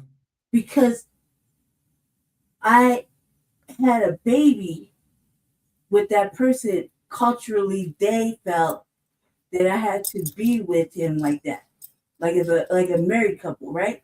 Culturally, and the people, his family, never really accepted me because me being mixed. First of all, I'm mixed, so everybody can say whatever. I look like whatever, but Right. talking to Mexican people or whatever, they won't say they don't acknowledge me as big. They don't accept me. They say I'm a mayate. Off top. Mayate. What does mayate mean? Like a slur, like calling me a Oh, okay, got it. Okay, never mind. I got it. Got and it. because they can see it, right? I guess I Right. don't you just know, right? I'm like, all right, whatever, bitch, it's cool, whatever, right? Or they'll be like, she's not like she's not Mexican, right? But she's not Right. okay. So there's no confusion, right? But Right. I had children by the same person that violated me that I gave my first child, right? Mhm. Cultural stigmata of having to be in a marriage, right? But it wasn't a marriage. It was like a common law, whatever. Dude kept knocking me up, abusing me, and that was it. I had 3 children by the same person. Mhm. They didn't even want to acknowledge that, right? Right. So because I had to have a sibling for my child, right? Put myself through that kind of situation, and only for it to be a totally ugly situation for me. I don't even acknowledge I have children because they don't love me, respect me, even want to see me or talk to me, right? And they've been like that for years. So fuck it. You know, I'm old enough now to where I could have a child of my own choosing, right? Right. That's a whole separate subject. But the thing is that I I had to experience life with different people because I was outside. I didn't have a home. You know what I mean? In and out the foster care system, whatever. And so I had to subject myself to certain types of races. And I learned that I knew what I liked from jump. You know? And I didn't really have a problem with finding my type. Okay. And any of that. It was just that's what I liked, right? And I felt comfortable with saying that, like confidently comfortable with saying that, even though I had children a long time ago, right? Like a long time ago. I think about my youngest child, like 22, 24 years old, right? Mhm. So it's the devil. I'm just like this. Like now, when I see things, I don't. I have put it so far behind me that it's like a nightmare to even have a family at one point because it backfired. You know what I mean? You think when you bring life into the world, it would be something nice and beautiful, and it's just a nightmare because at the end of the day, you didn't either do enough, or they don't respect you, or you because you are who you are by any means necessary. You're gonna make everybody survive. They can't handle that, right? And because you look one way and your children look a whole different way, right? Like I have a child that looks like my mother, right? Right. It's like a white girl. I don't look like that at all. Like not at all. Like my hair, everything's different about me, right? Mm-hmm. She just looks like my mother, and is and like the devil, right? But Right. I didn't not my fault. But you let the court tell it. What am I doing? Or like I kidnapped her. They took her like I kidnapped her, like she wasn't mine. Like she didn't come out because she was well mannered, very kind, polite little girl. And they couldn't imagine somebody like me making something like that and putting those kind of carrying little things inside. Right. Right. And I started feeling like it's all like a backfire, like it never happened. And in my mind, I treat it like I treat every bad thing that ever happened with the mother, everything. Like it happened, and then I press delete. Right. Fresh because all these races either wanted to hurt me, harm me, or put me under the jail. So really, basically, it shapes your experience, how Right. you view like certain races of people because of their anti-black racism growing up. I can't change this thing. Right. I gotta get to the next topic. Oh, sorry. Oh, Jesse, you awake? Oh, Yeah. did we wake you up, Jesse? Yeah, I was just letting y'all talk. Yeah, but you fell asleep before we started talking. Did not Michael you fall asleep before we started talking? Yeah. I kept like, is Jesse there? I was like, oh, maybe Jesse's basically finding contents to present next, but I didn't realize. I heard him snoring. Started talking. Yeah, we started during the program.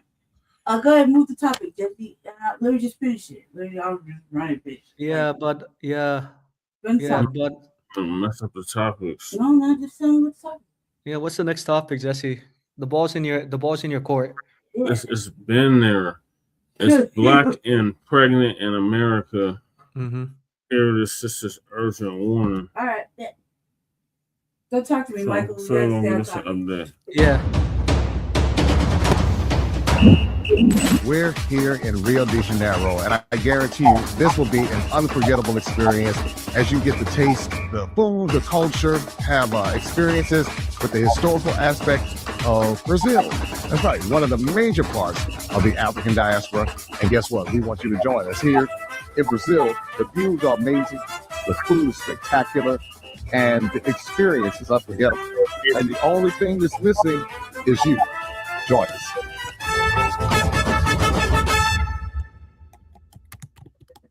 Hey family, welcome to the Africa Diaspora News Channel. My name is Lenient. I go to making this report.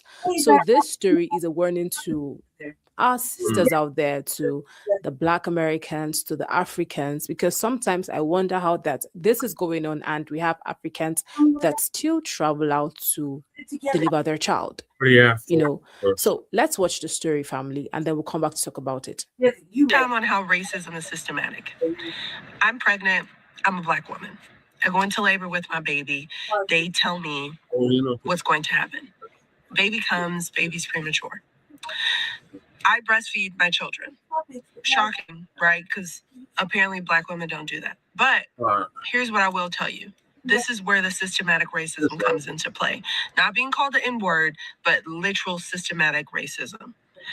They come in and tell me, we cannot give your daughter your breast milk because we found drugs in your system. I say, well, that's impossible because I don't do drugs. They say it was marijuana. I say, That is also impossible because I don't smoke marijuana.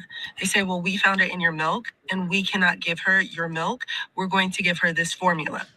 We need you to sign a paper for this formula we're going to give her. I say, fresh out of surgery, might I add, C-section, having these conversations. Daughter is 1 pound. I'm stressed out. They're telling me I'm a drug addict. So, family, this sister is sending a warning to Black pregnant women. You're Black and you are in America or you are in any European country, be careful. Because this sister has gone through a lot. We'll say that this sister shared her experience. She talked about what she went through, how that she put to bed, and then they told her that she couldn't feed her child her breast milk because they saw drugs in her system. Don't do drugs. So they then come in, a bunch of white women come in and say, well, do you eat lemon poppy seed? No, I don't. Actually, I'm actually vegan and I don't do any drugs. They then say, well, maybe your neighbors gave you some brownies. Maybe your neighbors made some brownies and it had weed in it and you didn't know. I say, I live in a community of people who don't make weed brownies. It's a 4-bedroom, 2-bath house, over 2,000 square feet, 2-car garage. I don't smoke marijuana or eat marijuana brownies. They say, well, we found it in there. I said it couldn't be mine. So now I am fresh out of surgery from being cut open on my stomach, being told by all of these white women that I live in a community that makes brownies and drugs me, right? Like I'm being drugged by my neighbors unknowingly, and I'm also doing drugs while pregnant. This is all being told to me fresh out of being cut open, but the child that's 1 pound, don't know if she's going to survive. No medical care attention. It took for the hospital, the president of the hospital, to be called, demanding to retest my milk or there's going to be a lawsuit. I am post-surgery, guys. And she told them that, not me, because I am not a drug addict. I have never taken drugs. So how is it that you found drugs in my system? So yeah, she argued with them. She did drag with them. They went back and forth until they did confirm that there was no drug in her system. I mean, it was a back and forth, right? They wanted to test something on her child, according to what she said. So if she hadn't dragged with them, if she hadn't stood on what she believed, they would have, just pinned that thing on her, pinned the drug thing on her, made her believe that she had drug in her system, even if she did not have drug in her system. So this is a warning to sisters that before you put to bed, because we've seen stories, family, we've heard stories how that women put to bed, and when they put to bed, their children are being given things they do not know. Family, this is actually not the first time this is happening. It's happened in 1946. And we're going to check that story, how that a new formula was tested on a Black woman's child. Not just one, though. Let's check the story out, family. On May 23rd, 1946, in the rural southern town of Reidsville, North Carolina, a small miracle occurred. The woman responsible for this miracle was Annie Mae Ford. Annie Mae was a tall, beautiful Black Cherokee mother of 6 children. She had lost her ability to speak and hear during a childhood illness. Beginning at 1:13 a.m., Annie Mae gave birth in short intervals to the world's first recorded identical quadruplets. And family, it's not 1, not 2, not 3, but 4. Against all odds, each of these 4 tiny girls survived their first few hours and began to grow steadily. Now, word of their birth spread quickly throughout the country, and Mae's joy at her perfect new daughters was irrepressible. But something happened, family. Fred Cleaner was the white doctor who delivered the girls in Annie Penn Hospital, in the basement wing reserved for Black patients.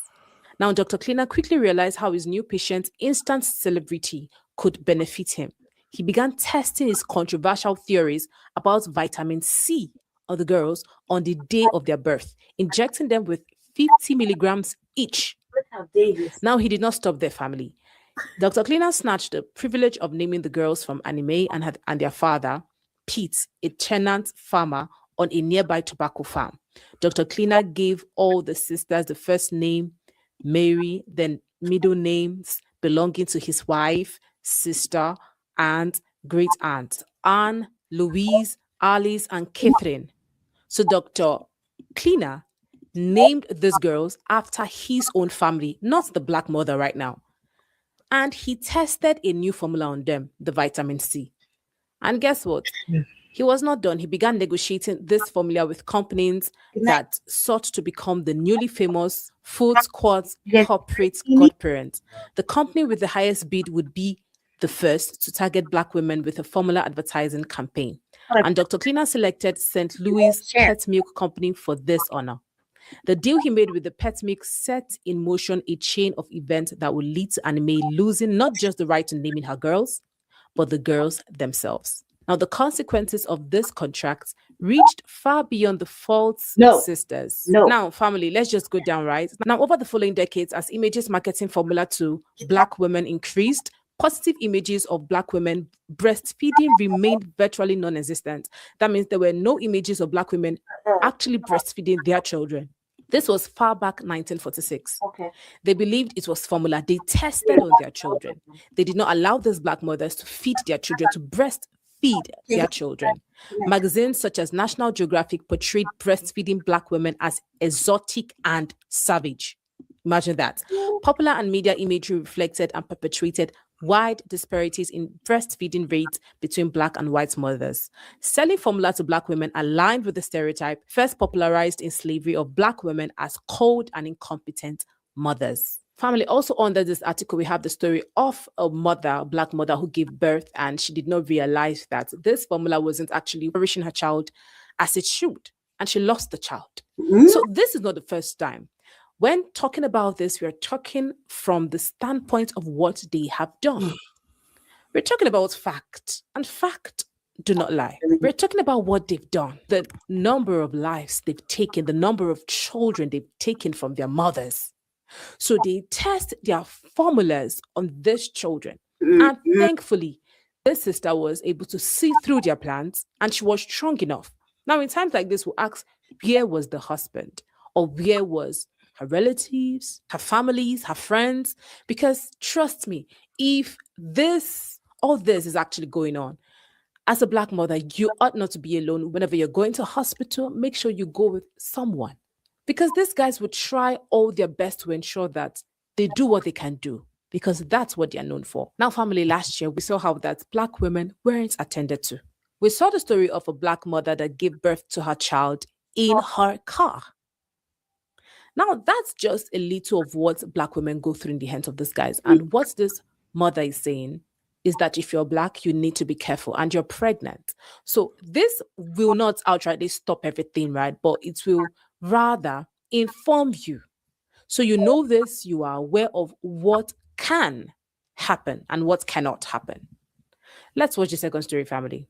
Let's talk about systemic racism in healthcare, because the passing of Dr. Janelle Green-Smith, a Black nurse midwife, following childbirth complications on January 1st, 2026, is a systemic issue. Dr. Green-Smith was a nurse midwife, maternal health advocate, and doctor of nursing practice. She gave birth by C-section and was rushed to the ER a few days later due to incision complications. She didn't make it out of the hospital alive. Dr. Green-Smith was 31 years old. She gave birth to her first child. She assisted in the births of over 300 babies, and she didn't make it out of the ER alive. Black women are significantly more likely to die during pregnancy and childbirth than white women. Studies show that Black women are 2 to 4 times more likely to pass away during pregnancy and childbirth than white women. So yeah, family, this is a warning, and a warning. If you're pregnant, and this makes me wonder how that this is happening, and we have so many people in Africa that still leave their African countries to go out there to deliver their children. So yeah, family, this is a warning to be careful, right? For pregnant Black mothers, be careful, and for the husbands, the fathers, the brothers and sisters. Be with your loved ones. Have you ever had such experiences before, family? And how was it for you? Comment your thoughts, and do not forget to share, like, subscribe, and turn on your notification button. My name is Lenient Akoto. Yeah, no, I experienced that, especially I have preemies, on my preemies early. So I've experienced that, especially anytime I go to the hospital. I don't even like going to the hospital. It's always some sort of racism, and especially white women. Like just recently, when I had that long ass surgery with my testes or whatever, them bitches, they literally got Jesse kicked out for me having them fucking machetes. They blamed it on him. Woke him up out of sleep. You know what I mean? Right. Started tripping. And I'm like, I had black security guards, and they're just kissing, they're kissing ass and doing whatever that broad say. I don't think anybody younger than me, like especially a white lady, white women younger than me in their like 20s, can tell me how my body operates. This body does whatever this body does. You know what I mean? Right. So So you now don't know my levels of pain. You don't know what the fuck they automatically think we don't feel nothing. right, and it goes back to slavery, medical racism, Yeah. medical experiments they done on black women, especially not giving black women anesthesia, but Mm. giving white women anesthesia for similar conditions. And definitely understand why black people don't have trust in the medical system, because the people who run the system are anti-black racists, rather they're like Hispanic, Asian, and white doctors, nurses operating in the healthcare system. And this is where I think progressives don't do a good job on when they frame Medicare for all. And I say to them, Medicare for all is not enough because it's not going to address the anti-black racism for several centuries and counting. So in other words, Medicare for all needs to be paired with Black-owned or Freedman-owned hospitals funding. In other words, there needs to be like a separate funding in addition to universal healthcare. And I know progressives get upset with me when I say that. You know what I mean, Lady Che? They don't. They shouldn't. And even so, there needs to be a level of education when it comes to, even if you are a black doctor, Mm-hmm. The way you talk to black patients, it has to be like. I remember I had a black doctor during the surgery, and a lady, a sister, right? And I was looking her in the face, like silent eye to eye conversations, like, look, I don't want to end up like this. Like, you see what I'm talking about, right? Like, times coded black woman conversation, and like, you know what I mean, in front of white people, like, you see what I'm talking about, right? You understand where I'm going with this. You know what I mean? Like, right. And I'm looking at her in the face, like we're trying to have a serious eye to eye, quiet, only black people type conversation. You know what I mean? And they immediately code switch or don't want to like treat you relatable. Relatable. So when you say when you say that your black doctor code switch, did she code switch because she was pressured by her white colleagues? She was with white doctors, but she was a surgeon. A surgeon. Right. So even if you're with another white surgeon, it doesn't matter. I obviously respect her position and the work that she has to do. Obviously we requested to have that, have a black doctor, period, because this is what it is, right? We go to I have to bring Jesse so that they take things seriously, right? Seriously, right? Because they know Jesse's very masculine. He's on your side, and they'll treat you better. Yeah, if and he's Jesse weren't there. He is loud, and this, something about, a male masculinity. It doesn't matter. It could be anybody, right? But male masculinity seems to get shit done when True. it's right. So, That's like, right. hypothetically, you could be like with your wife having a baby, and you think the doctor isn't taking it seriously, and you just get a little tone and a little seriousness in your masculinity. They'll be like, "Oh, okay, man, I can't fuck with him. I can't be playing around. He's Right. serious. He gonna fuck me up when I get to the car. Like, I gotta take this shit seriously. You know what I mean? Let's keep an eye on him. He's serious. Like, just male masculinity, period, is always a welcome thing. But for me and him, right? They I don't know what it is. They don't want to tell me shit. They don't want to. They hold secrets. Like, I have to find out months later that there's something really wrong with me. My clinic will tell me, but the doctors who have me right then and there, Did not give you an answer. no, they won't tell me nothing. They'll be like, everything's fine. Is it? Because later I'm finding out this shit's like fucked up, majorly fucked up, and I'm supposed to have surgery for this, and this.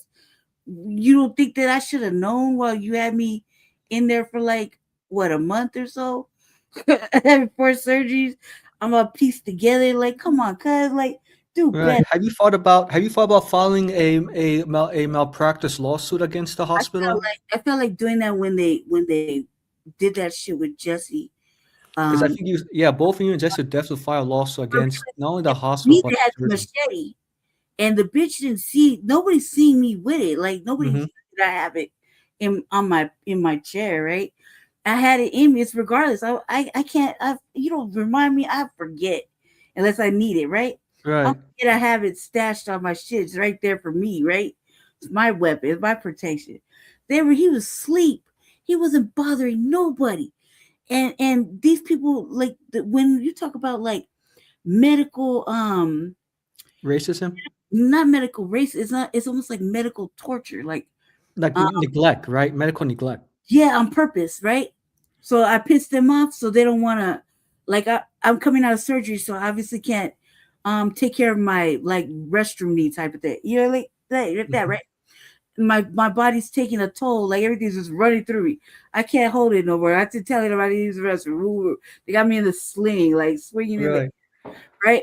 Above my power shit, right? And only I know that the shit's right there. Just, when you sleep, he sleep on the couch, out the way. I'm telling these people, hey, lady, you gotta bring me down. Woo, woo, I gotta do this, that. I can't really, you know what I mean? I've been holding, I'm trying my best, man. Come on, right? And like, I don't know if you taking it seriously, but I want, man, all right, cause you know what I mean? Shit happens, right? And they got mad because they had to bring me down to clean me up, right? Because I couldn't, you can only tell somebody so much. They don't give a fuck, right? I'll be there. We'll come in. We'll be there. And they're really just fucking off, talking and shit in the hallway, right? So when that happened, I got an attitude real quick. It was like, look, you can't even have an attitude with me and be mad. This is your fault. Like, right. You know what I mean? You're the one that neglected the situation, have a motherfucker swinging in an unsafe environment. Then they said that, he has a weapon. How can he have a weapon if he's asleep? True. Where the fuck you get that, right? Right. So they call the security, but they don't tell me they're calling the security. Security just walk in the room and immediately go to him. Now keep in mind, they're brothers, like 2 black dudes, right? Wow. I would think that they would side with Jesse and you. I said, cuz I was like, I said, look, I don't really want to talk to these nurses. Let me talk to the fellas alone real quick. Like, like I was getting a look like quietly. Let's have this quiet black dialogue real fast. Right. These just tripping, right? They're obviously doing this because they don't like the fact that I'm giving them the business. Bitch, first of all, you're like 26. I'm like 45. You know what I mean? You're you white. be their mom already. Yeah, you try to tell me how to manage my motherfucking chair. Bitch, listen to me. I've been running this machine. This is a machine. I'm a soldier. Like, I'm seriously striped up. So, bitch, don't tell me what the fuck. I'm all scarred up, grafted up, bitch. I've been cut up too many motherfucking times. You ain't gonna tell me how to run this machine. This is a machine. Okay? So, they're talking about that. You do Pilates and yoga. You too young to fucking be striped up like this, right? Like really striped up. So I'm thinking to myself, like, bitch, you was talking to like that, and then you gonna ignore me, you neglect me, you got me up in the air, and knowing goddamn well that I had they took out a hernia, and then they took out necrotic intestine. Like a whole, you know how long the intestines is, right? And it just kept getting more and more necrotic even after they cut it off, because I got sick and I carried that necrotic fucking shit now, right? So everything could be like that. I'm not supposed to get a cut or anything. Everything turns into like virus like that, right? Seriously, like right now I got the cat scratched me and the whole shit just is like a major infection right now on my legs because they're playing around with the zoomies, right? I'm not supposed to have any kind of virus, right? So these bitches got me hanging out there. Then they did that fucking old slick bitch shit, called the security, and basically said he had the weapon. I said, no, cuz. I said, what you talking about weapon? I said, I'm the one with the weapon. It's on my shit. I'm the one you need to worry about. Right. He's asleep. Why are you bothering him? Oh man, we gotta go through everybody's stuff. Why? I'm the one telling you it's right there. It's right there. Fool, open your motherfucking eyes. It's right there. Take it. But I want a receipt and I want it back when I leave. Because that's my right, right? And they like, we gotta go through it. They woke him up to fucking search him. And the fact that, you shouldn't leave the house without, something, right? A little knuckles, like brass knuckles or something, right? In his pocket. Normal shit that he takes every day with him. I don't even think he thinks about it anymore. He just puts it and leaves, right? He's had his same shit for like the last 5 years in his pockets every motherfucking day, right? He woke him up out of sleep. He's like, wait, why are you going through my pockets? Like, why are you searching me? Cuz, like, you like that, just like that, right? Right. And I'm like, look here, I want to talk to the fella. I want to talk to his brothers by himself. You can't. Why can't I? You can't. I said, look, I don't want to talk to you. And I said, you wrong for this. Y'all are wrong for this. You punish him for nothing. Like, he's asleep. He wasn't even bothering nobody. He has brass knuckles as a weapon. Cuz, are you serious? This is Aurora. This is Colfax. You on Colfax, cuz. Like, are you serious? And it's me that got the weapon on the weapon. Like that. Like, I'm mad. Right. Like, it's me you should worry about. You see how big my motherfucking machete is? Like, versus a pair of brass knuckles? I got a fucking machete. I'll kill you, cuz. Like, that's you got it. It's serious. I got it right now. I pull it out. That's a fucking serious. Right. And do you think the two secrets they went through shit. They woke him up, and then Jesse was like, he said, oh, I'll leave. I said, no, don't leave. He was so angry. He had to leave. And then they searched everybody. I said, this is racism, right? Racist shit. They searched everybody that came to see me is black. Right? My sister, Jesse's sister, right? She came and sat with me, stayed all night a couple times, right? Stayed the night for like the whole night. Had to go to her car, take a little smoke break because it's a hospital, whatever. Come back. They searched her. They searched her every fucking time. They searched my best friend. She a normal lady with a real job and a bank account. They searched her, right? Everybody who came to see me, black, just innocent, not even nothing nefarious, right?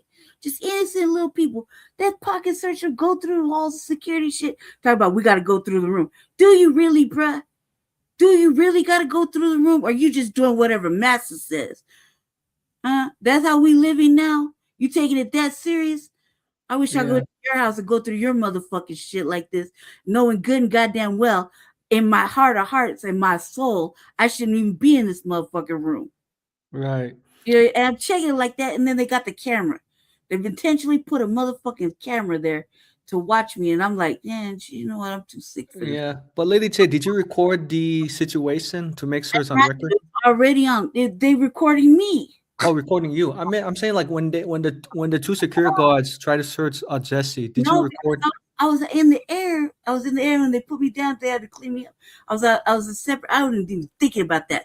I was more thinking about protecting him because he was minding his own business. He was asleep. Right. He wasn't bothering nobody. Mm-hmm. If anything, he was bothering the fucking type space continuum story. He wasn't doing shit. He wasn't doing nothing. They literally took his shit and started going through it before he even woke up. He woke up because of the danger zone. And I'm upset. I'm talking shit real loud. Like, cuz for real, this is what I'm the danger. The shit's right there in front of your fucking face. Right. I'm the one with the machete. I guess because the two security guards always assume that men are going to be more challenging than women. I would say that the white women did it. To punish me, because that's what happens with me. Like, right? They're mad because I checked them, or they're mad because I didn't do what they wanted me to do, and so they took it out on me in a retaliatory way, which is real shit. I can attest to that for real. I'm victim of it, like many times. Retaliatory way, so they can't get at me because I'm like this, right? Right. And so they'll get at him or they'll punish him because they know and they think that they can get away with it. And the fact that I didn't really follow up on it was because, like, look, you're talking about Anschutz, the medical facility, right? the rich white people got whole hospital system, right? Mm-hmm. They're just gonna act like this, like try to either throw money at it or fucking act like it never happened, ignore it, and take the staff's fucking side. You talk about too poor. You talk about how they look at us like, oh, you poor and you was sick and you lucky we even helped you.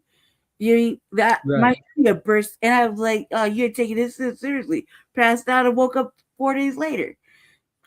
You know what I'm saying?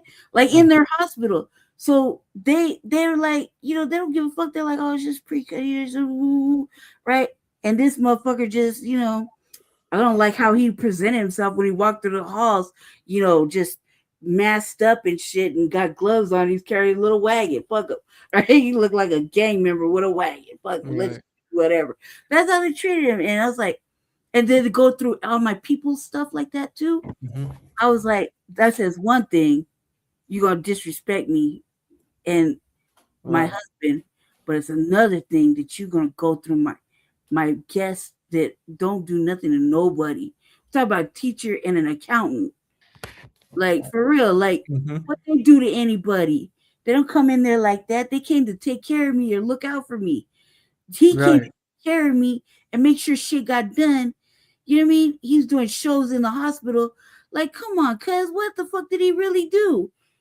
You know what I mean? Other than give me shit because I want to eat candy and drink sodas. Like, they didn't bother nobody, ain't doing nothing. You know what I mean? So I felt really some kind of way. And then I was like, look, I don't want to fight. I don't want to fight. It's pointless to me because they're going to continuously do that to me, and I'm the one that's going to need them. Right. I'm the one that has to keep going to the hospital. Yeah. Jesse don't have to go there and be dealing with it. I got to deal with this shit for the remainder part of my life. True. Now, And I had to ask, are there any like Black-owned hospitals in Denver or outside of Denver you can go to? no, and I said they need like a little education because you can't talk like, first of all, I think it's neat when you got a Black doctor of any kind of level, right? Yeah, the reason I asked this question because what Philip Scott said in several YouTube content creators say, when you try to educate white doctors, it's not going to change their anti-Black racism. In other words, you can tell a dog to stop barking, but a dog is always going to bark. Right. They don't care. Like they can do whatever because they have they can make it all like whatever, right? They don't have to answer to nobody. And if they'll get a little disciplinary mark. But for somebody to be like me, like say I want to tell the news, they just figure it out. They're like, well, she was combative, or she was angry, or you know what I mean? He was he you know, he came in like a thug or whatever. It's always something, and it'd be the way they frame it because I'm white and I say so all the time. Right. And I don't even want to go to the hospital. A majority of almost 90% of the time, I feel like you gotta make me. I gotta be like a life. Yeah. Have you thought about getting like a home healthcare nurse so that way you don't have to keep going to the hospital every time? Well, really, I feel like it should be a family member or somebody that isn't a stranger. Right, family or someone close to you who can like check on you. Right, like I taught Jesse because you know you could get paid for that, right? Or not my brother because you know, like you know it's my brother, but like your mate or something that's used to seeing you, you know, and it's called it's called Certified Nursing Assistant Home Health Aide. You could get certified. He could be making like a little check because they pay you for that kind of shit, right? They do, yes, they pay, yes. So they pay like $900. And me, I qualify for all of that. I just I'm kind of like very secretive and private, like in my own. Sorry, I didn't mean to. Sorry, I was just offering like a me personally. I don't like suggestion. I don't like strangers, and I don't like you can't really control the situation. I did because of the therapy, right? I have to have certain therapies. I have had home healthcare. They come and do like physical therapy, right? Like after I had surgery, like it wouldn't behoove me not to have somebody come and help me right now because I've been walking around on a broken hip, not knowing I needed surgery, right? But had to learn it like the hard way. But I could qualify for that, right? And then Yes, you can. Right. I think it's based on like income, assets. medical, but on your medical, because your condition. But like I'm on Medicaid. Right, Yeah. Medicaid. Right. So Medicaid, you're definitely eligible for health. Yeah, for a second. Nice. Hold on 1 second. Hold on one. Yeah, take your time. Got to plug this. Jesse, I got a new laptop because he lost it, and this is not like the old one. The old one, you got like really fuss with the Yeah. plug. Anyways, I posted something for you and Jesse in the private private chat to when you guys go to your next city council meeting. The name of the article is called Philadelphia City Council Considers Office of Freedman Affairs to Guide Possible Reparations. So I figured that you and Jesse could use that in the next city council to lobby the city council to create an Office of Freedman Affairs to get reparations started. I figured that's how I'm gonna do it because fuck city council. I like got to in with the send the state. No, the senator, right? Because they're doing a study, and he already said he walked the shit through to the governor, right? Right. So I got it all drafted up. I don't know if I need a cover letter. I don't know how to present it. Like, do I print it out? I got everything drafted up to where it codifies. It does a whole bunch of shit. I don't want to really say it too much because I don't want to have to go into it. But basically, it covers everything that we're demanding, like a crime bill, for example, a crime bill, the reparations thing, the Freedman, place to put your assets or bank money, you know what I mean? Right. Separated from all like a trust fund, right? Like, for example, like let's say hypothetically, like the Freedman Bank start up again, Right. Right. So people have a way to access their reparations or whatever, right? For here, there's a way. Or say you're say you punish the police and they take their assets, right? There's somewhere to put it, Erie, so you could get it. Or Black community funds, there's that are actually utilized. You could go in and talk to somebody, run by, it's a lot. I got a little bit run by specifically foundational Black Americans, right? Right. Et cetera, et cetera, et cetera. The whole shit, like it covers everything. The only thing I don't like about it is that I have to keep changing certain things according to the needs or the demands of the new Black media. Right? So they throw something out there, I gotta add it in somehow, figure it out. So there's always these little random changes, and I'm just like, do I make it into like something you go flip through and read, or do I present it as a zip drive? Like I have like these little basic questions, right? But it's already ready to go. So it could go coincide with the alleged equity study that's Right. happening. It could be moving forward. Fuck the equity study. I don't got time for all that, but I could get this done and moving it through.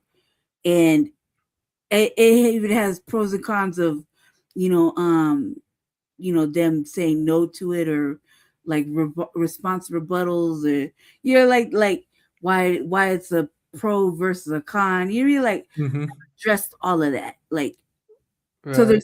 it's clean, plain, and simple. Like everything's simple, it makes sense, and you can't really say no to it because I combated it with a rebuttal. You know what I mean? Right. I know what you mean. Yeah. But anyways, I just offered some like as a suggestion in the private chat. Yeah, no, I seen it.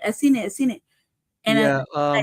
it's Right. In case you need to like like expand the language in the bill that you're working on, or something as a guide, in other words. Yeah, I put that in there too to make it the language of what they utilize when they're making bills and legislation, like their language, except I took out the broad and ambiguous terminology, kept it plain, like exactly what it is without being broad or ambiguous or word salad or some complex dilution 90-page fucking bill that doesn't make no goddamn sense. It does 50 different things and it ends up being for everybody.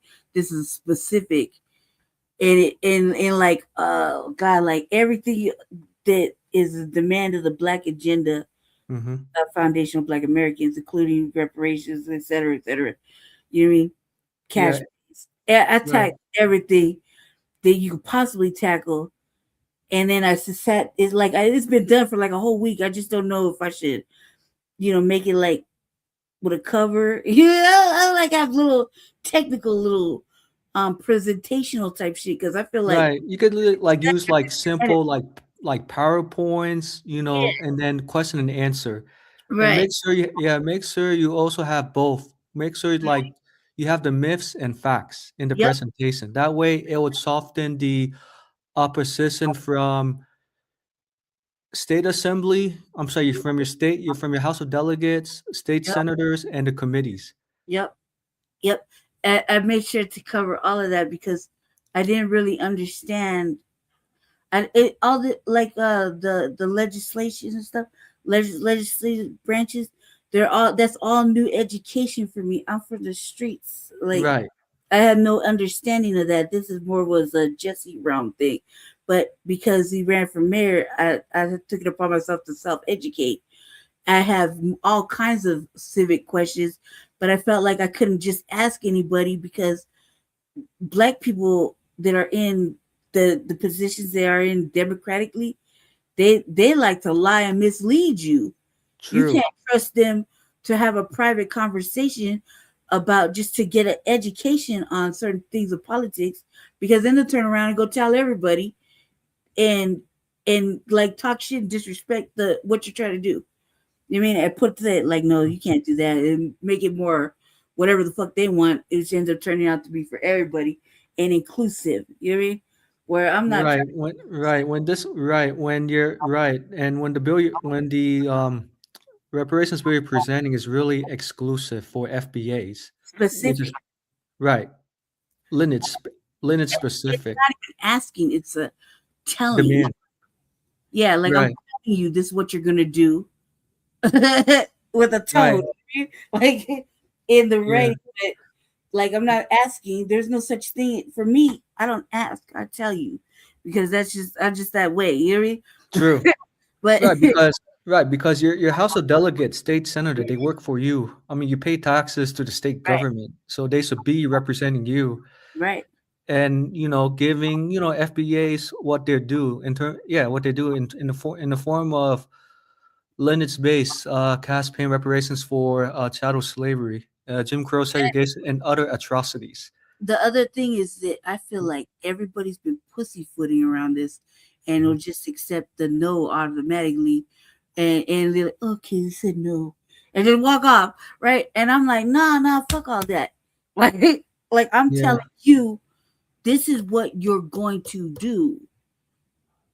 You can't say no because I've already covered that no. Right. You know what I mean? Exactly. It doesn't Right.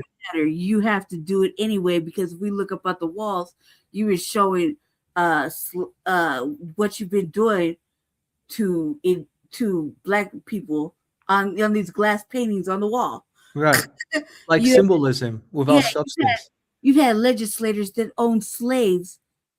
You know what I mean? Come on And now. build the state capital. In this state. You know what I mean? They left them behind. Sure they did, right? Sure. Right. Yeah. And also make sure I just learned something, right? And I know Jesse told me that your guys' elections are coming at the state level.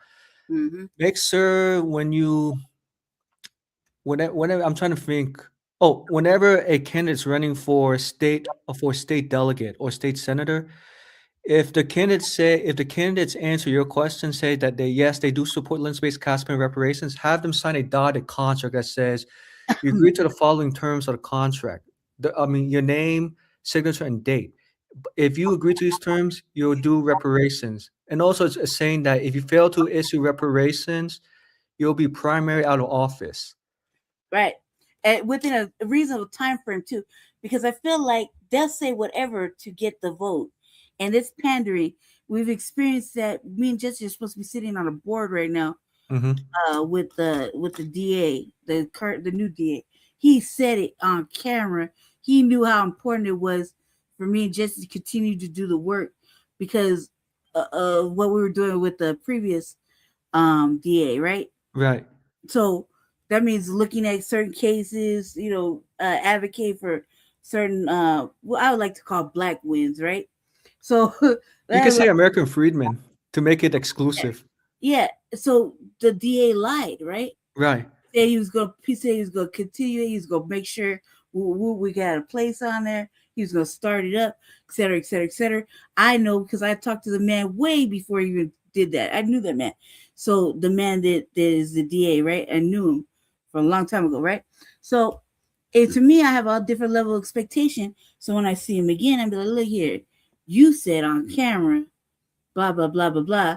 And we had it on film. It's right there. But he didn't honor his words. And they never honor their word to the Black community when they're pandering. They just say whatever. And this time I'm like, man, fuck all that. I want blood dead or so. Like, write it in blood. Like, I want your first kid. You're fucking up. You're failing me. You know? Right. But Right. yeah, I want your firstborn, man. Fuck it. They can't have that. Let me take your house. Like, you lied. Right. So that, right. Can I get with that? Like, you dig? Mm-hmm. Exactly. So that's why the contract is very useful in a signed document. So in the contract, it'll say if a candidate or incumbent gets into office and fails to issue reparations, the incumbent is going to be forced to refund the money. Refund the donations back to their supporters in a reparations trust fund or whatever fund that's needed. That money to be given back to the voters, especially to the FBA voters in Colorado. And this is just like a suggestion. No, because it's serious. Because you can't keep getting away with pandering to Black community and utilizing every shield type resource like the Black church, etc., and keep lying to the actual citizens that really are like, man, he sound good. He really gonna do the right thing, and turn around and shit in their face. Let me run this. Let me run this clip real quick. Okay, we'll carry on after this. Okay. Oh yeah, I'm gonna head out soon. I'm a little sleepy, but yeah, later. Yeah, but just want to let you know very quickly. I also put up another link too. It's called Dorothy Brown's Getting to Reparations. She's now convinced that reparations can happen. I think she's FBA. Yeah, hey, I want to see that shit with Wanda James. Can you send me that? Oh, Wanda James. Oh, let me see if I can find that video. I have a feeling that the video might be edited. Yeah, fine. Send it to me. I'll figure it out. Yeah, if I do find it and it's edited out, would you be willing to watch it or not really? Yeah, no, because Yes, I'll sir? find the original. Yeah. Okay, let me see if I can find it. I highly doubt I will, but I'll try. If you do find it, regardless if it's edited, I can always find the original. I got wait. Okay. I'll find out. At least I'll know what I'm looking for. You know what I mean? I just got visual alerters. I just gotta see it real quick. Like 2 minutes, I already know where I'm gonna go. Oh, okay. Yeah, Yes. no problem. Yeah, I can do that. Yeah, and Just yeah, tomorrow. yeah, man. Yeah, anytime. I'll try to. Yeah, and like I said, very quickly, Philip Scott said, if FBAs have Black-owned hospitals, 80% of the problems will be resolved by Black doctors. No issues with attitudes and personalities. Do you agree or disagree with Philip Scott on that? Yes, especially when it comes to maternal well-being, like healthcare.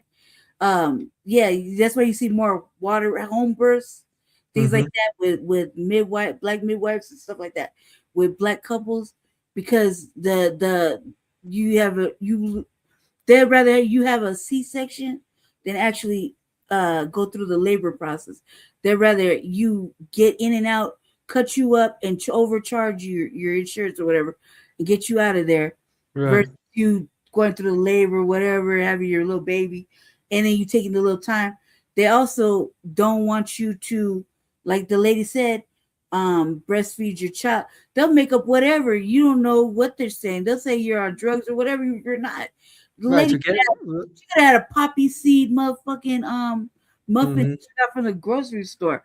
They say whatever to get her to not to feed her own child, right? If she wanted to do such, and or remove the baby from her care based on whatever fake accusation. You mean, and you're at that point in time, if you're by yourself, now you gotta combat that, fight that, and then make it stop, because you're at the risk of losing a lot of things. When they do this type of shit, women are barely able to really function after having a baby. Right. Risk for infection, You know what I mean? They could die. Things could still go wrong. The baby might not get the needs met. Formula is not guaranteed to provide nutrients versus the woman's actual body because she's eating for the baby still after she gives birth. Right. So it's not the same thing. The baby's not getting. They don't give a fuck what they say. The baby's not gonna get the same thing that the mother's been doing or making in her body for 9 months or whatever. Right. She's been feeding her and the baby the whole time. That means the milk and all that stuff that happens is meant for the baby. She's still eating for 2 people, even if she just had the baby. Right. Yeah, right, exactly. And I understand why, I also understand why most white doctors and other healthcare providers oppose universal healthcare because of their anti-Black racism. Also because under universal healthcare, they'll be forced to comply with government standards. So they figure by not having, equitable healthcare, white doctors, white nurses, and other providers or other ethnic groups feel like they can get away. Right. I question if I could roll back the hands of time. I question if me having preemies was really my destiny of having children. I can only really hold a pregnancy for like 6 months before I have to have a C-section. That was not in my plan. I didn't have no mother. I just had books to tell me how to get through the pregnancy. Right. We're in the book talking about your kid was going to be breech. It was going to be 3 months early, and it was going to be preemie. Yeah. There was nowhere in the books that said any of that shit, and I didn't see it come out. So I had this rejection immediately of my first child because I didn't see it. Yeah. Immediately went under the knife, and it didn't make sense to me. Like, Yeah. how the fuck does this happen 6 months early? Like, what happened? Like, what happened? Like, why? And Right. like, what is that? It's too early. Like, why? Like, and then every pregnancy it was like that. I couldn't hold a pregnancy with the stresses of everything. Like, you know what I mean? So why I do everything right? I have a preemies, and then my cousins can smoke weed the whole pregnancy, just do whatever, and they'll have 8-pound motherfucking babies on time. I don't really get it. You know what I mean? Oh, I definitely understand. Yes. Yeah. Well, yeah. Right. Anyways, I'll talk anyways, I tomorrow. just wanted to let you know, and Jesse, just want to let you and Jesse know that I did reach out to the Judiciary Committee at the federal level to codify the Freedman language in HR 40 and update the bill. So I emailed the Congresswoman. She's on the Judiciary Committee. Her name is Congresswoman Mary Gay Scanlon. So setting up appointment. So I emailed her like three appointment dates, right? And also adding legislation for lineage-based cash payment reparations. So she has yet to respond to my message. So I just wanted to give you and Jesse an update. Yeah. Let's talk about it tomorrow, because we'll talk about tomorrow. Yeah, I don't want to hold you back. I know you want to talk about next about Dr. Umar Johnson dissing. Yeah, I gotta Yeah. get to 4 or 5 topics before he yells at me. All right. All right, we'll talk tomorrow. All right, Thank Dr. And you stay strong, Lady Che. Always be ready before you stay ready. Right, exactly. Stay dangerous. I'll talk to you soon. Thank you. All right, we'll talk soon. All right, enjoy. Bye. All right, family, let's keep it rolling. And we're going to go to the next topic Jesse pulled out, which was Umar Johnson basically disrespecting or trying to, he's like, feel like he lost his goddamn mind. So we're going to tackle that. Sorry. Thank you, little eyeballs, for viewing, sticking with us, listening, learning. I'm sorry, we got a little lengthy, long-winded there, just chopping it up. But let's carry on with Front Line Blacc news, okay? Shout out to big Ant, urban politicians. DOSFBA, respectfully, I'm going to go with both groups because they represent basically the same thing, but there are differences, right? So ADOS, which is a descendant of slavery. No, they're first. FBA comes later. Okay. Okay, but they both exist. FBA is more popular, right? Okay. ADOS, FBA. Contradictory in this way, you still identify with the white man. You are a Black American? Since when? So you'll call yourself an American, but you'll never call yourself an African. Think about that now. After all I've been through in this country, I'm still going to wave their flag. After all I've been through in this country, I'm still going to use their colors. After everything I've been through in this country, I'm still going to identify with the plantation and call myself an American. So I don't have an issue with the concept. I take issue with the strategies. And what about if someone is saying that, all right, we look at anyone that is putting in our place off from your root, and you identifying with a man who's trying to get rid of you. That's the weakness of the movement, Loon. Who is that they're identifying with? Say that again. Who is that they are identifying with this? Americans. Okay. Both of them call themselves Americans. Both groups. So they identify with the plantation. Okay, I see what you're saying. Okay. Yes. But they cut themselves off from the ancestors. You see that? To me, that is the greatest shortcoming of that movement. Ain't nobody taking me from my African roots. I don't give a what game y'all want to play, but you ain't doing that. There's spiritual realm knocking on the door of FDMG being ready. There needs to be a progressive American African movement that looks out for the best interests of the American African people, that does not demonize our brothers and sisters abroad, and that looks to build relationships with them as far as that can be done. So my movement to counteract the negativity of these movements we're discussing is going to be the DAFA movement, DAFA, descendants of African freedmen in America. Remember, Loon, after freedom came, we were known as what? Freedmen. That was a legal classification. We were the freedmen. My 3 times great-grandfather George fought in the Civil War. My 4 times great-grandfather Steve fought in the Civil War. My cousins Lewis and Charles, the sons of Frederick Douglass, fought in the Civil War. I'm a descendant of freedmen who fought to keep this country from being divided. And we have rights as freedmen. So we're fighting as descendants of African, not no American. You ain't never putting that in no title, no organization of mine. Descendants of African freedmen in America.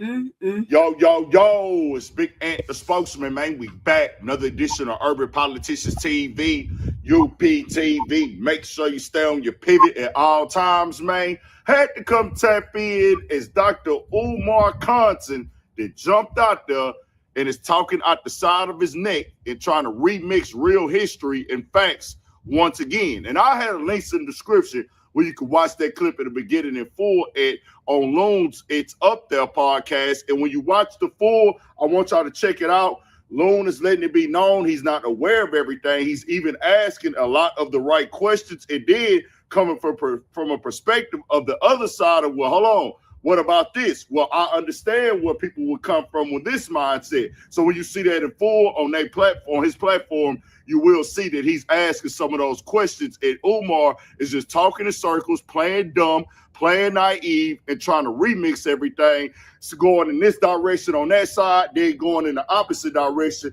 trying to flip it around and make sense when it don't at all. Even to the point he acknowledged that people in America that are black have been talked bad about by different people that are black from different countries or different immigrants from other countries. So what is the issue here then when they start doing it, Umar? But on top of the fact, let's be all the way 1,000. You don't remix what Freedman means, bro. Freedman been meaning what it's been meaning. And as somebody that's from H-Town to know the history of this situation right here, the word Freedman been around since the Roman times, right?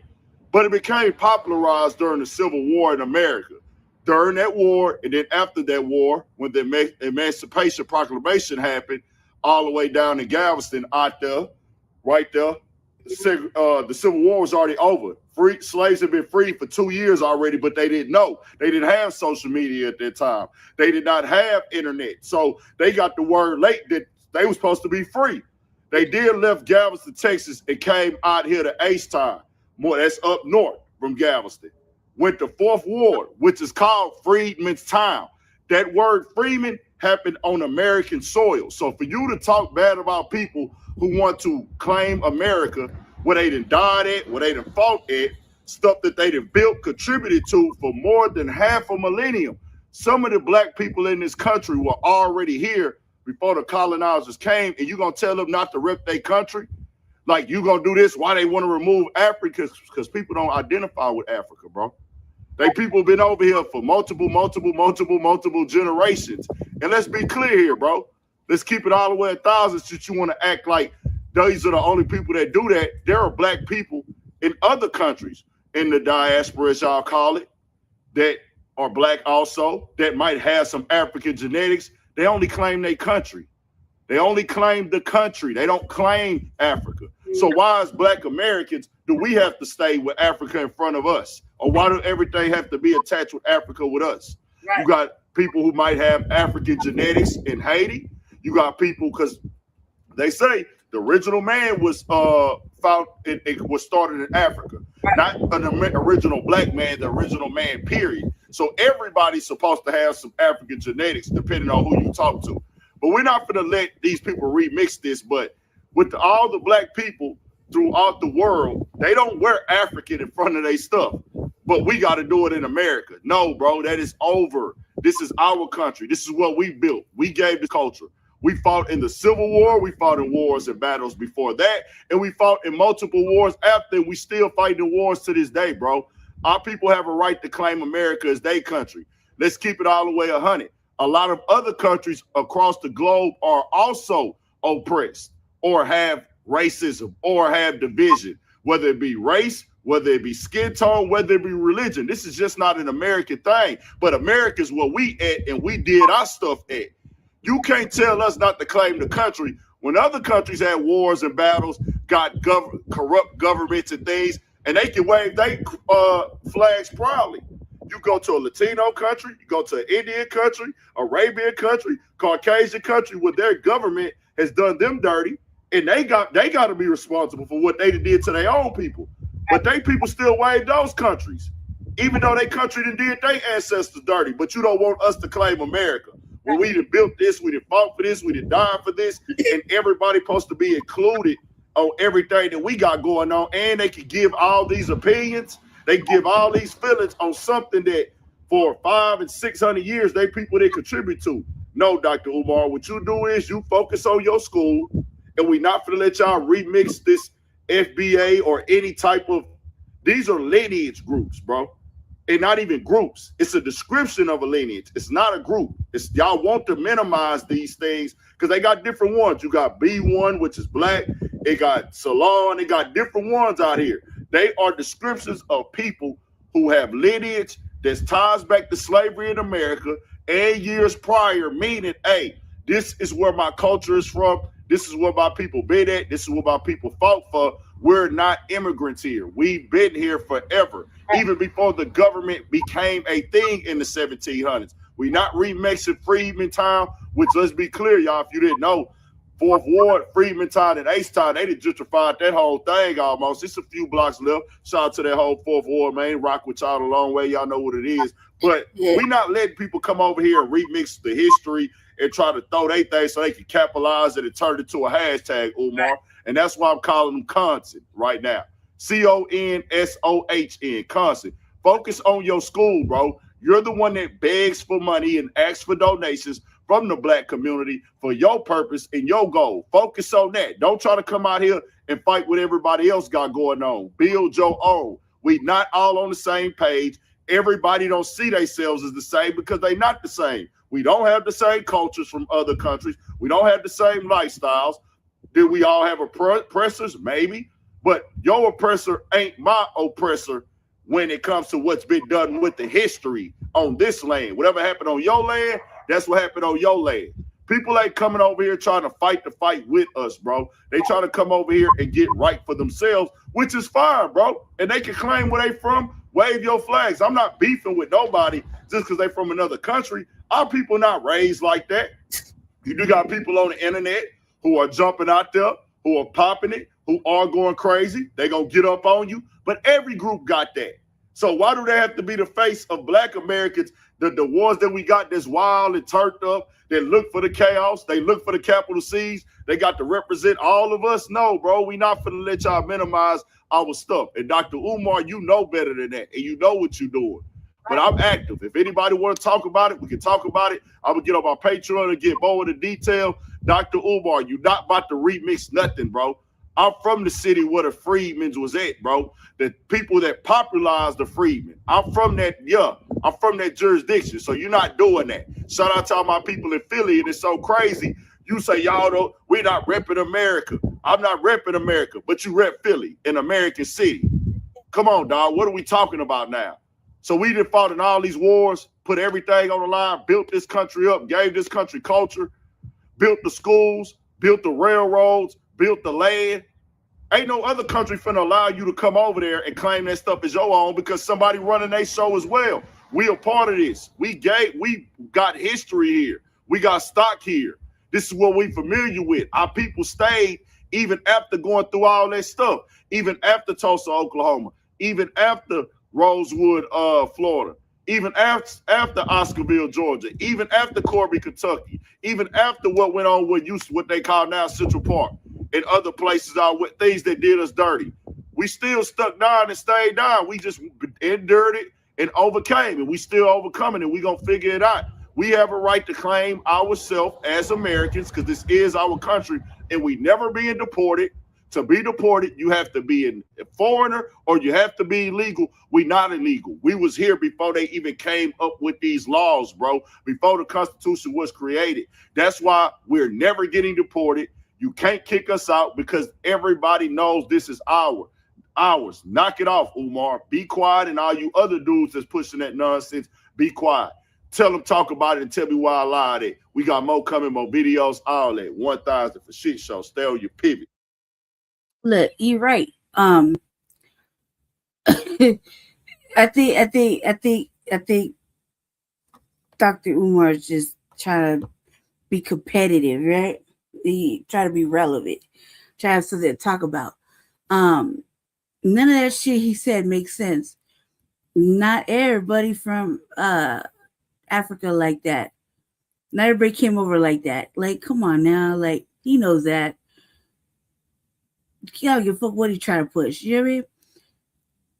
It's just, I think he's just trying to be competitive, like relevant. I think he's trying to be competitive, like relevant, you know, because you see, is making moves, is making waves, and he can't push that. He can't really push Pan-Africanism anymore, right? Like that. He fucked it up he really killed Pan-Africanism. With all that fuck shit he was doing just a couple months back. So I think he's just trying to stay relevant. I'm like, why are you even giving him interviews? Like, I have questions. Like, why are we even doing interviews?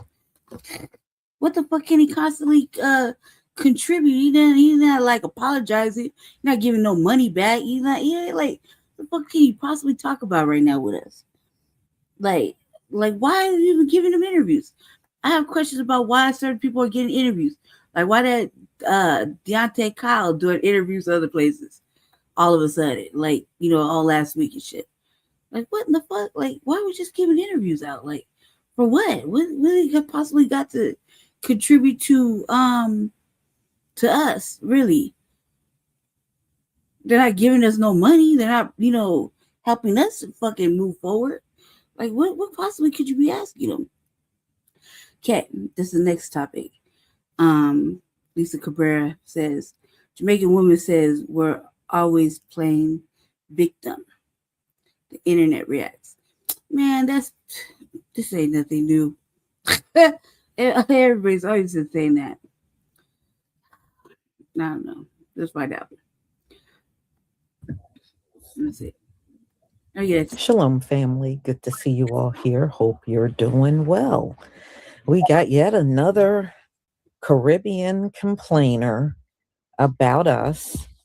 And I don't see how these people get to complain so much about us when they don't even get to know us. It's so irrelevant. When they're here.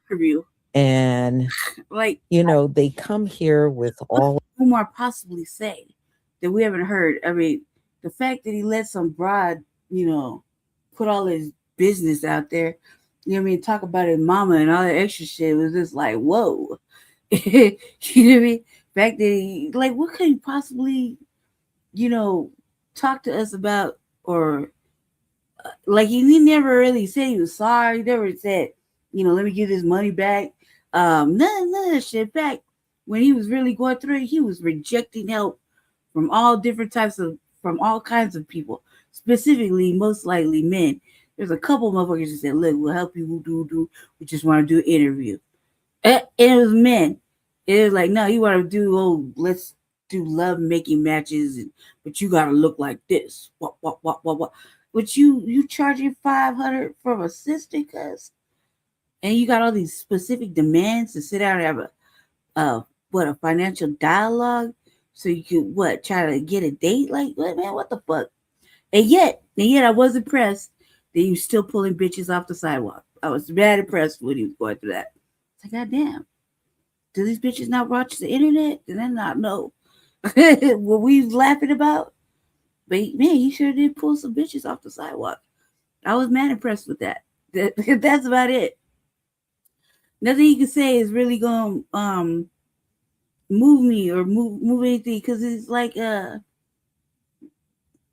what could he possibly say? What could possibly be of interest that you want to spend an hour and a half interviewing him and he come up with some motherfucking weird ass extra shit? Like, you just add more letters to it. That's all it sounds fucking like.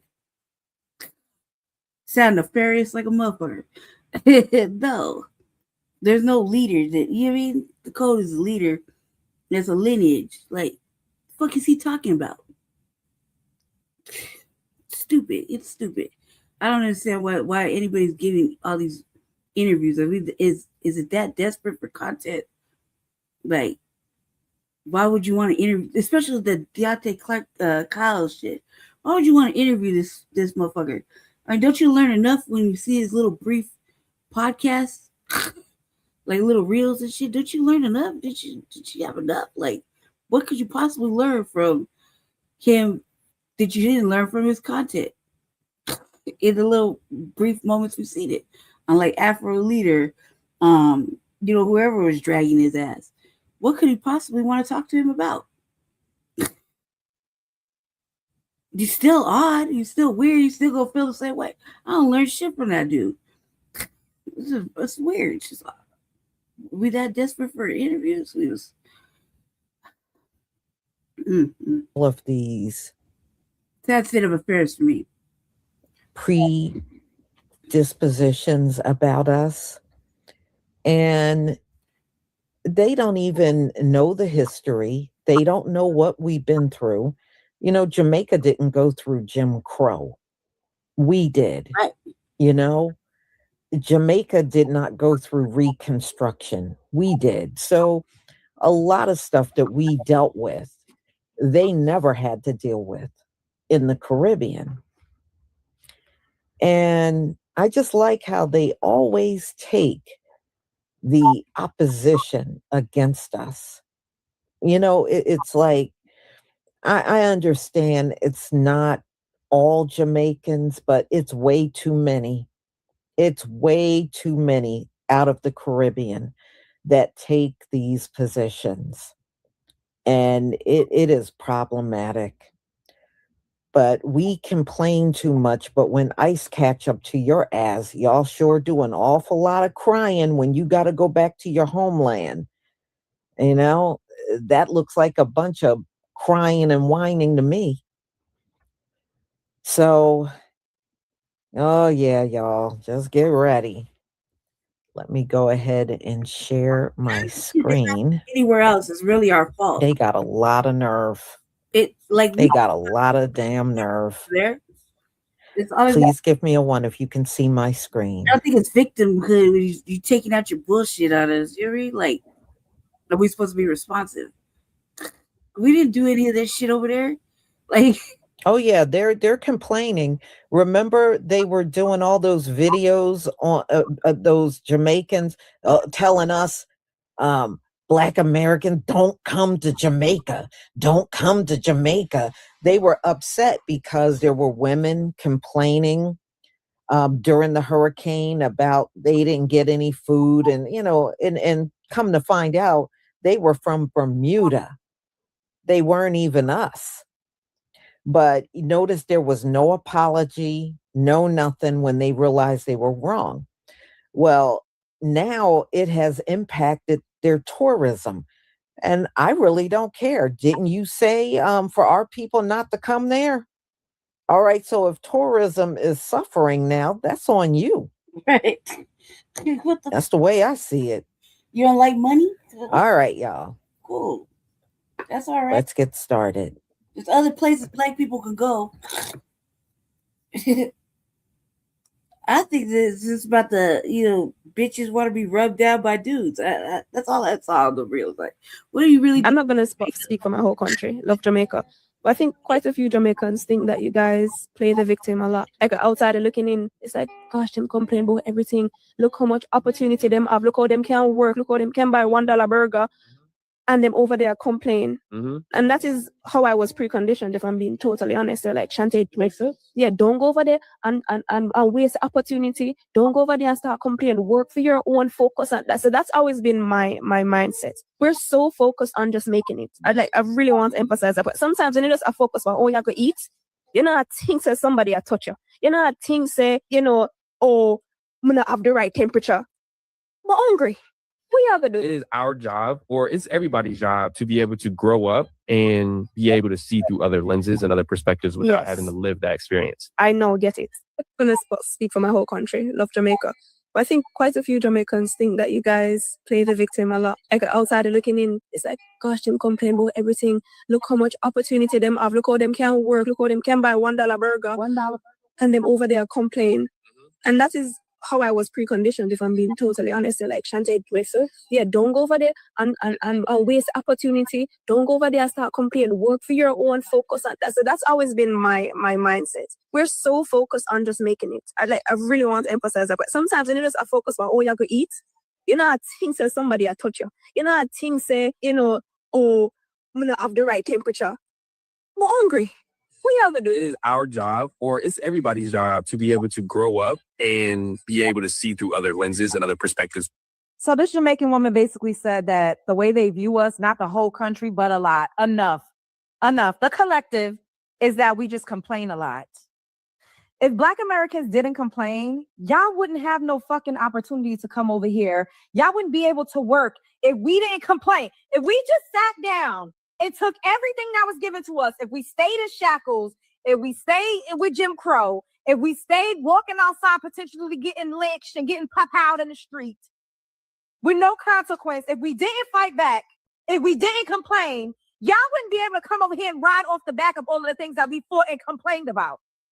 Now, I know that this is really annoys me because y'all really come over here and y'all don't recognize that y'all are only able to come over here because of the work that Black Americans put in, because of the strife, because of the blood, sweat, and tears. I feel like I'm saying the same thing continuously over and over, video by video, because y'all don't get it.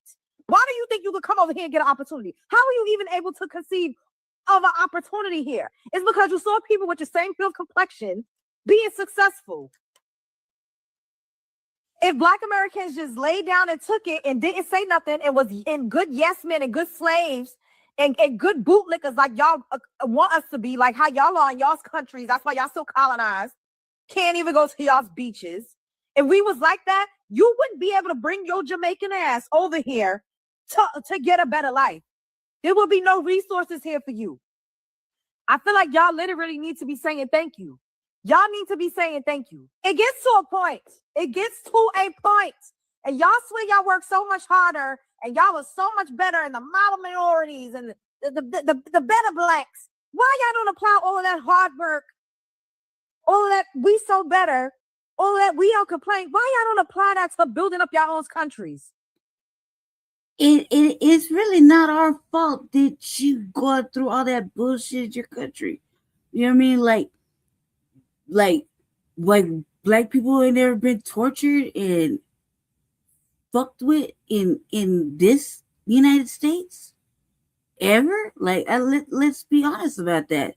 That's from the start of time that we could count for, where we ain't being fucked with, tortured, mutilated, enslaved, resold, repurposed, shipped off, all types of different ways. You know what I mean? Come on now, and then whitewashed, led down, told a history that really wasn't a history. It was whatever they fucking felt like telling us from the time they got to the shores. You know what I mean? So, or whatever. You know what I mean? So, like, what the fuck are you talking about? How is that our fault? How is that our problem? Like, sue your own colonizer. That's your problem. Like, how is that our fault that your shit's over there like that? And none of that, but you know, we didn't bring the hurricanes to your motherfucking shores. That's just the ancestry direction. I can't say why, but we didn't destroy your shit by we didn't like what did you think? We just sit around and be like, fuck off, Jamaica, and bring the hurricane like that. That's what we gonna do. We don't even think about you motherfuckers like that. We don't think about anybody like that. And we wouldn't be so in an uproar or whatever about these little comments if it wasn't brought to us like that. Like, you know what I mean? With all this vitriol and animosity, like, how is that our fault? Like, now how does that have anything to do with us? It don't. You mean motherfuckers still wouldn't be asking? You still don't ask for reparations from your own motherfucking colonizers. You have a way to do it. You wouldn't even know how to ask for it or what to demand if it wasn't for us putting in the motherfucking legwork. You mean you'd ask for simple apologies and motherfucking educations that you already could get. You know, something stupid like that. Like, come on, man. Like, let's be realistic.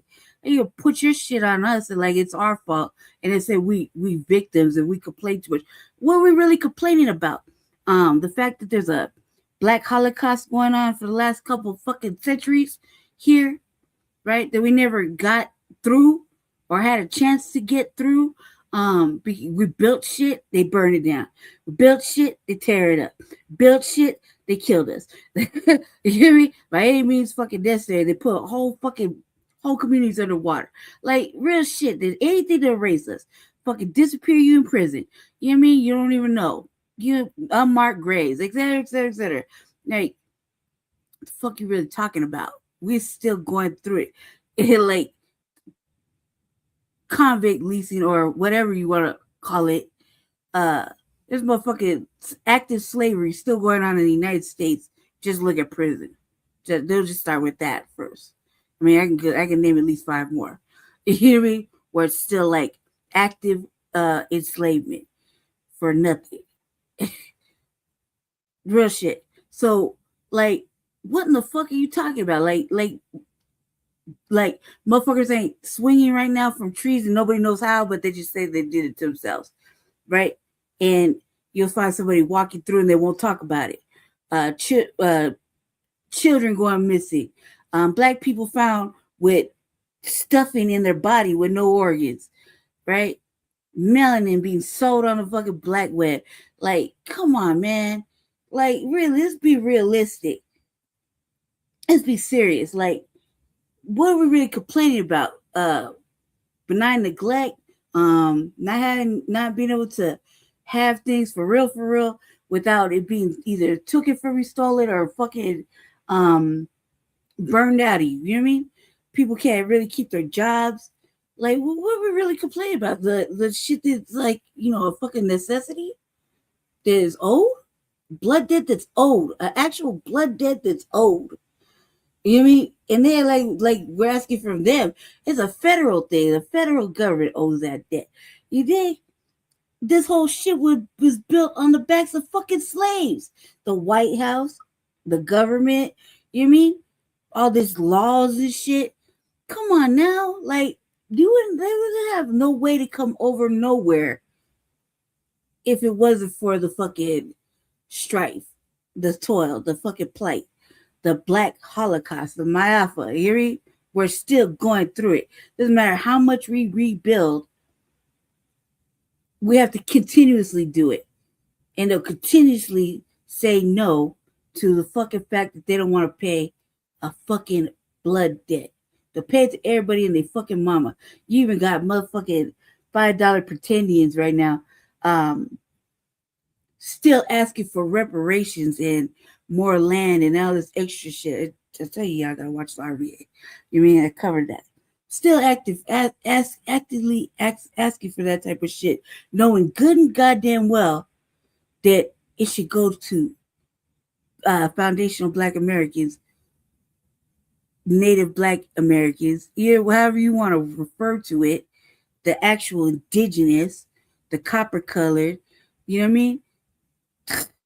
Be realistic. This is a fucking theft. It's a everyday, daily fucking injustice that keeps big greed interest. And how's it our fault that your shit going on? We didn't bring the hurricanes there. We didn't bring motherfucking strife to your shores. We over here.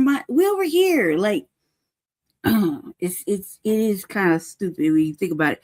And when you look at it from this perspective, it really looked like y'all are just as guilty as the motherfuckers that practice racism, white supremacy over here on a daily fucking basis in our face.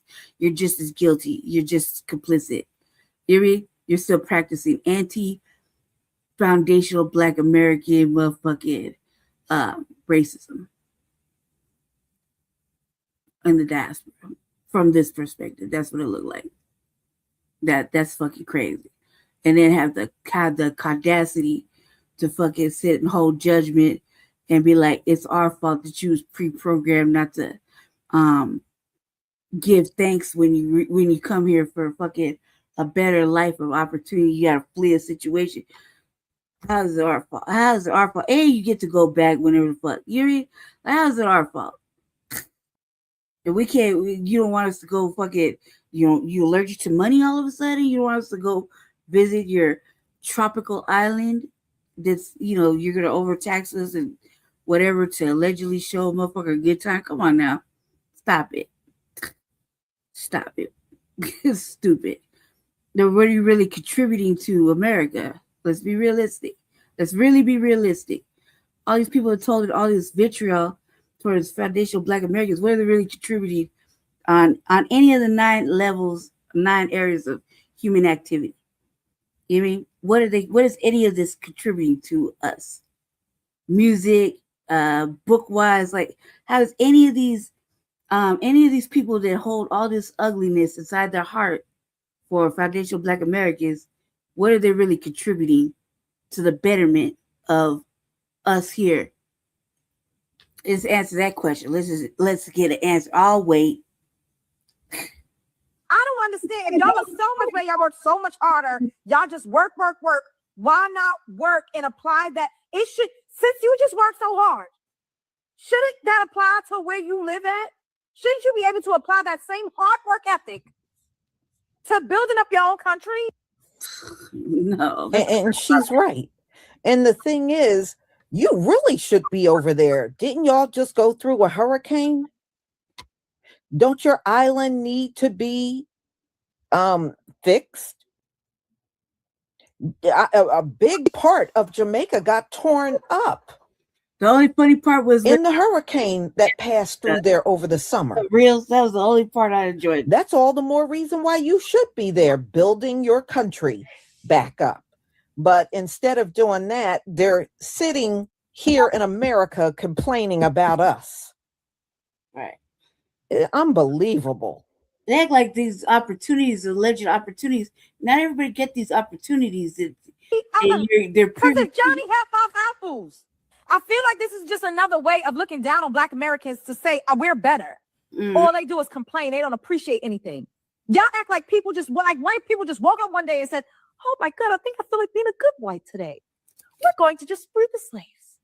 I feel like being a good white today. We're going to just give them all of these benefits. We're going to just allow them to go to college. We're going to just, oh my God, I feel like being a good white. We're just gonna let these people walk around freely and have opportunity." No, we had to fucking fight and work. We had to work. I don't know why y'all think that we just got these opportunities magically, like they just magically fell out of the sky. Like somebody just gave us something. It's a big misconception that somebody just gave Black Americans something. We had to work. I just uploaded a video from a woman in 1968. They were burning down 40 to 50 churches, bombing them in the 60s. That's not that long ago. They was lynching us in the streets in the 1900s. Eating us. No, let's not get into it. Then not get into it. They was eating us in this country. The fact that we fought and stood up and complained is the only reason why immigrants could bring their asses over here right now and have a better life. We paved the way. Y'all, it's enough. The disrespect, the disregard. Spread of us the Brooklyn way, child. You know that at this time of the day, it would have been popping. It would have been so many people right here. Okay, quick response. You just said it's normally popping right this time of year, and it's normally a whole lot of people out there. And right now, it's not a lot of people. Like, it's nobody there. And I just wanted to respond. Were you aware what happened y'all last major hurricane with Black people, with Black Americans? As you know, we've always came down to Jamaica. We've always loved Jamaica. We always went there. But do you know what happened the last hurricane? Last time you guys got on the internet and y'all told us that we shouldn't be coming to your island like that. Remember? Y'all was just saying that. A lot of Jamaicans got up there and said that. You had your girl Shay Forever, the girl from the Jamaican girl from the UK. You had all these different random like Caribbean people, like Jamaicans getting up there saying Black Americans are so bad, we're so this and that, all because they perceived a girl. One girl, she got up there talking shit during the hurricane. She was saying all kind of crazy stuff. Y'all thought she was a Black American. Instead of finding out this, doing your due diligence and finding out this girl actual ethnicity, y'all blamed it on us and started talking about our community, saying we shouldn't come no more. Saying that we're this, we're that. Oh, look how ungrateful and how entitled they act. Those Americans, you people really disrespected us. And then when it was all over, we didn't so much as get an apology. Okay, we didn't get anything. Oh, my bad. Oh, I'm sorry. I didn't realize she was actually Caribbean. She wasn't a Black American. We didn't get nothing. We didn't get shishi from you guys. Okay, you talked about us. You disrespected our community. You told us not to come back. So there you go. And if you can't recall the incident that I'm talking about, it was during the storm. Right after that, Miss Jamaica fell off the stage. Remember that? Yeah, you can't play with everybody's community. Like, yeah. Oh yeah, and your girl, what is it? Shay Forever, the girl that's the British Jamaican girl. She said that Black Americans were the worst tourists ever. Like we're always we're the worst ones, and that she wished we wouldn't come to y'all's country and y'all island too. She said that way before this whole incident happened with the hurricane and stuff. So we got the message. I think that's why your stuff is empty. I'm not saying that some people won't trickle down there, but to be honest, y'all have treated us really nasty and really bad. And me personally, I will not be spending my money. My family normally comes down to Jamaica. We're not coming. But anyway, you have that you just heard.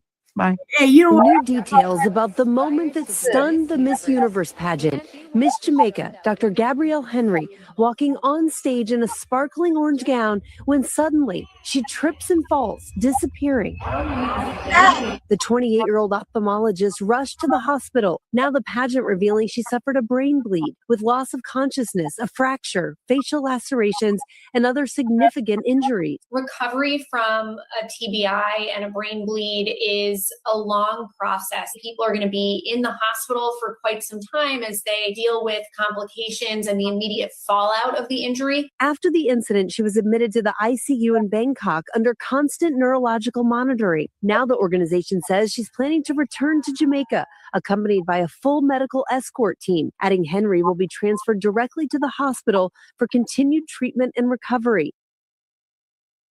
Again, how's that our fault? All right, now Miss Jamaica fell off the stage shortly after. They start turning up at us online, believing this woman from Bermuda was a Black American. Right. And that was the Miss Universe contest. So Miss Jamaica was on the runway. As you can see, she was walking and then she fell. Yeah. Shortly after that incident. Right. You know, that's what this other woman was talking about. And, you know, like I said, y'all said on all the videos, hey, don't Black Americans, don't come here. Don't come here. Okay, well, nobody's coming there. That's why it's empty. All right. And you islands, y'all really don't have a lot going for yourselves. Tourism is really the biggest thing you got going all over the Caribbean. It's not like you got other things. You really don't have much else. So if you run off, and our people were the biggest tourists coming down to Jamaica. You got a lot of money off of, you know, the men and women here. Yep. Especially from our community, you got a lot of money. Right. And ever since you start acting the fool online, now look at you. Yeah, well, you better pray those European come, because look like you're going to be missing out on all that money you used to get. Yeah, I'm just saying. I feel like, why we got to get blamed? You know, nothing happens for no reason. Right. You know, I'm sorry what happened to Miss Jamaica, but it's not a coincidence that it happened right after y'all start talking all that crap. Don't come back here. Don't come here. Don't come here. Okay. Okay. Right. All right, let's go on. Act like we did it. How's it our Miss Universe Fatima Bosch recently telling our Juju Chang about that terrifying moment on stage. But the scenario was like too dark and you couldn't see what was going on, so she fell. And of course it wasn't her fault, you know, like we have these huge like empty circles on the stage, so if you get distracted you just fall. Like all of us in the practice were worried about that. The Miss Universe organization accepting full responsibility for the fall, writing, "From the time the incident took place, the Miss Universe organization has stood beside Gabrielle and her family as if she were their own, assuming full and immediate responsibility without hesitation." The statement also says the organization has covered all hospital, medical, and rehabilitation expenses in Thailand, as well as the accommodation and living costs for Dr. Henry's mother and sister. They have both remained by her side throughout this very difficult period. We don't know exactly when she's going back to Jamaica, just in the coming days, but we do know that she will likely go straight to the hospital there as she continues to recover. Please recognize that a lot of the anti-Blackness directed towards Black Americans from foreign people of color derives from jealousy. See, to be Black American is to be marginalized and disenfranchised, but from a foreign perspective, you're marginalized and disenfranchised in America, which is the best place to be marginalized in, from a foreigner's perspective. I am from a foreign family. I've said this before and it bears repeating. My family is Jamaican. I'm mixed race. I was born in Montego Bay, Jamaica, emigrated to the United States when I was 5, and I am now a naturalized citizen. System and the university system, I have that lived perspective in addition to the lived perspective of being raised by foreigners. Like a lot of the opportunities for advancement, for job placement, for obtaining a formal education that are here in America, that exist in America, are of course taken for granted by American citizens who are born here. These opportunities are unheard of in most parts of the world. For example, in Jamaica, the opportunities for employment, right? You can graduate from high school here in America and literally go work at Target or at the Dollar Tree or go learn a trade or something like that. It's not desirable. It's not what society wants you to do. You know, society says that you should be working in a corporate structure, but the opportunity at least exists. There's also opportunity for obtaining a 4-year college degree through the provision of student loans that are widely available to most eligible individuals, in addition to community college and junior college that's available to folks who wouldn't qualify for federal student loans, but who can work and put themselves through school and pay for tuition out of pocket. Those similar employment and educational opportunities do not exist in places like Jamaica, where you have to be born into a wealthy family to be able to afford a 4-year college degree, because there is no national student loan structure to pay for a university degree. There aren't as many places for employment that don't exist outside of like a hospital or the tourism industry, or if you're not related to a family member who works in like the HR department or the hiring department for a particular place of employment. For example, how I, as an American citizen, can walk into a Costco or a Walmart or a Target or something and be hired based on, my experience or based on my knowledge or what have you. Those places don't exist in Jamaica. So being able to just walk into somewhere with a piece of paper and the ability to work and find that work, that itself, that opportunity is non-existent in most places in the world. So understand that foreign people of color who live in these places where opportunity is few and far between, unless you're born into the moneyed class or unless you're born into the noble class, look at Black Americans living in America and are envious and are jealous. And their thing is, well, what are you complaining about? You don't know anything about marginalization or what it truly means to be dispossessed or what it really means to be oppressed, because you're in America. You have all these opportunities, you have all these chances, you have justice, you have laws and discrimination laws that protect you. Those things don't exist where I'm coming from. So what's the big deal with you? And again, it's envy, because yeah, you're marginalized, but you're marginalized in America. Yes, we figured out that much is jealousy. Yeah, we figured that. But what?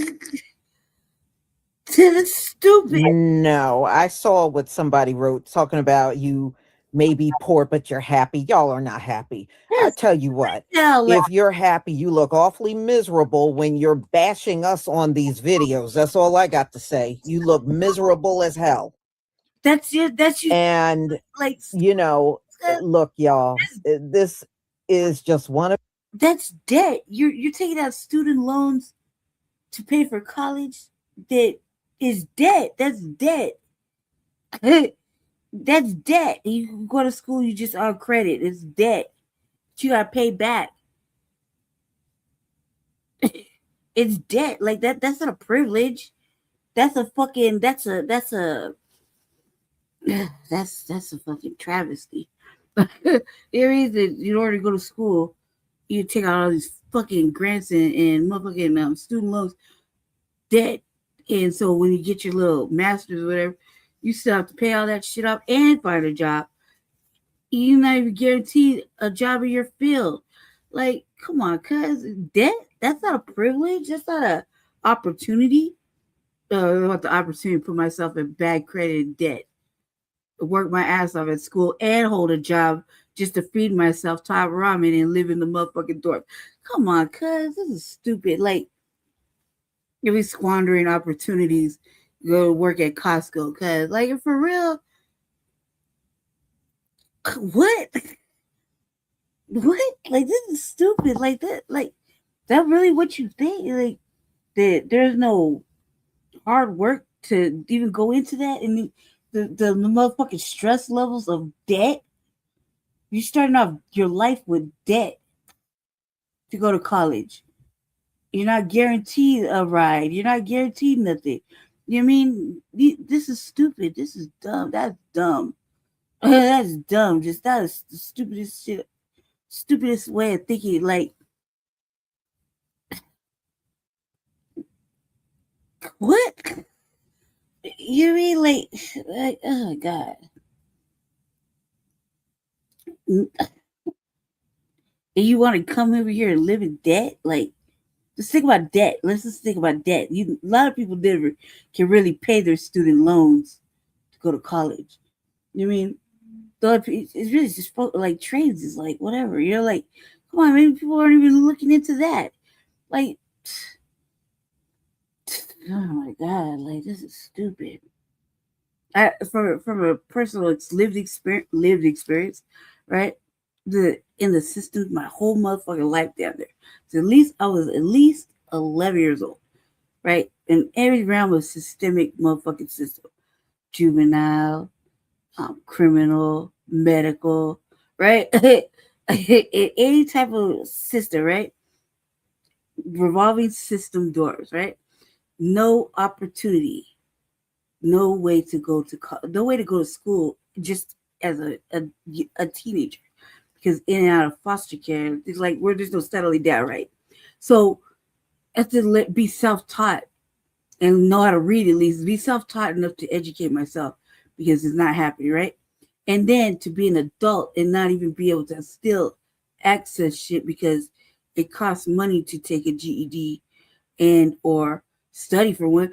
A motherfucker like me that never had a formal education like that, like just the basics, I want to do things the right way. Like I would be studying for like 4 years just to take the GED, just because I didn't have that opportunity. Only to this stupid, like, you know what I mean? I still don't even have that shit. For what? Like,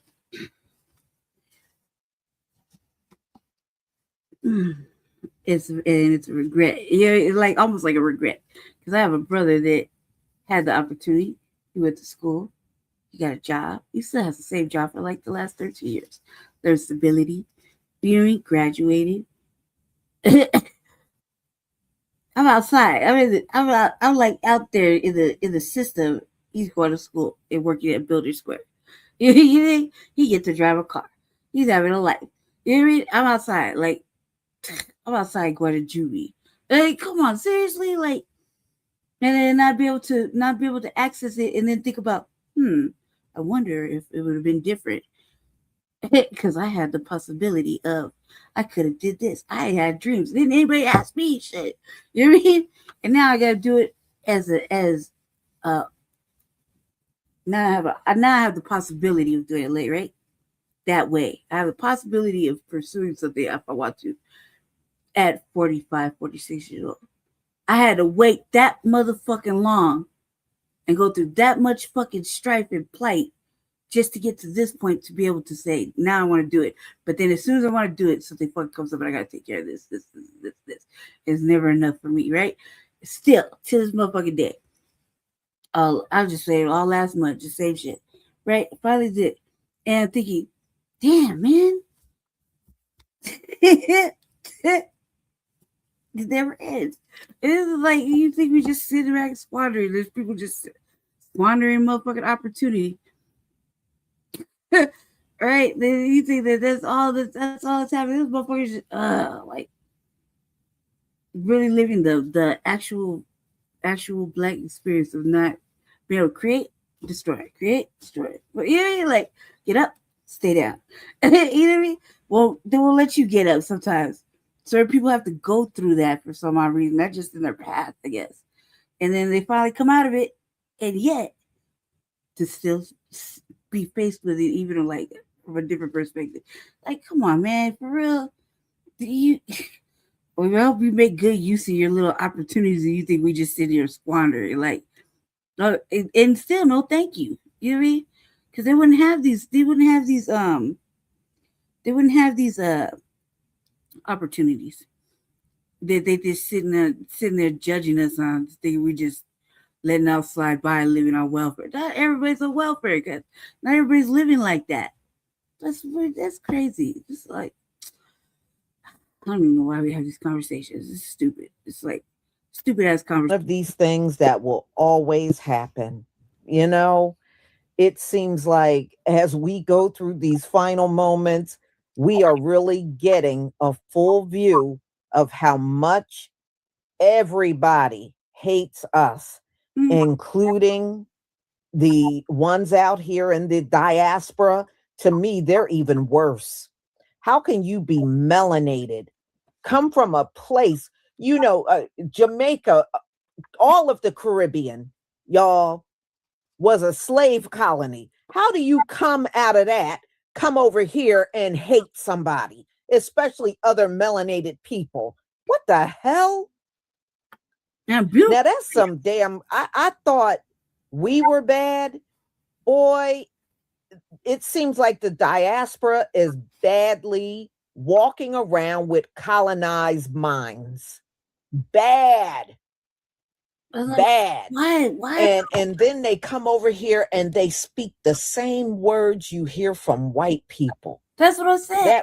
You really can see how badly colonized all of these folks are out in the diaspora. It's sick. It's almost like a mental illness. It is deeply. It just don't make no sense because it's not out of nowhere, but it's like, why? Tyra Banks is under. Hold on, we're gonna move to this topic. But I'm like, why? Like, for what reason? You know, and from this perspective, it like everybody just shit on like religiously. We had no friends. That's the reality. There's no truth. There's no holding hands and kumbaya and let's all unify. Because if the way it looks from this perspective, judging by the shit they're showing, is like nobody want to interact with soldiers. That's how it look like. You know what I mean? Nobody want to interact with soldiers. You're too busy. I don't know. Doing that, like shit. They don't want to. I think they don't want to hold hands with soldiers. That's what you have here in FBA. Soldiers. By any means necessary. Shit, you or me at the end of the day. I'm gonna do what I have to do. You know what I mean? I gotta make it. Like, you serious? Like, they don't want to do that. That would be too much like right. I'm gonna let this play real quick, okay? I'll be right back. I have to go off camera and do something really fast. I'll be right back. Yeah, so Under fire after the America's Next Top Model Netflix documentary reveals the extent of the abuse that the contestants were faced with. For instance, some comments from the judges made lasting impacts on the model's body image. So, from season one contestant Giselle Sampson was the victim of a lot of insults from both fellow contestants and the judges. She said it was shocking to see the show air for the first time because it wasn't what I thought it was going to be. Then there were the judges who discussed Sampson's photos in another scene. She's got to tighten up, someone said, while another added, she's got a wide ass. And another judge agreed, it's kind of wide. Sampson noted that as an 18-year-old growing into my body, this deeply affected her. They chose to put that in there, Sampson said. How I left feeling about my body, myself in that moment has stayed with me forever. Why does my ass have to be so wide? That's how I talk to myself to this day, which is very, very sad. And she also pointed out that she thought she was going to have a big career launch from her time on the show, but the way she was portrayed on the show as someone who was overweight and also insecure about her weight didn't help her get hired anywhere. So Tyra herself repeated anti-Black rhetoric and allowed her Black contestants to be treated disrespectfully also on her show. Ebony Haith, another contestant from season one, reflected on her America's Next Top Model makeover, which began with Banks telling her, this little piece of hair right here, this extra little thing, gone. Haith said it was at this moment that she felt the full disappointment in the way she was represented on the show. She said, I'm sitting there and I have three of the top stylists over my head laughing at my hair texture, she recalled. It was really frustrating. People did not have the correct clippers. Everyone basically said they didn't know what to do. She also added, they ended up giving me 3 bald spots, very disappointing. And things only got worse when Banks called her later in the day. I'm thinking that my sister is going to understand, Haith admitted. I thought she's going to say, girl, don't worry, I'll go to Harlem. And she says, the judges have been talking to me and they've been saying, you've been showing up ashy every day. And I'm blown away. When Haith started to work on moisturizing her skin to meet the judges' standards, she then faced backlash from the other women on the show who criticized her for the intense regimen. Throughout Haith's time on the show, she was referred to as harsh, aggressive, and angry. And yeah, that was absolutely a thing that was happening as it was being aired. She wasn't mad about the haircut. She was mad that there were 3 stylists. None of them were Black. None of them understood how to deal with Black hair. And they were in New York City, and she was from Harlem. So they could have just got somebody from there, but they didn't take the time to do that. Tyra Banks, as a Black woman, also did not support her in this. And then they commented on her skin. And I remember watching it at the time, and it was like, ashy where? Like where? You know, she had immaculate skin. And now seeing that we were all actually being gaslit, that all makes a lot of sense. But one of the more viral controversies from the show was from the time when the models were forced to actually do blackface and brownface. And they did it not once, but they did it twice. In cycle 4, America's Next Top Model creative director Jay Manuel was directed to switch up the models' races and then have them pose with a child of that race. A white woman poses as a Black woman wearing blackface and a wig, and so on. Manuel says he was uncomfortable about it from the beginning and knew the implications. His parents are both South African. You can see it on my face, he says. Banks assured him that she would take the lead because she didn't think it was controversial. Again, they did this a second time in cycle 13. And yeah, Jay Manuel in the docuseries, he did make a point to say he grew up in South Africa. He understands the implications of apartheid. He brought that up. He spoke out against it at the time, but at the end of the day, he was told to just do his job and present it. And he says, if you look and you watch back, you can see that he was very uncomfortable about it. And throughout his time on the show, he did increasingly speak out against what was going on in the show. At one point, he asked to leave the show, and he was basically blackmailed into staying. So another insensitive challenge from the show, contestant Dion Walters had to pose as if she was shot in the head, despite producers knowing that her own mother had been shot and left paralyzed. They knew about it from the application process, but they still chose to have me do this particular photo shoot that involved gun violence, Walters pointed out. I thought it was a coincidence at the time, but I don't think that it was. I think they wanted to see some type of mental breakdown or just to see me crumble. I'm just glad that they didn't get the reaction that they were hoping for. One of the more jarring stories was about the time when producers filmed sexual assault and then didn't even bother to stop it or intervene in any kind of way. And this is something that, as a viewer watching it at the time, we didn't really understand the full scope of what was happening on television in front of us and what was being done to this girl.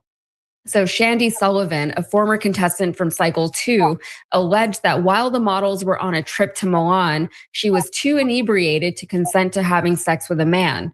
The incident was filmed and treated as an on-screen storyline about cheating on her boyfriend. I remember him on top of me. I was blacked out. No one did anything to stop it. And it all got filmed, all of it, she said. Banks said, I do remember her story. It's a little difficult for me to talk about production because that's not my territory. 1 second, Tyra Banks was the executive producer of the show, so it was very much her territory. Sullivan additionally alleged that production manipulated her encounter with the male model upon, as she claimed, suggesting that the cast invite the male models over. Sullivan also claimed that the crew provided them with alcohol, and it wasn't until an alleged subsequent chat with Banks on Tyra's talk show that Sullivan said she learned to keep her distance from being on television. There was another time I was on her show by myself, and I said before filming, I've never seen that episode. Please don't show it. That's my one request. And she showed it. I had my eyes closed the whole time, Sullivan said, alleging that the show teed up the emotionally charged footage of her on Cycle 2 anyway. And it was very, very hard to watch what happened to Shandy, to learn what really happened to Shandy. And then also to see Tyra kind of separate and distance herself from the entire situation. She said that she had less to do with production, even though it is her show. She's the executive producer of the show. She also, when they asked her about Shandy, she said, oh, Shandy, who's that? And she kind of had to she pretended to not really remember who Shandy was.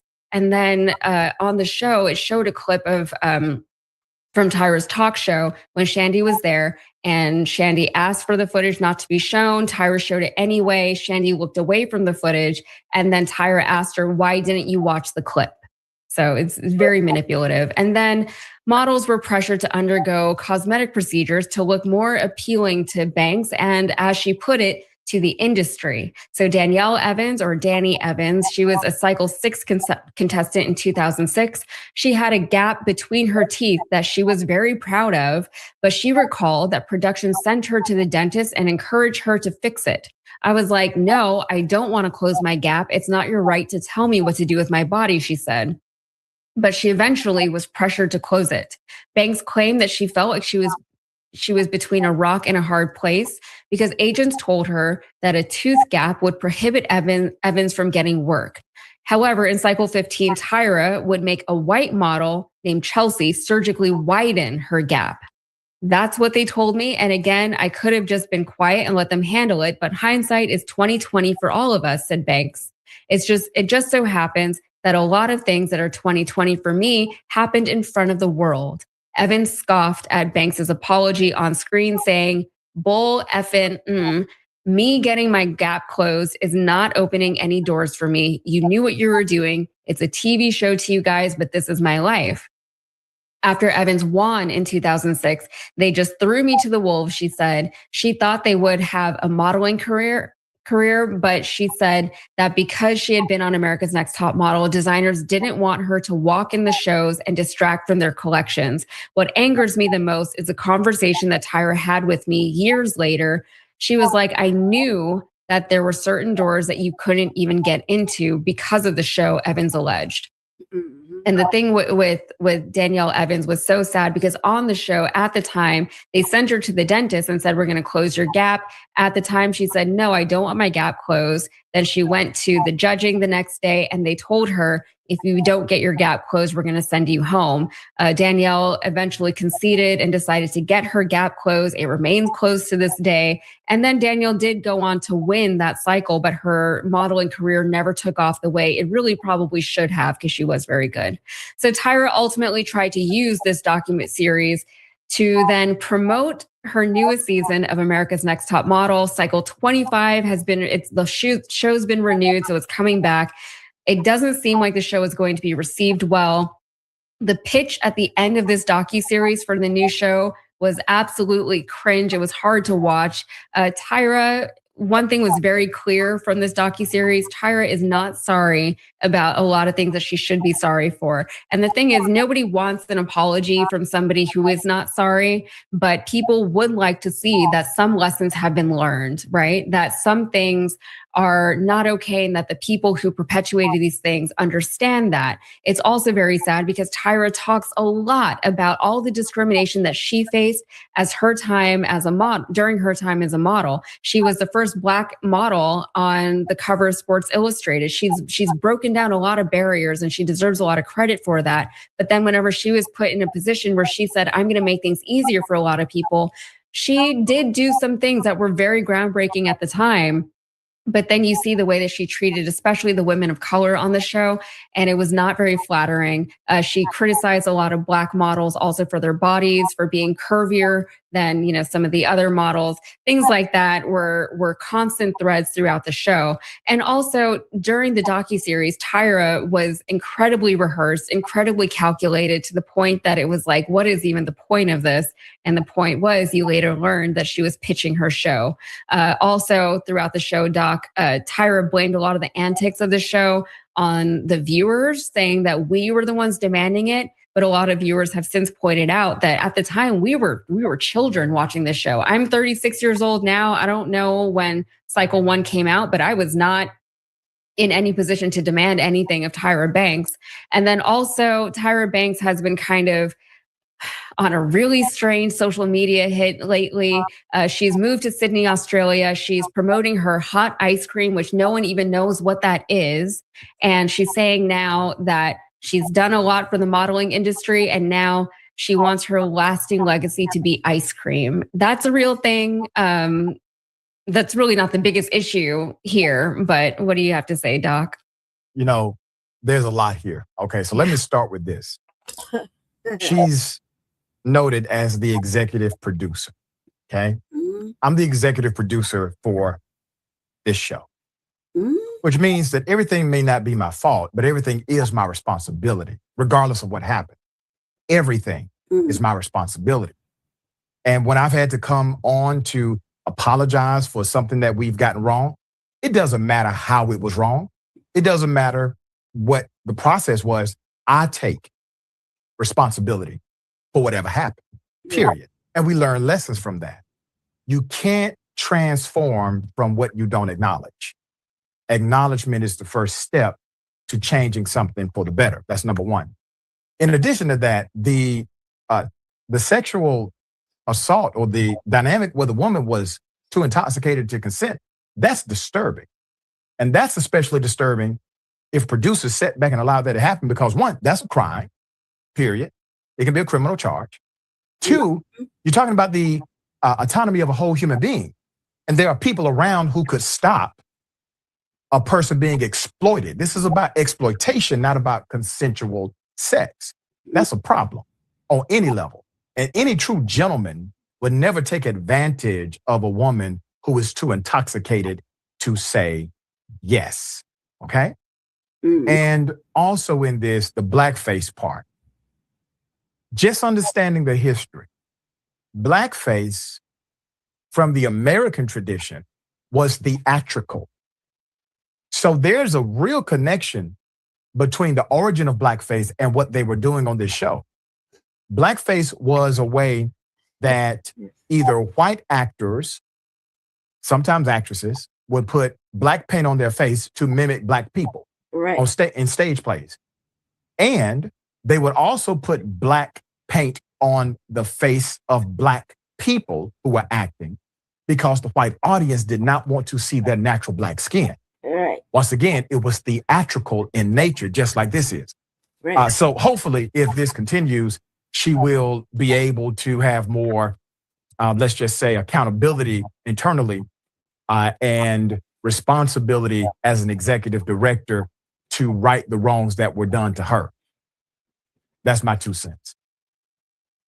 I think that broad is capable. You know, the truth. That broad is capable. Incapable. Like, fuck, 25 seasons of nonsense. Like, I remember being a young girl watching that shit, and I was like, damn, dude, like, the win was the contract, right? That was the win. I thought that shit was like whoa.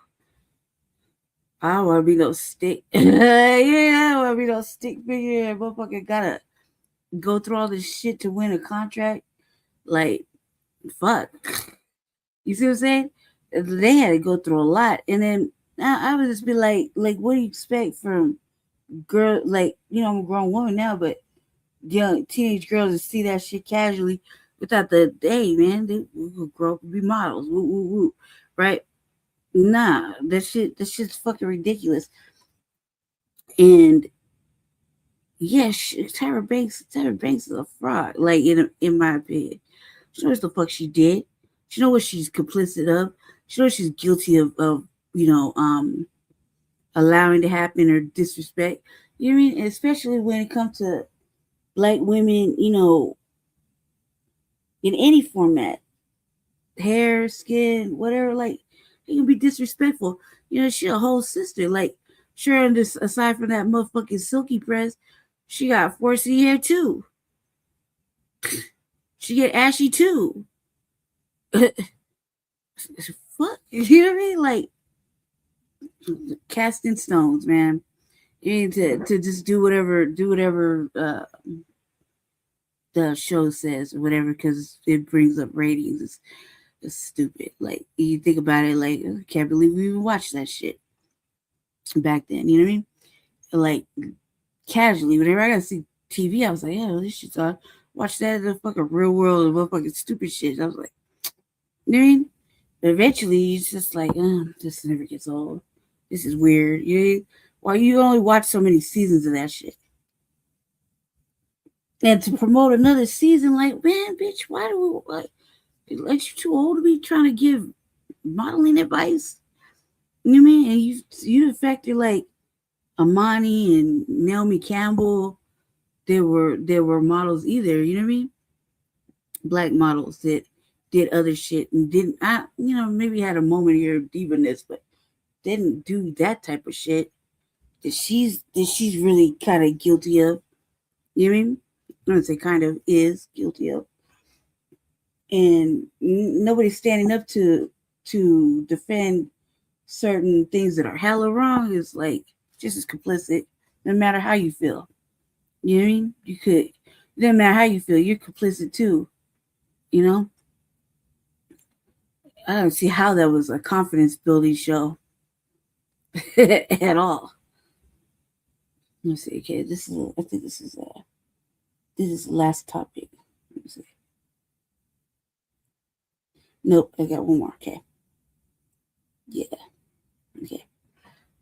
It's about Black Americans building this nation, being the foundation of this nation. That is really irking the Mayo Nationalists. A lot of them are just really upset by that. They don't like Black people saying that. Case in point, we have this particular Mayo Nationalist. Let's go ahead and play what he has to say. Americans built capitalism in the same way that potatoes built McDonald's. The United States was 90+%, in my opinion, of course, white, almost for the totality of its existence. And you're going to tell me that this tiny group of people are the ones who made it great? Look off. It's my blood and sweat of my relatives that made that happen. Yes, Mr. Mayo Nationalist. It was us that did it. Huh? What the? Wow. Wow. You know why we did it? Angry because your ancestors were lazy. They were lazy.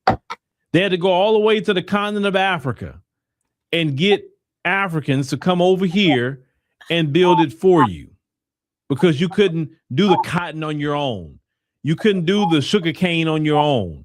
You couldn't do the tobacco on your own. You couldn't even wipe your own butt. You couldn't even breastfeed your own babies. You wasn't even cleaning your own house, cooking your own food. You was the ultimate lazy. So yes, Black folks did it. Not because we just got into a partnership to do it, because Black folks was forced to, unfortunately, because of slavery. You can't take pride in the building of anything. Now you could take pride in the terrorism. You could take pride in the horror of America. You definitely take pride in that. Nobody gonna beat you on that. But actually building something great, you didn't do that. Matter of fact, you couldn't even jump off the Revolutionary War. You needed us to help you. In the Civil War, this country needed Black folks to help them. You couldn't do the Revolutionary War by yourself. You couldn't do the Civil War by yourself. And there's no conflict you've been in that the Black man and woman haven't assisted you with. You have not shown that you could build anything by yourself without nobody. And even in this day and time that Black people are not on the farms doing the work, you got the Latinos doing most of the work, and maybe some of the Africans, but it was mostly the Latinos. You, even after slavery, you still didn't get your behind out there on those farms and do all that work. You are allergic to that kind of work. You don't want to work. Then you got the nerves, you want to throw all the Latinos out. I don't know why you want to throw them out, because you're lazy. You don't want to cut your own grass. You don't want to clean your house. I mean, to this day, you got Latinos doing that. All the things that we used to do for you, now you got the Latino to do it for you. Why can't you cut your own grass? Take care of your own house. Do all your things on your own. Go pick the potatoes and the carrots and all the strawberry. Why don't you go out there and do all that? You complain about the immigrants because you didn't build anything.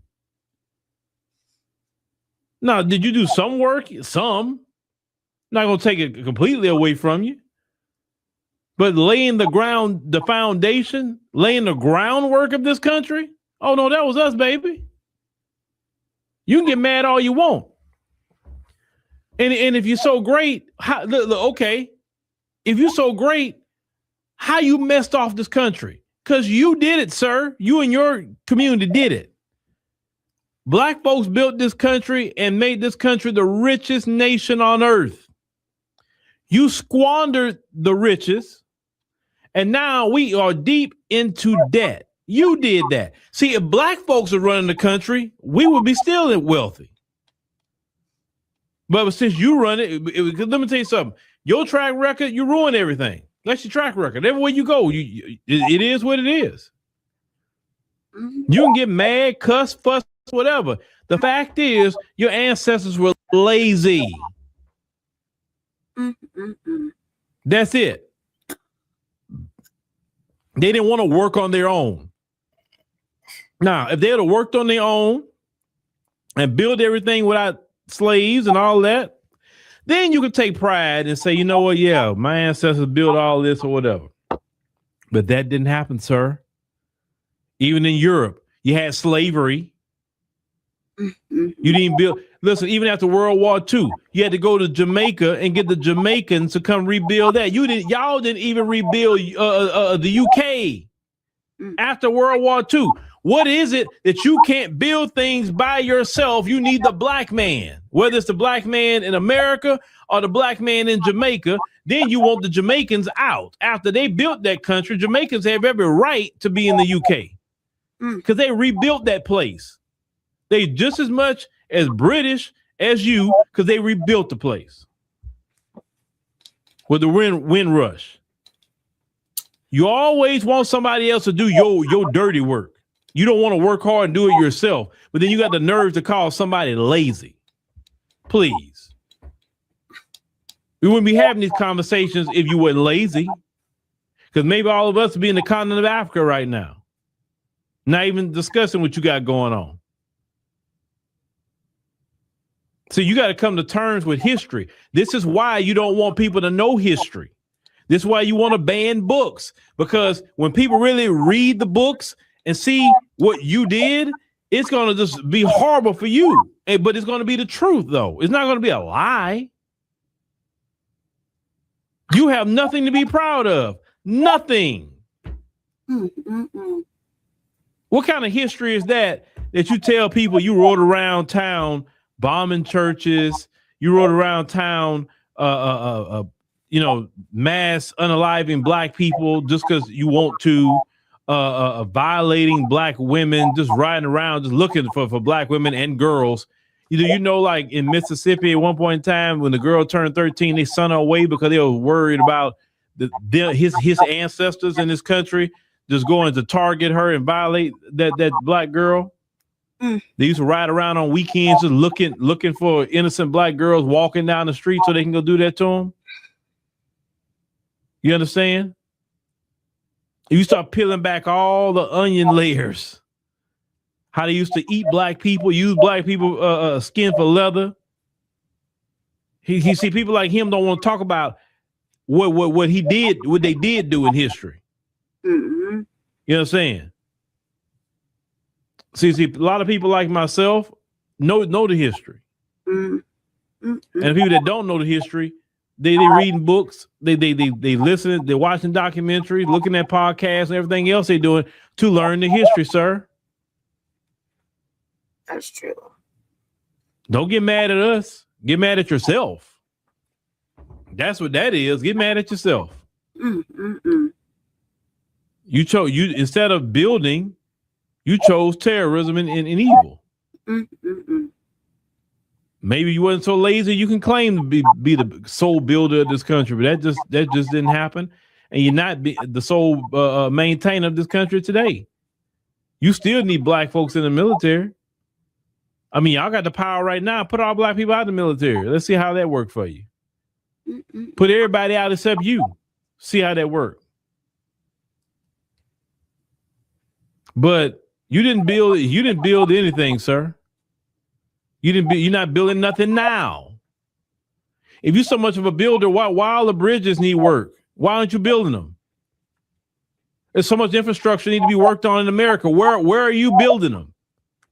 Well, come on, you yourself and all your buddies who y'all say y'all build everything great. Where are you at? Every time I look up on construction crews, it's a bunch of Latinos and maybe some black folk. It's not a bunch of you. Why aren't you out there? How come the Latinos is doing all the construction on the roads, houses, everything else? I see Latinos. Why aren't you out there, sir? Rebuilding and building up America. Since you built everything, it should be no Latinos building no homes and the roads and working on everything. It should. Every time I drive by, I see Latinos. Shouldn't you be out there building that? Now Trump doing deportations, and I still have not seen a bunch of people like you, sir, go take those jobs, those construction jobs and those home building jobs, because you don't want to, because you're lazy.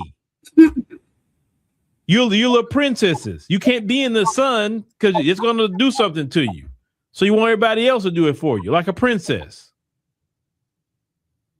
You didn't build nothing. You're not building nothing now. The only thing you do is cause chaos and destruction. That's it.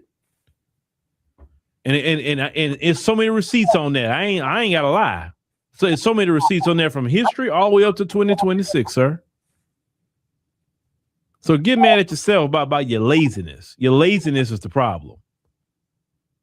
It's not black folks saying that we built the country, because we did. But it's your laziness has been the central focus and why you so upset about black folks and anybody else that's here. Remember, all these other immigrants are here and black folks are here because you were lazy. And that's something you just got to address. If you're not already subscribed to this YouTube channel, go ahead and hit the subscribe button now, along with the bell icon, so you can be notified whenever a new video is posted. And if you're already subscribed, check and make sure that YouTube hasn't unsubscribed you. And of course, be sure to give the video a like as well as share it on your social media. The white supremacists and the tethers hate that. And now, the Sunday address. I'm Haitian. Why? Where you from? What's your background? You American? Dirty black American? Wait, what? Huh? Huh? What? Wait, what you American? say? Black American? What? No. Hold on. You said dirty black American. You heard that? You just asked me what I said. I did. Why you say that? Because that's what y'all are. Dirty black American. She just said that? I did. A dirty black American. I sure did. Because that's what y'all are. So all Americans are dirty black Americans? I mean, you know, the ones I've come across.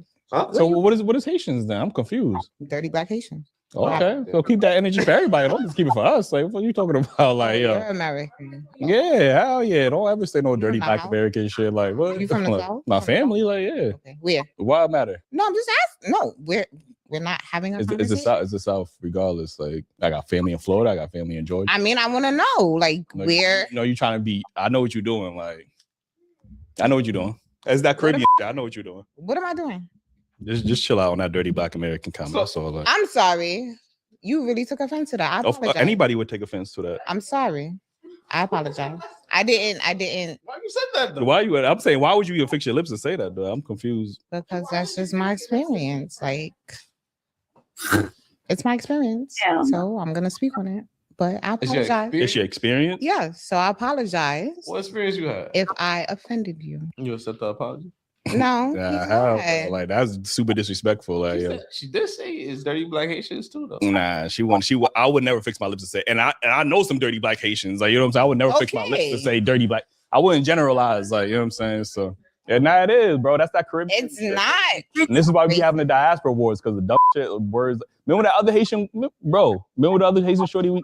We don't got no culture. Like, it must be a Haitian thing for sure. Like, y'all, I don't know what the issue is. Haitian thing, and I won't say that y'all don't have culture. Like, y'all have the things that y'all do. We are the culture. Like, okay, y'all have the things that y'all do. Just we are the culture. That's just it. like, okay, so then Caribbeans are a culture too. No, y'all have a culture. We are the culture. There's two different things. Like, it's not. Okay, all right. As a Caribbean person. But no, seriously, you took offense, and I apologize. I see your nose flaring up, and I really don't want you to be upset. Like, I genuinely apologize. I'm sorry. I mean, I ain't about to fight or nothing. I'm just like, yo, but I see that you're upset, so I really want you. I felt like you was only comfortable because maybe you thought everybody in here was Caribbean, and you thought they was it is black dirty, and like, you know what I'm saying, like. A lot of people have already weighed in on this particular video, but I wanted to, but not necessarily for the reasons that everybody else has chimed in on it, though we'll get to that later. Let's go ahead and dispense with the obvious stuff first. This woman showed why the Haitian Revolution became a failure. They won the war, but lost the peace, and the country's been on its knees ever since. But how did Haiti wind up surrendering every single one of the hard-won gains that they had during the revolution? People, or rather tethers like this, are the reason why. Haitian culture should represent building. And for a hot second after the revolution, it looked like it would, but that didn't last very long. And everyone from the French to the Americans have been running roughshod over them ever since. Paying reparations to the people who enslaved you? What part of the game is that? Allowing the U.S. to lay claim to your islands and doing nothing about it? And worst of all, allowing the United States to just run off with all of your country's gold, to literally let a foreign power walk in, rip off the entire nation, and then do nothing about it. And this is the person calling us names? That dog has nerve. Right. This is what we mean by tethers go everywhere and cause disruption and chaos. She came into someone else's house where she had been treated courteously, and she was just waiting to say some grimy stuff about them. And then when she was called on it, she tried to act like she hadn't said anything. That's not just fork-tongued and duplicitous, it's also cowardly. But then again, that's what the tether is. This piece of dirt is in the United States, enjoying rights that she didn't fight for, prosperity she did nothing to create and could never have made on her own, in a society that she could never have built, sitting in a clean studio around clean people, and that makes her feel insecure about her dirty self. Well, she has a lot to feel insecure about. She wears her hair the way that FBA women do, or at least she tries in her own awkward way to imitate a culture that isn't hers. And that just eats her alive. What is she even doing in the United States? Well, what she's doing is she's maligning and excoriating Black Americans.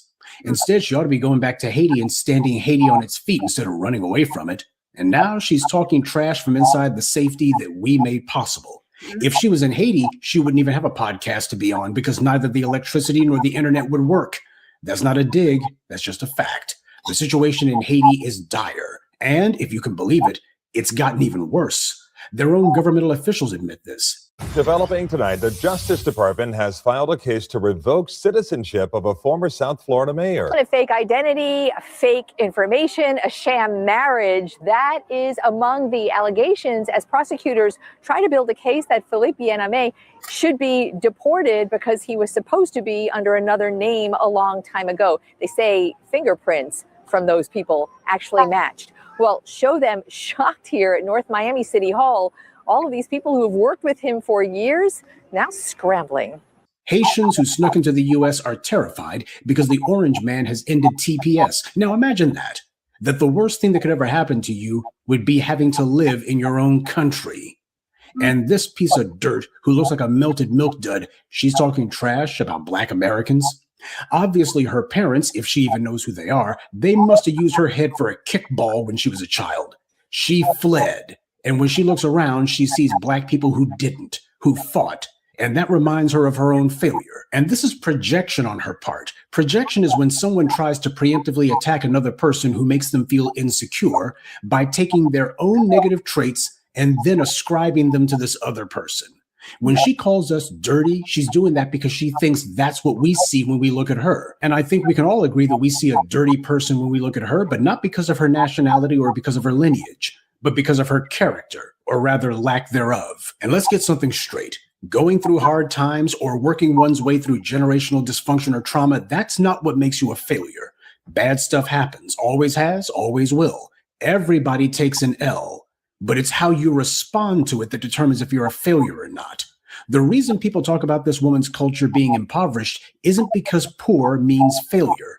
Haiti's not called a failure because it's poor, but their poverty is the direct result of their failure. Their societal and cultural failure created their poverty and keeps them poor. And when you look at people like this tether, you see the reason why it's impossible for the few on-code Haitians there are to build anything there. Just look at who the hell they have to try to build with. And don't kid yourself. This piece of dirt's not alone. She is very much the majority opinion there, and also the majority of the relatives who came here. They practiced the exact same kind of disrespect against other Haitians before she brought that crap to the U.S.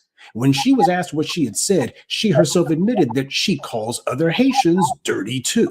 So what is Haitians then? I'm confused. Dirty Black Haitian. Oh, I talk about Haitians. What'd you say about Haitians? Run from them. Well, she like don't. That's all I'm saying. Like, This I'm is not. like Haitians as well. She has no respect for anything, not even herself. This woman is showing how the Haitians treat each other back in Haiti. What makes the Tethers failures is that they have, as Dr. John Henrik Clarke put it, a broken loyalty system. They refuse to respect each other or to organize or work together on anything. And yet they come here and try to cover up that embarrassment and humiliation by bragging on themselves and attacking us. They have no idea how crazy they sound. This is phony confidence, and everyone can see it. You don't see any foundational Black Americans running off to other people's countries in droves and then living there and telling those native people that they're dirty or otherwise not on our level. We understand respect because that's the foundation of our culture. Tethers don't understand that because they don't respect anything, not even each other. Right. Haiti's problem is in its leaders, but the problem is the leaders reflect the culture that they came out of. This is why their country has been trapped in a nonstop cycle of chaos.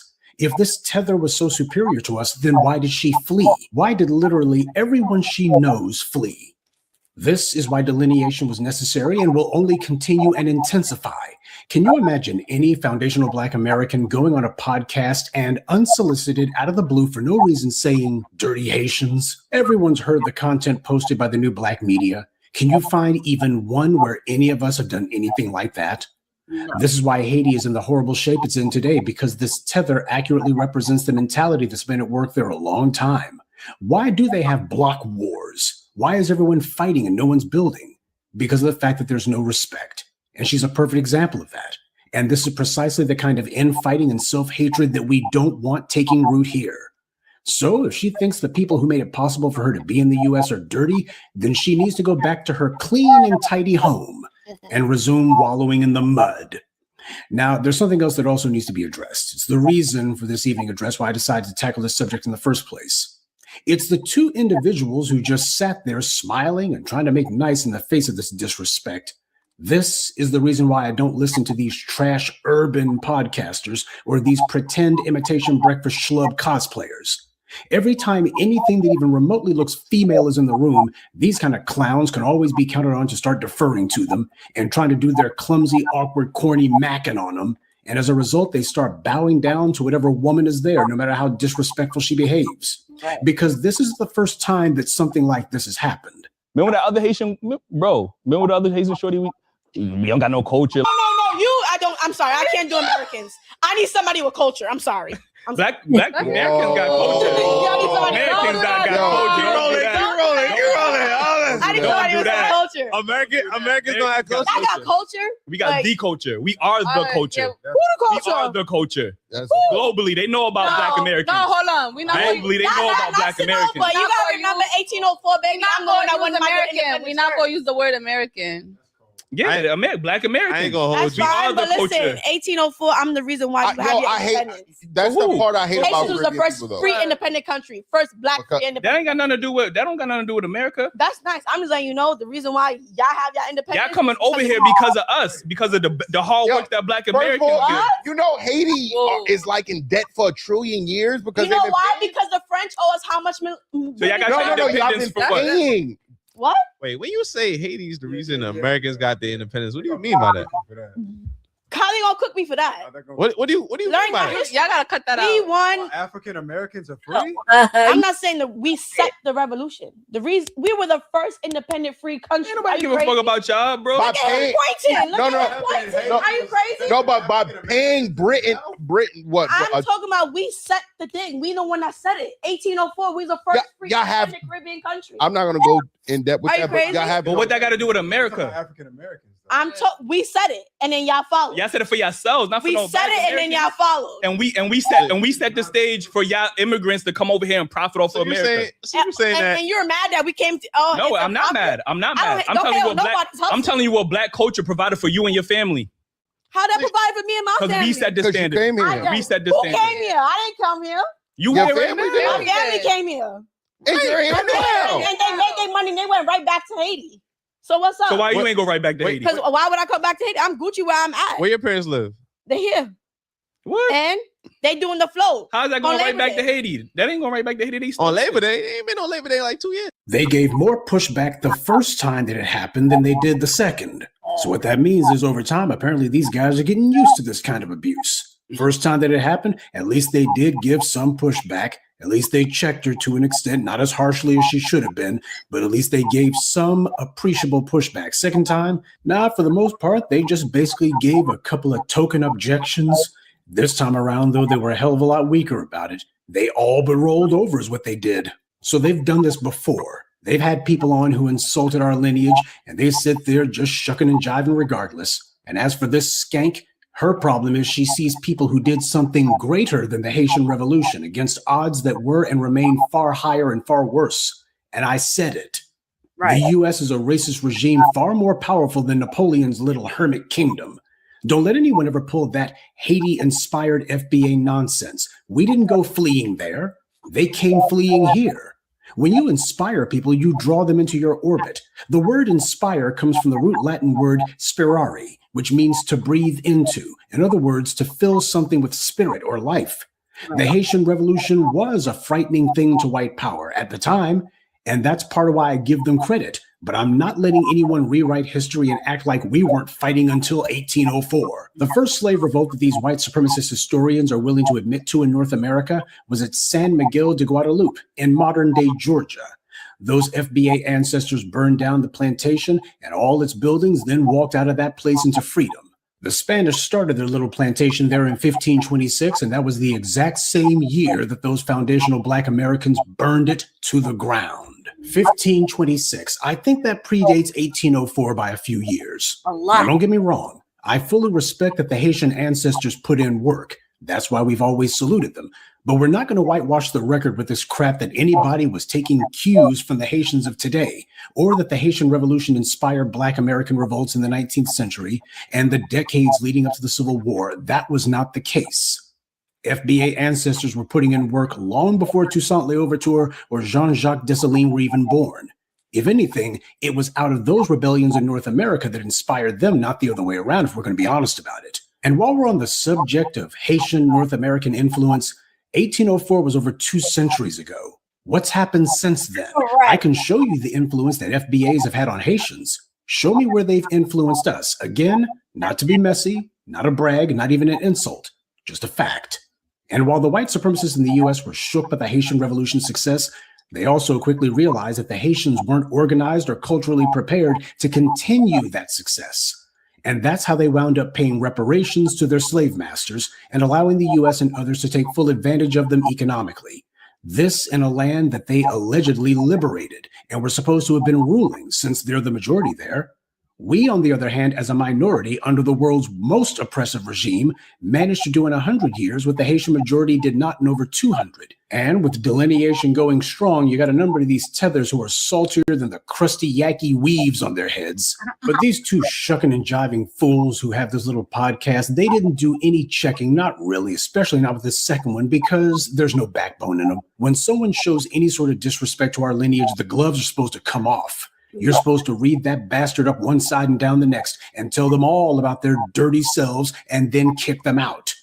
Once they violate the rules of comity, you don't follow the rules of hospitality any longer. All this trying to play nice anyway and just sitting there looking like Fred the Fool trying to laugh it off because these clowns were clearly hoping to score some dirty drawers off that pig.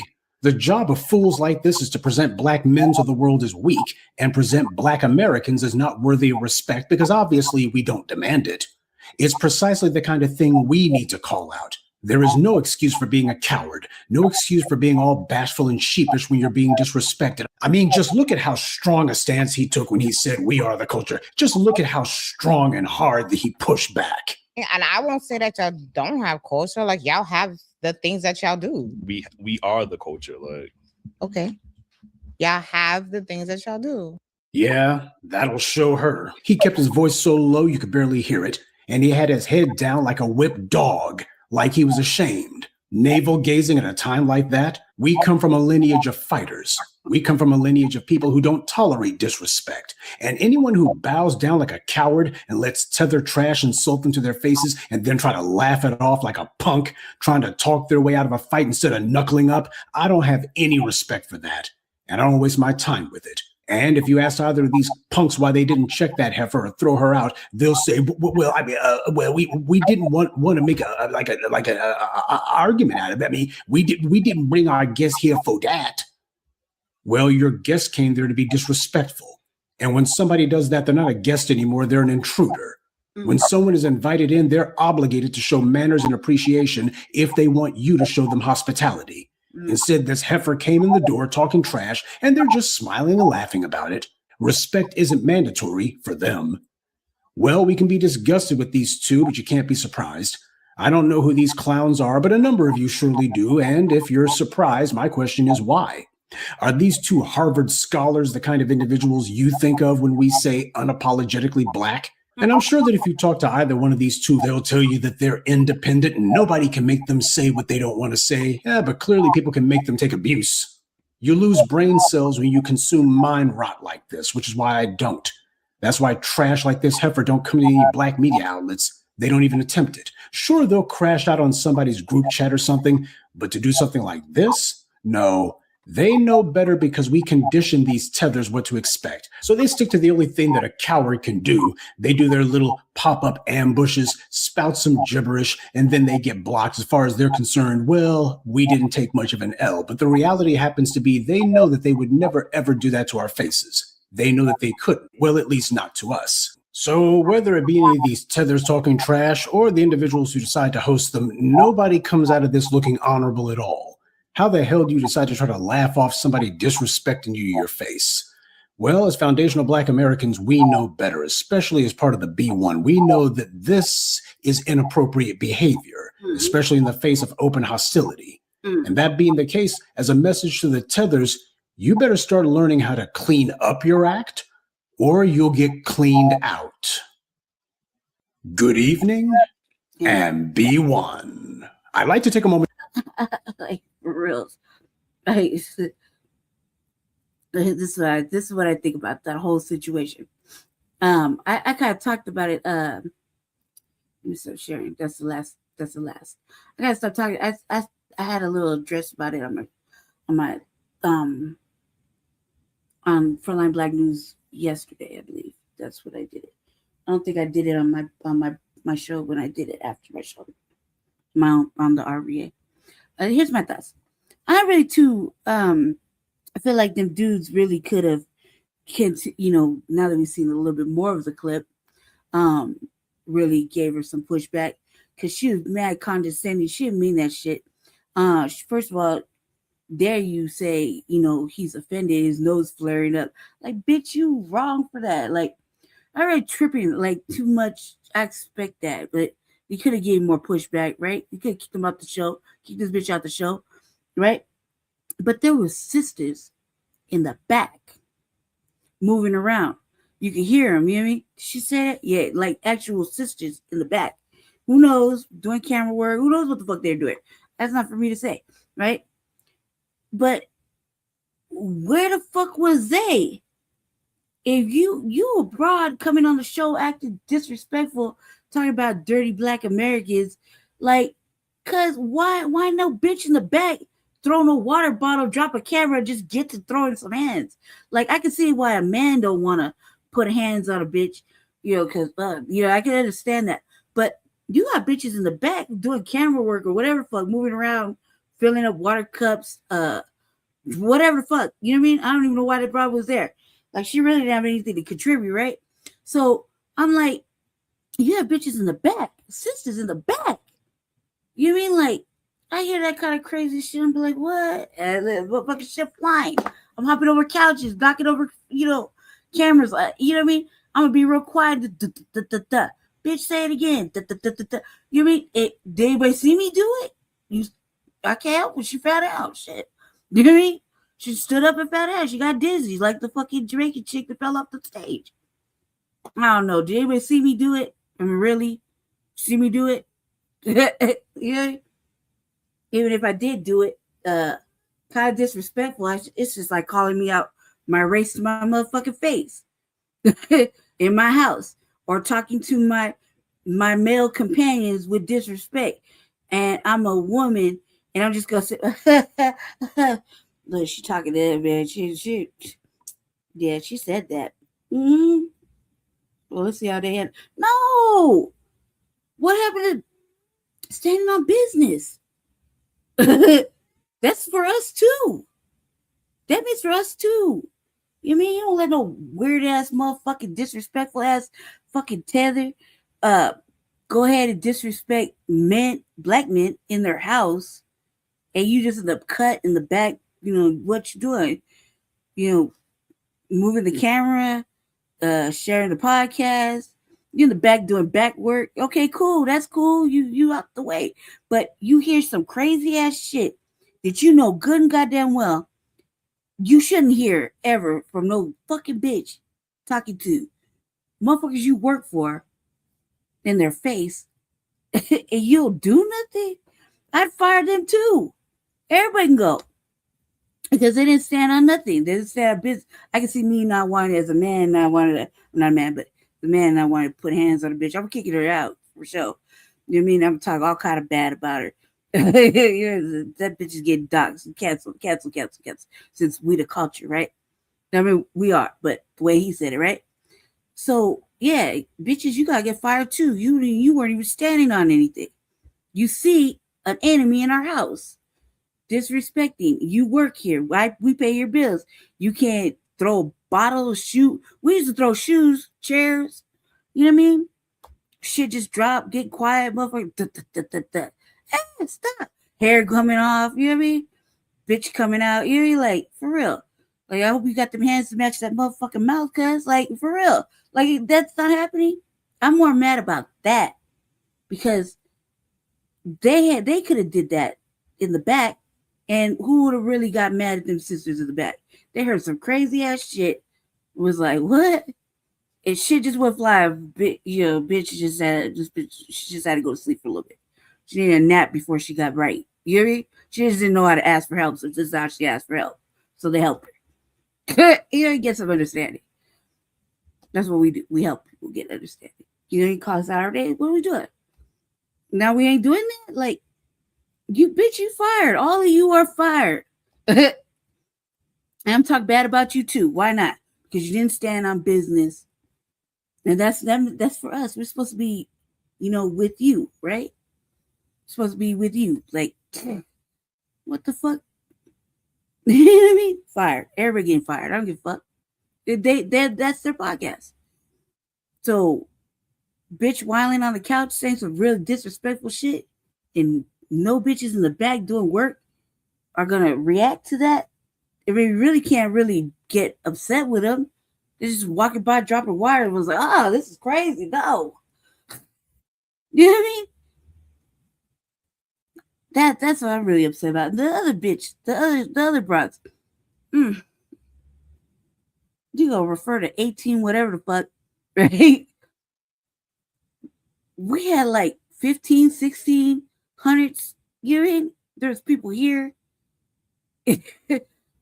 actively fighting the fucking enslavement. Should have killed them on the shore.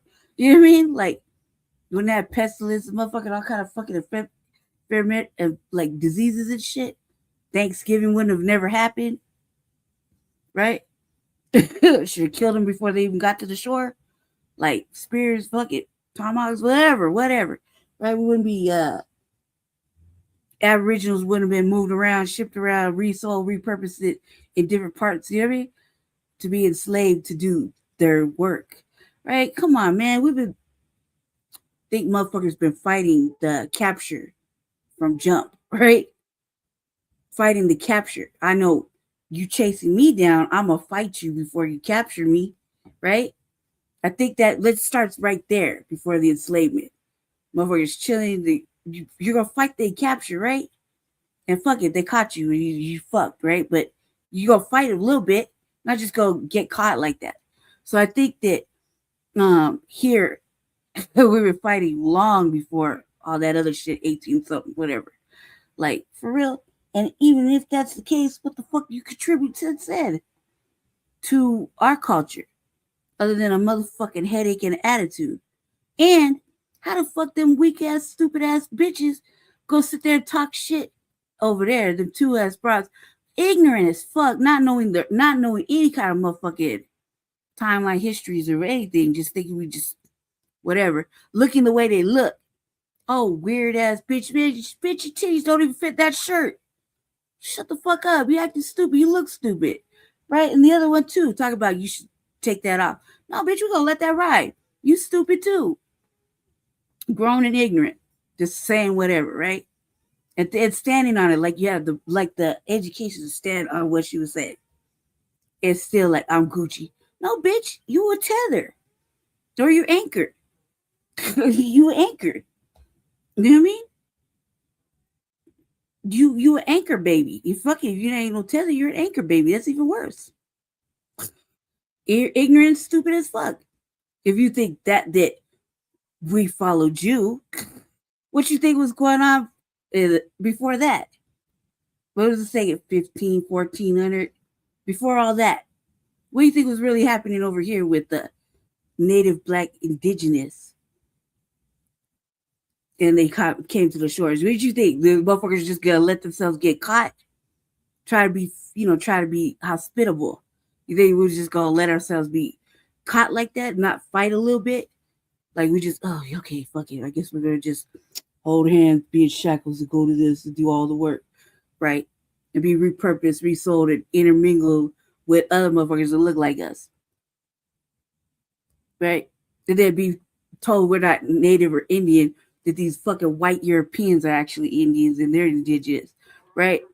Come on, cuz, like, for real. That's stupid. Motherfuckers don't even know who they are or whatever because they've been resold, repurposed. When I say repurposed, that's what I mean, like shipped off somewhere else from one end to the other or back to an island and then back. You know what I mean? A couple of times. How many times do you think one person got resold to different parts? You know what I mean? Think about it. Think about it. Just one person. Just think about one person, right? Being kidnapped here and then shipped off over there, right? Go through all that shit. They get moved around again to another part, dropped off in a different part of the fucking United States before it was the United States. But come on, man. Please. It's stupid. Let's be realistic. Let's actually use logical thinking right there. What you think? The motherfuckers just, oh yeah, here you go. I'll just walk with everybody, hold hands, we captured. Such is life. I guess we'll show them how to plant corn. I guess we'll, build plantations over mounds. You know what I mean? I guess we'll just go ahead with this pre-whitewashing shit. And yes, whatever. Like, we weren't fighting back at all. Not even a little bit. Okay, even if you want to go with the everybody from Africa part, they kidnapped so many, right? Stolen right there. And motherfuckers weren't jumping off in the ocean trying to fight that shit or fight on the way, like, with their feet and shit, being drugged. Like, there was no fight back, trying to at least, making an attempt. Just went willingly. Come on now. That's stupid if you thought that. That's dumb. That's all we do is fight. Okay? What one of our scholars said, now we got genetic, it's in our genetics, the fight, the resilience, the resistance. You mean the leaving the fuck that, you're not keeping me, you're not capturing me, we're gonna fight you by any means. That shit's in our DNA. I can't remember who said it, but it's real shit. This is in us now. And we just, like, that's our pedigree. Like, over here, our pedigree was fucking lames and just, go ahead with what these white people are the end all to be all. Come on now, right? They're stupid. They wouldn't have made it. But we're looking at us trying to be hospitable, kind ass people. You know what I mean? Show them a little something, feed them a little bit, and look what they did. And then, we weren't hospitable. Nah, that shit really maybe would have cracked off. We just bumped them off in the ocean right there before they got to the shore. Fuck it. You know what I mean? Danger. So they were like, let's be curious. Right? And they go do all this extra shit and we gotta defend ourselves and fight then. Like, that wasn't happening. They led the resistance. Come on, man. Even right now, where's the fight? It's other than online talking shit to soldiers. Real shit. That's my alarm. It don't make any sense. You know what I mean? Right. Yeah, it's all stupid. Like, that girl, them two girls, they shouldn't even came on the internet with that stupidity especially when you're like, why I gotta go back? I'm Gucci. No, bitch. Nah, you ain't Gucci. First of all, you don't even fit in your clothes. So you sure fussing with your motherfucking shirt you didn't put on a bra, fucking looking all loose and shit. Cause man, stop it. Fucking hair slide to the side, man, bitch. And you dumb. And you dumb with the confidence of standing on it, standing on stupidity. Like, them bitches were dumb. Dumb as hell. Like, what you think we was doing? Like, the world just started at 1800 or whatever over here. Like, come on, like nothing was going on over here, right? Just only on the islands and only in Africa. One second, hold on. One second.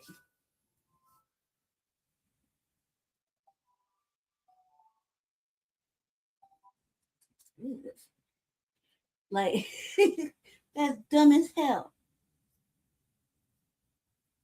And with the motherfucking white dude that Uncle Phil was talking about, hold on a second. I slid out the mayor's chair. This chair is known for dropping me. I don't know how Jesse sits in it. They never drop his big ass. In the mayor's chair. Real shit. Like the audacity of it all. Like, remember, they came to these shores. We didn't go get them. They came over here to rape and pillage and plunder. You know what I mean? Like, these things like, oh, we built shit. You build shit. You was a fucking pirate. You didn't build nothing. You didn't do nothing. And let's keep in mind, them motherfuckers were undesirables, indentured. They had to work off the motherfucking debt they did. They committed over there. They were undesirables. You know what I mean? They were just there. And what do you think? Like, the world started because of them? No, that's stupid. That's dumb as hell too. They just stumbled over here. Like, right. They can't do shit for themselves. At all. At all. Look, there's portraits showing that they couldn't even feed their own motherfucking children. You got a white devil attached to a black breast. I ain't lying. They're painting them. You read? A white devil, little white devil attached to a motherfucking black breast. Whoops and chains. You read? They're doing the most to black slaves. Real shit. There's paintings. Fuck a portrait. They painted it. Are you serious? Like,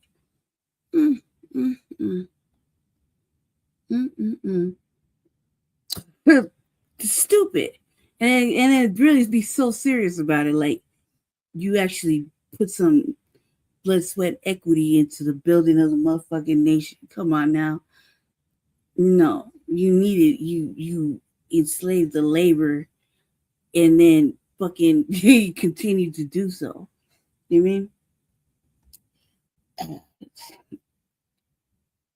I don't even know how to address them. I'm glad they're pissed off though. Like, they're not gonna get anywhere with it.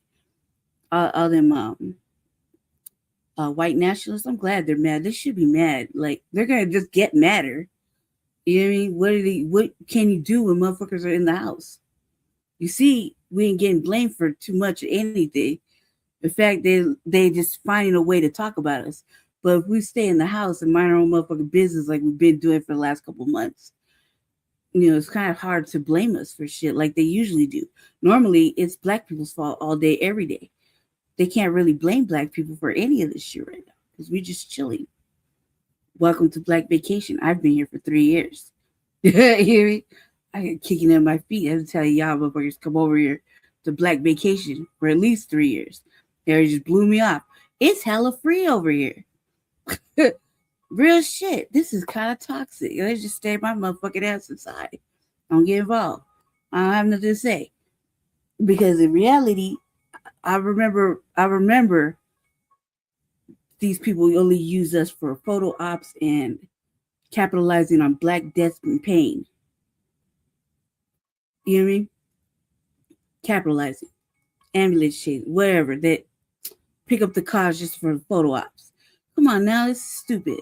Like, as long as we continue to do what we're doing, which is kicking back, mind our own business, we're supposed to be looking out for each other and the Black agenda, reparations. We're supposed to have something to do in regards to us, right? Gatekeeping. I mean, there's things we have actually homework. We're supposed to be doing our homework, right? Studying, learning, working on shit, minding our own business, educating ourselves. We're at war, remember? I've been on Black vacation at war, right? There's no reason to get involved, right? Especially when none of these people want to fucking hold hands with soldiers. That's what I'll call it, soldiers. Nobody want to hold hands and fight with us. They just want to sit back and talk shit and have an opinion like somebody asked them, right? No contributions whatsoever, even currently, right? Fuck it. So let's say, hypothetically, I'll give you a grace. What the fuck are you contributing now to Foundation of Black Americans? Now, in 2025, 26. We really ain't got to wait that long. The answer is nothing. Not a motherfucking thing, except a headache and, I don't know, something to kind of be messy about. These little topics are messy and giving us something to do since we're on Black vacation. Welcome. You know what I mean? To sit here and just talk shit back, like, come on now, this is unproductive and unconstructive.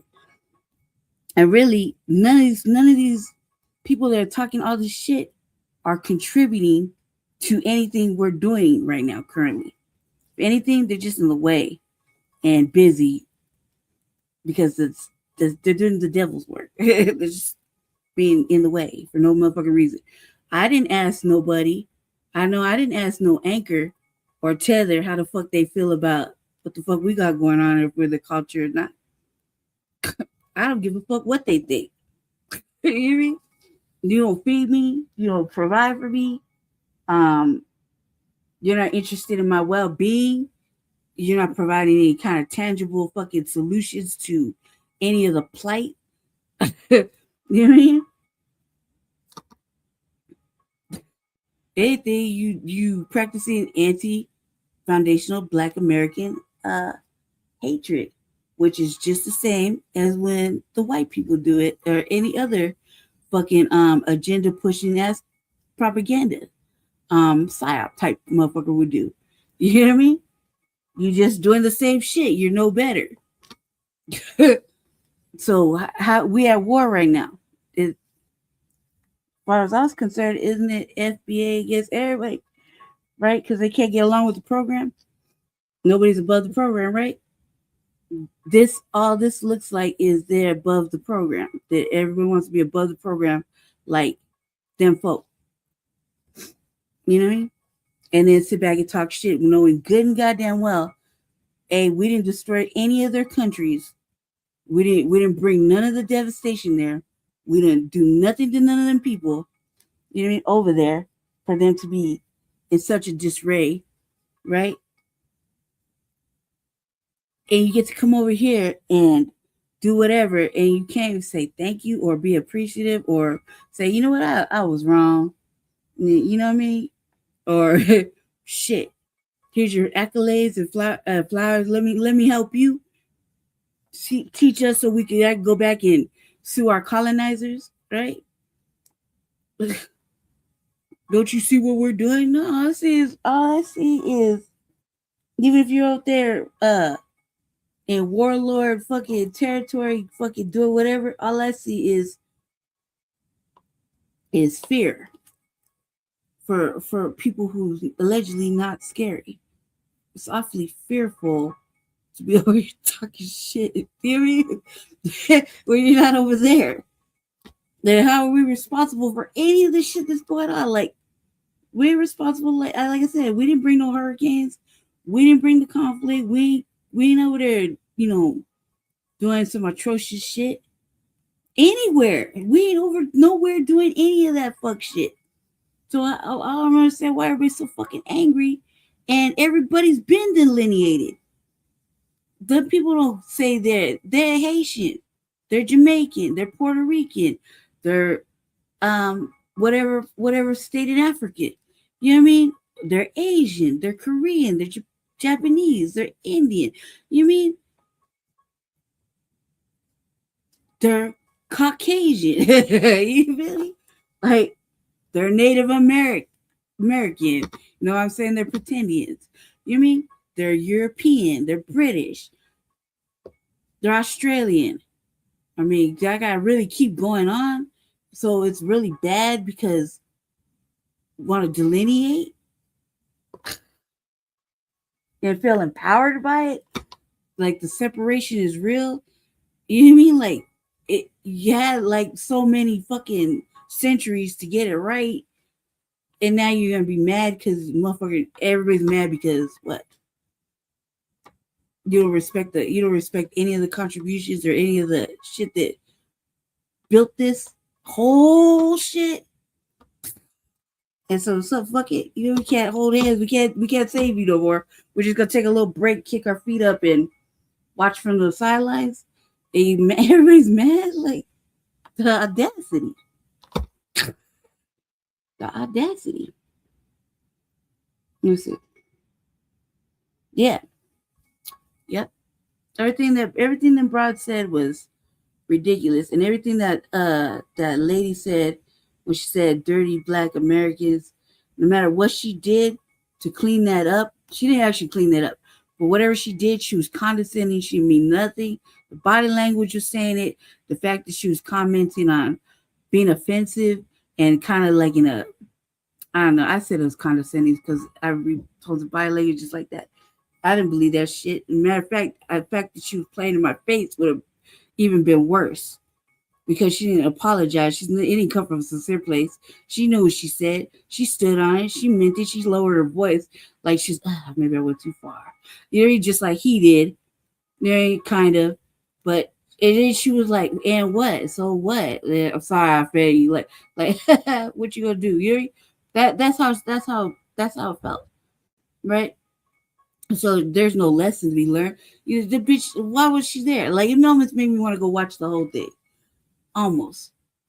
But not enough. You did, I think I've seen enough to know that I wouldn't have had that broad in this. She didn't even look like she, first of all, I didn't know who the fuck she was. Secondly, why the fuck was she there? She didn't look like she was a well-known person. You know what I mean? She looked like a regular motherfucking Walmart bitch. This stupid. Like a bitch that, that we have to clown now because she was disrespectful. That's the only reason we're clowning is because they get disrespectful and then we gotta talk bad about it. That's typical fucking that's us. That's what we do. We didn't start out that way, but fuck, man, you push the envelope. Now you gotta get talked about. And man, I was just frustrated that these bitches, these raggedy assholes, the raggedy ass bitches can go do all that and no consequence from any of the sisters working in the background or anywhere on any of these platforms. We saw with that fat dude who said he called out, he said the N word, right? Like looking directly at the motherfucking brothers in the back, said it and then was like, what you gonna do about it? And nobody did anything. Not even kick him off the platform, none of that shit. Nothing happened. No consequences. Then all of a sudden, bad luck, we must apologize. And you got a weak ass fucking apology via text or Twitter or some shit. You mean? There's no lesson learned. Like, they ain't learned shit. Nobody's learned shit. There's no consequence for bad behavior. So it's like Professor Black True said.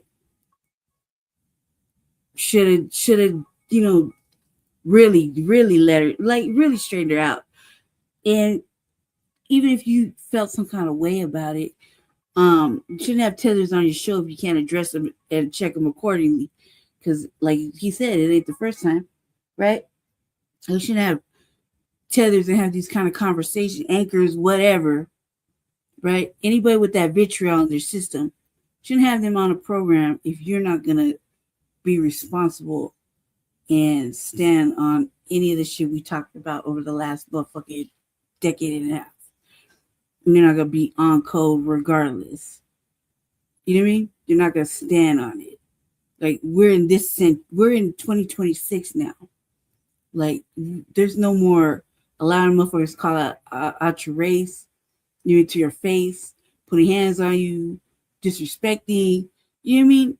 from anybody. Anybody could get it just for the simple fact that enough's enough, right?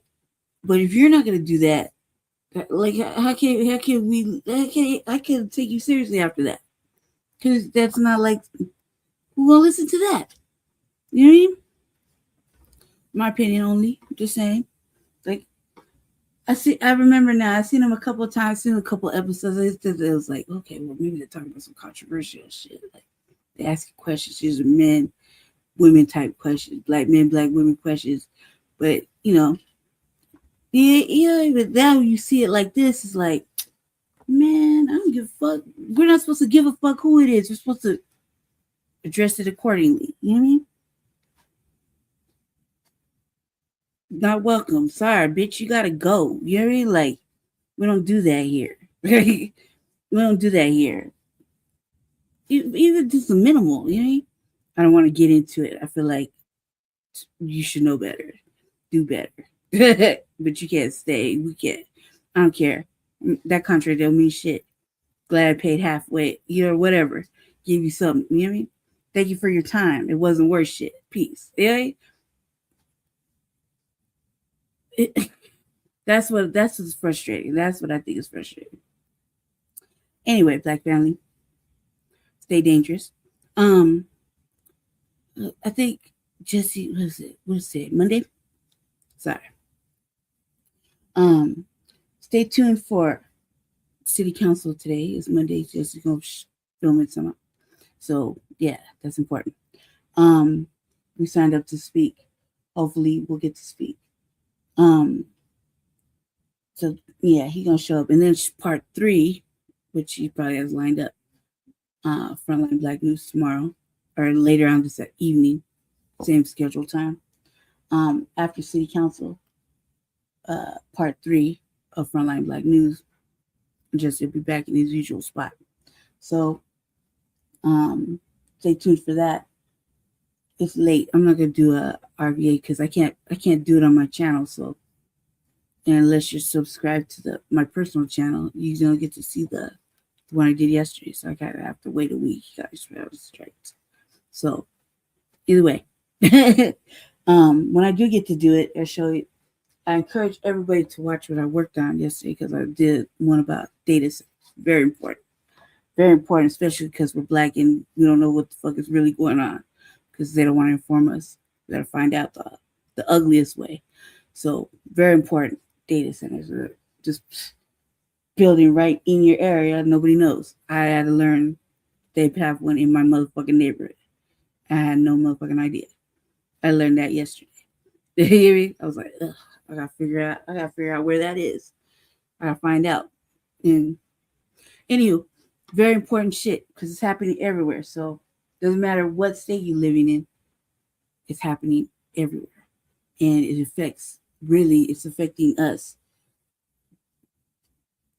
So many problems with that. And so watch it. I put a link in the chat. So if you get to see it. Thank you, little eyeballs. I see you peeking, not speaking. I gotta thank the guests or the chatters. The chatters.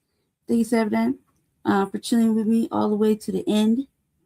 Because that was kind of cool. Thank you, brother. Let me see. Thank you to Michael. Michael's real. He's always doing the work. Thank you guys, Navi. Let me see. Twin was in here. Jab was in here. I think Mac was in here. I couldn't see. I'm shadow banned. Like I had a hard time getting on the Church of Black Power. They won't let me renew my membership to the Black Authority. Real shit. Like I could renew my shit. They may do all this stuff, and they wouldn't even accept my payment to renew my membership for the Black Authority. Real shit. Like shadow banning. The shadow banned, right? I'm shadow banned. For who knows why, right? Everything's like that. They struck my channel, but just got my channel struck, right? But that's okay. I'm over it now, but it's only a week. But I can't go live from my personal channel because I don't have enough subscribers, I guess. I only use that shit to chat on, with chatter. That's it. That's all. I don't use it for the revolutionary agenda. I have a whole channel for that. You know what I mean? But they won't let me do it. But what's weird is they unsubscribed me on purpose, right? I had to resubscribe to Professor Black Truth, to read everything we watch, right?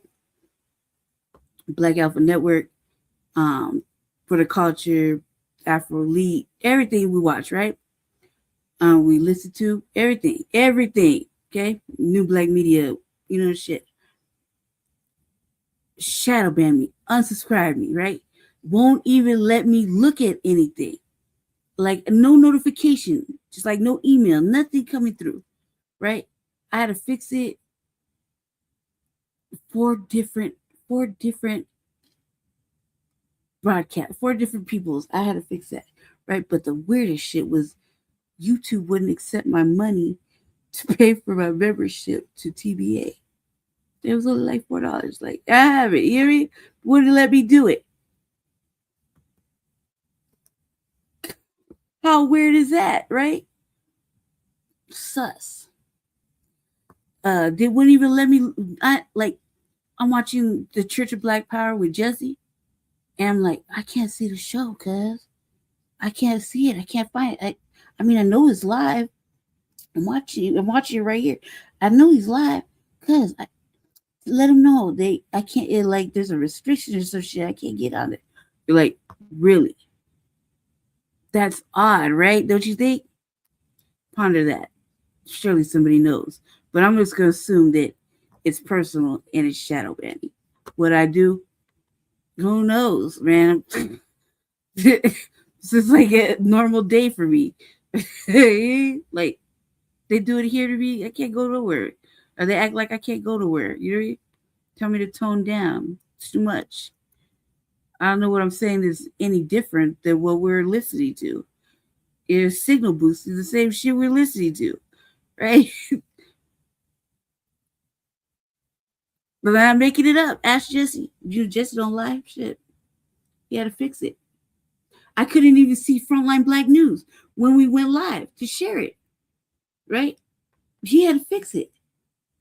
Kind of. He had to fix it. I couldn't even find my show that I did yesterday. And I did it. It was on my personal channel. I couldn't find it. It was my shit. I did it. I spent 2 hours and 36 minutes. You know what I mean? Like, kind of weird, right? Don't you think? Like, I seem a little personal. Like when they banned me from Twitter. I didn't even do anything, right? Millie Fuller Jr. had died that day. I was trying to ride my feelings. Couldn't do it. They banned me for life, allegedly. Right? I don't want to try to go get it back, even though everybody's on Twitter. I don't give a fuck. It's the fact that they just did it. And the reasoning is like stupid. Like, come on now. Maybe I got kind of like laxed on the black Twitter and the regular Twitter. Like, that's how I felt. I didn't do anything that what nobody else has been doing. I haven't said no real wild shit. Like, what other side for calling a motherfucker a cracker? Like, come on, that's like normal. This is like my normal behavior. Like, since when? You know what I mean? Come on now. Just listen to that. Just think about that. Does it kind of sound like personal? It's not like I'm making it up. I swear to God. Ask Jesse. He don't lie. He can't lie. He doesn't lie, right? He won't lie. At least not about that. You hear me? Just ask him. That's the next time you see him. Anyway, enough about that. Stay black, stay dangerous. Have a good ass Monday if you can. Stay out the way. Don't get involved. You know what I mean? And enjoy your fucking Monday, I guess. You know what I mean? Do whatever you have to do but have a good Monday. And thanks to Chewbacca too. So yeah, stay tuned for City Council later this afternoon and part 3. And yeah, let me go ahead and end it. Thank you. Peace out. Let's see.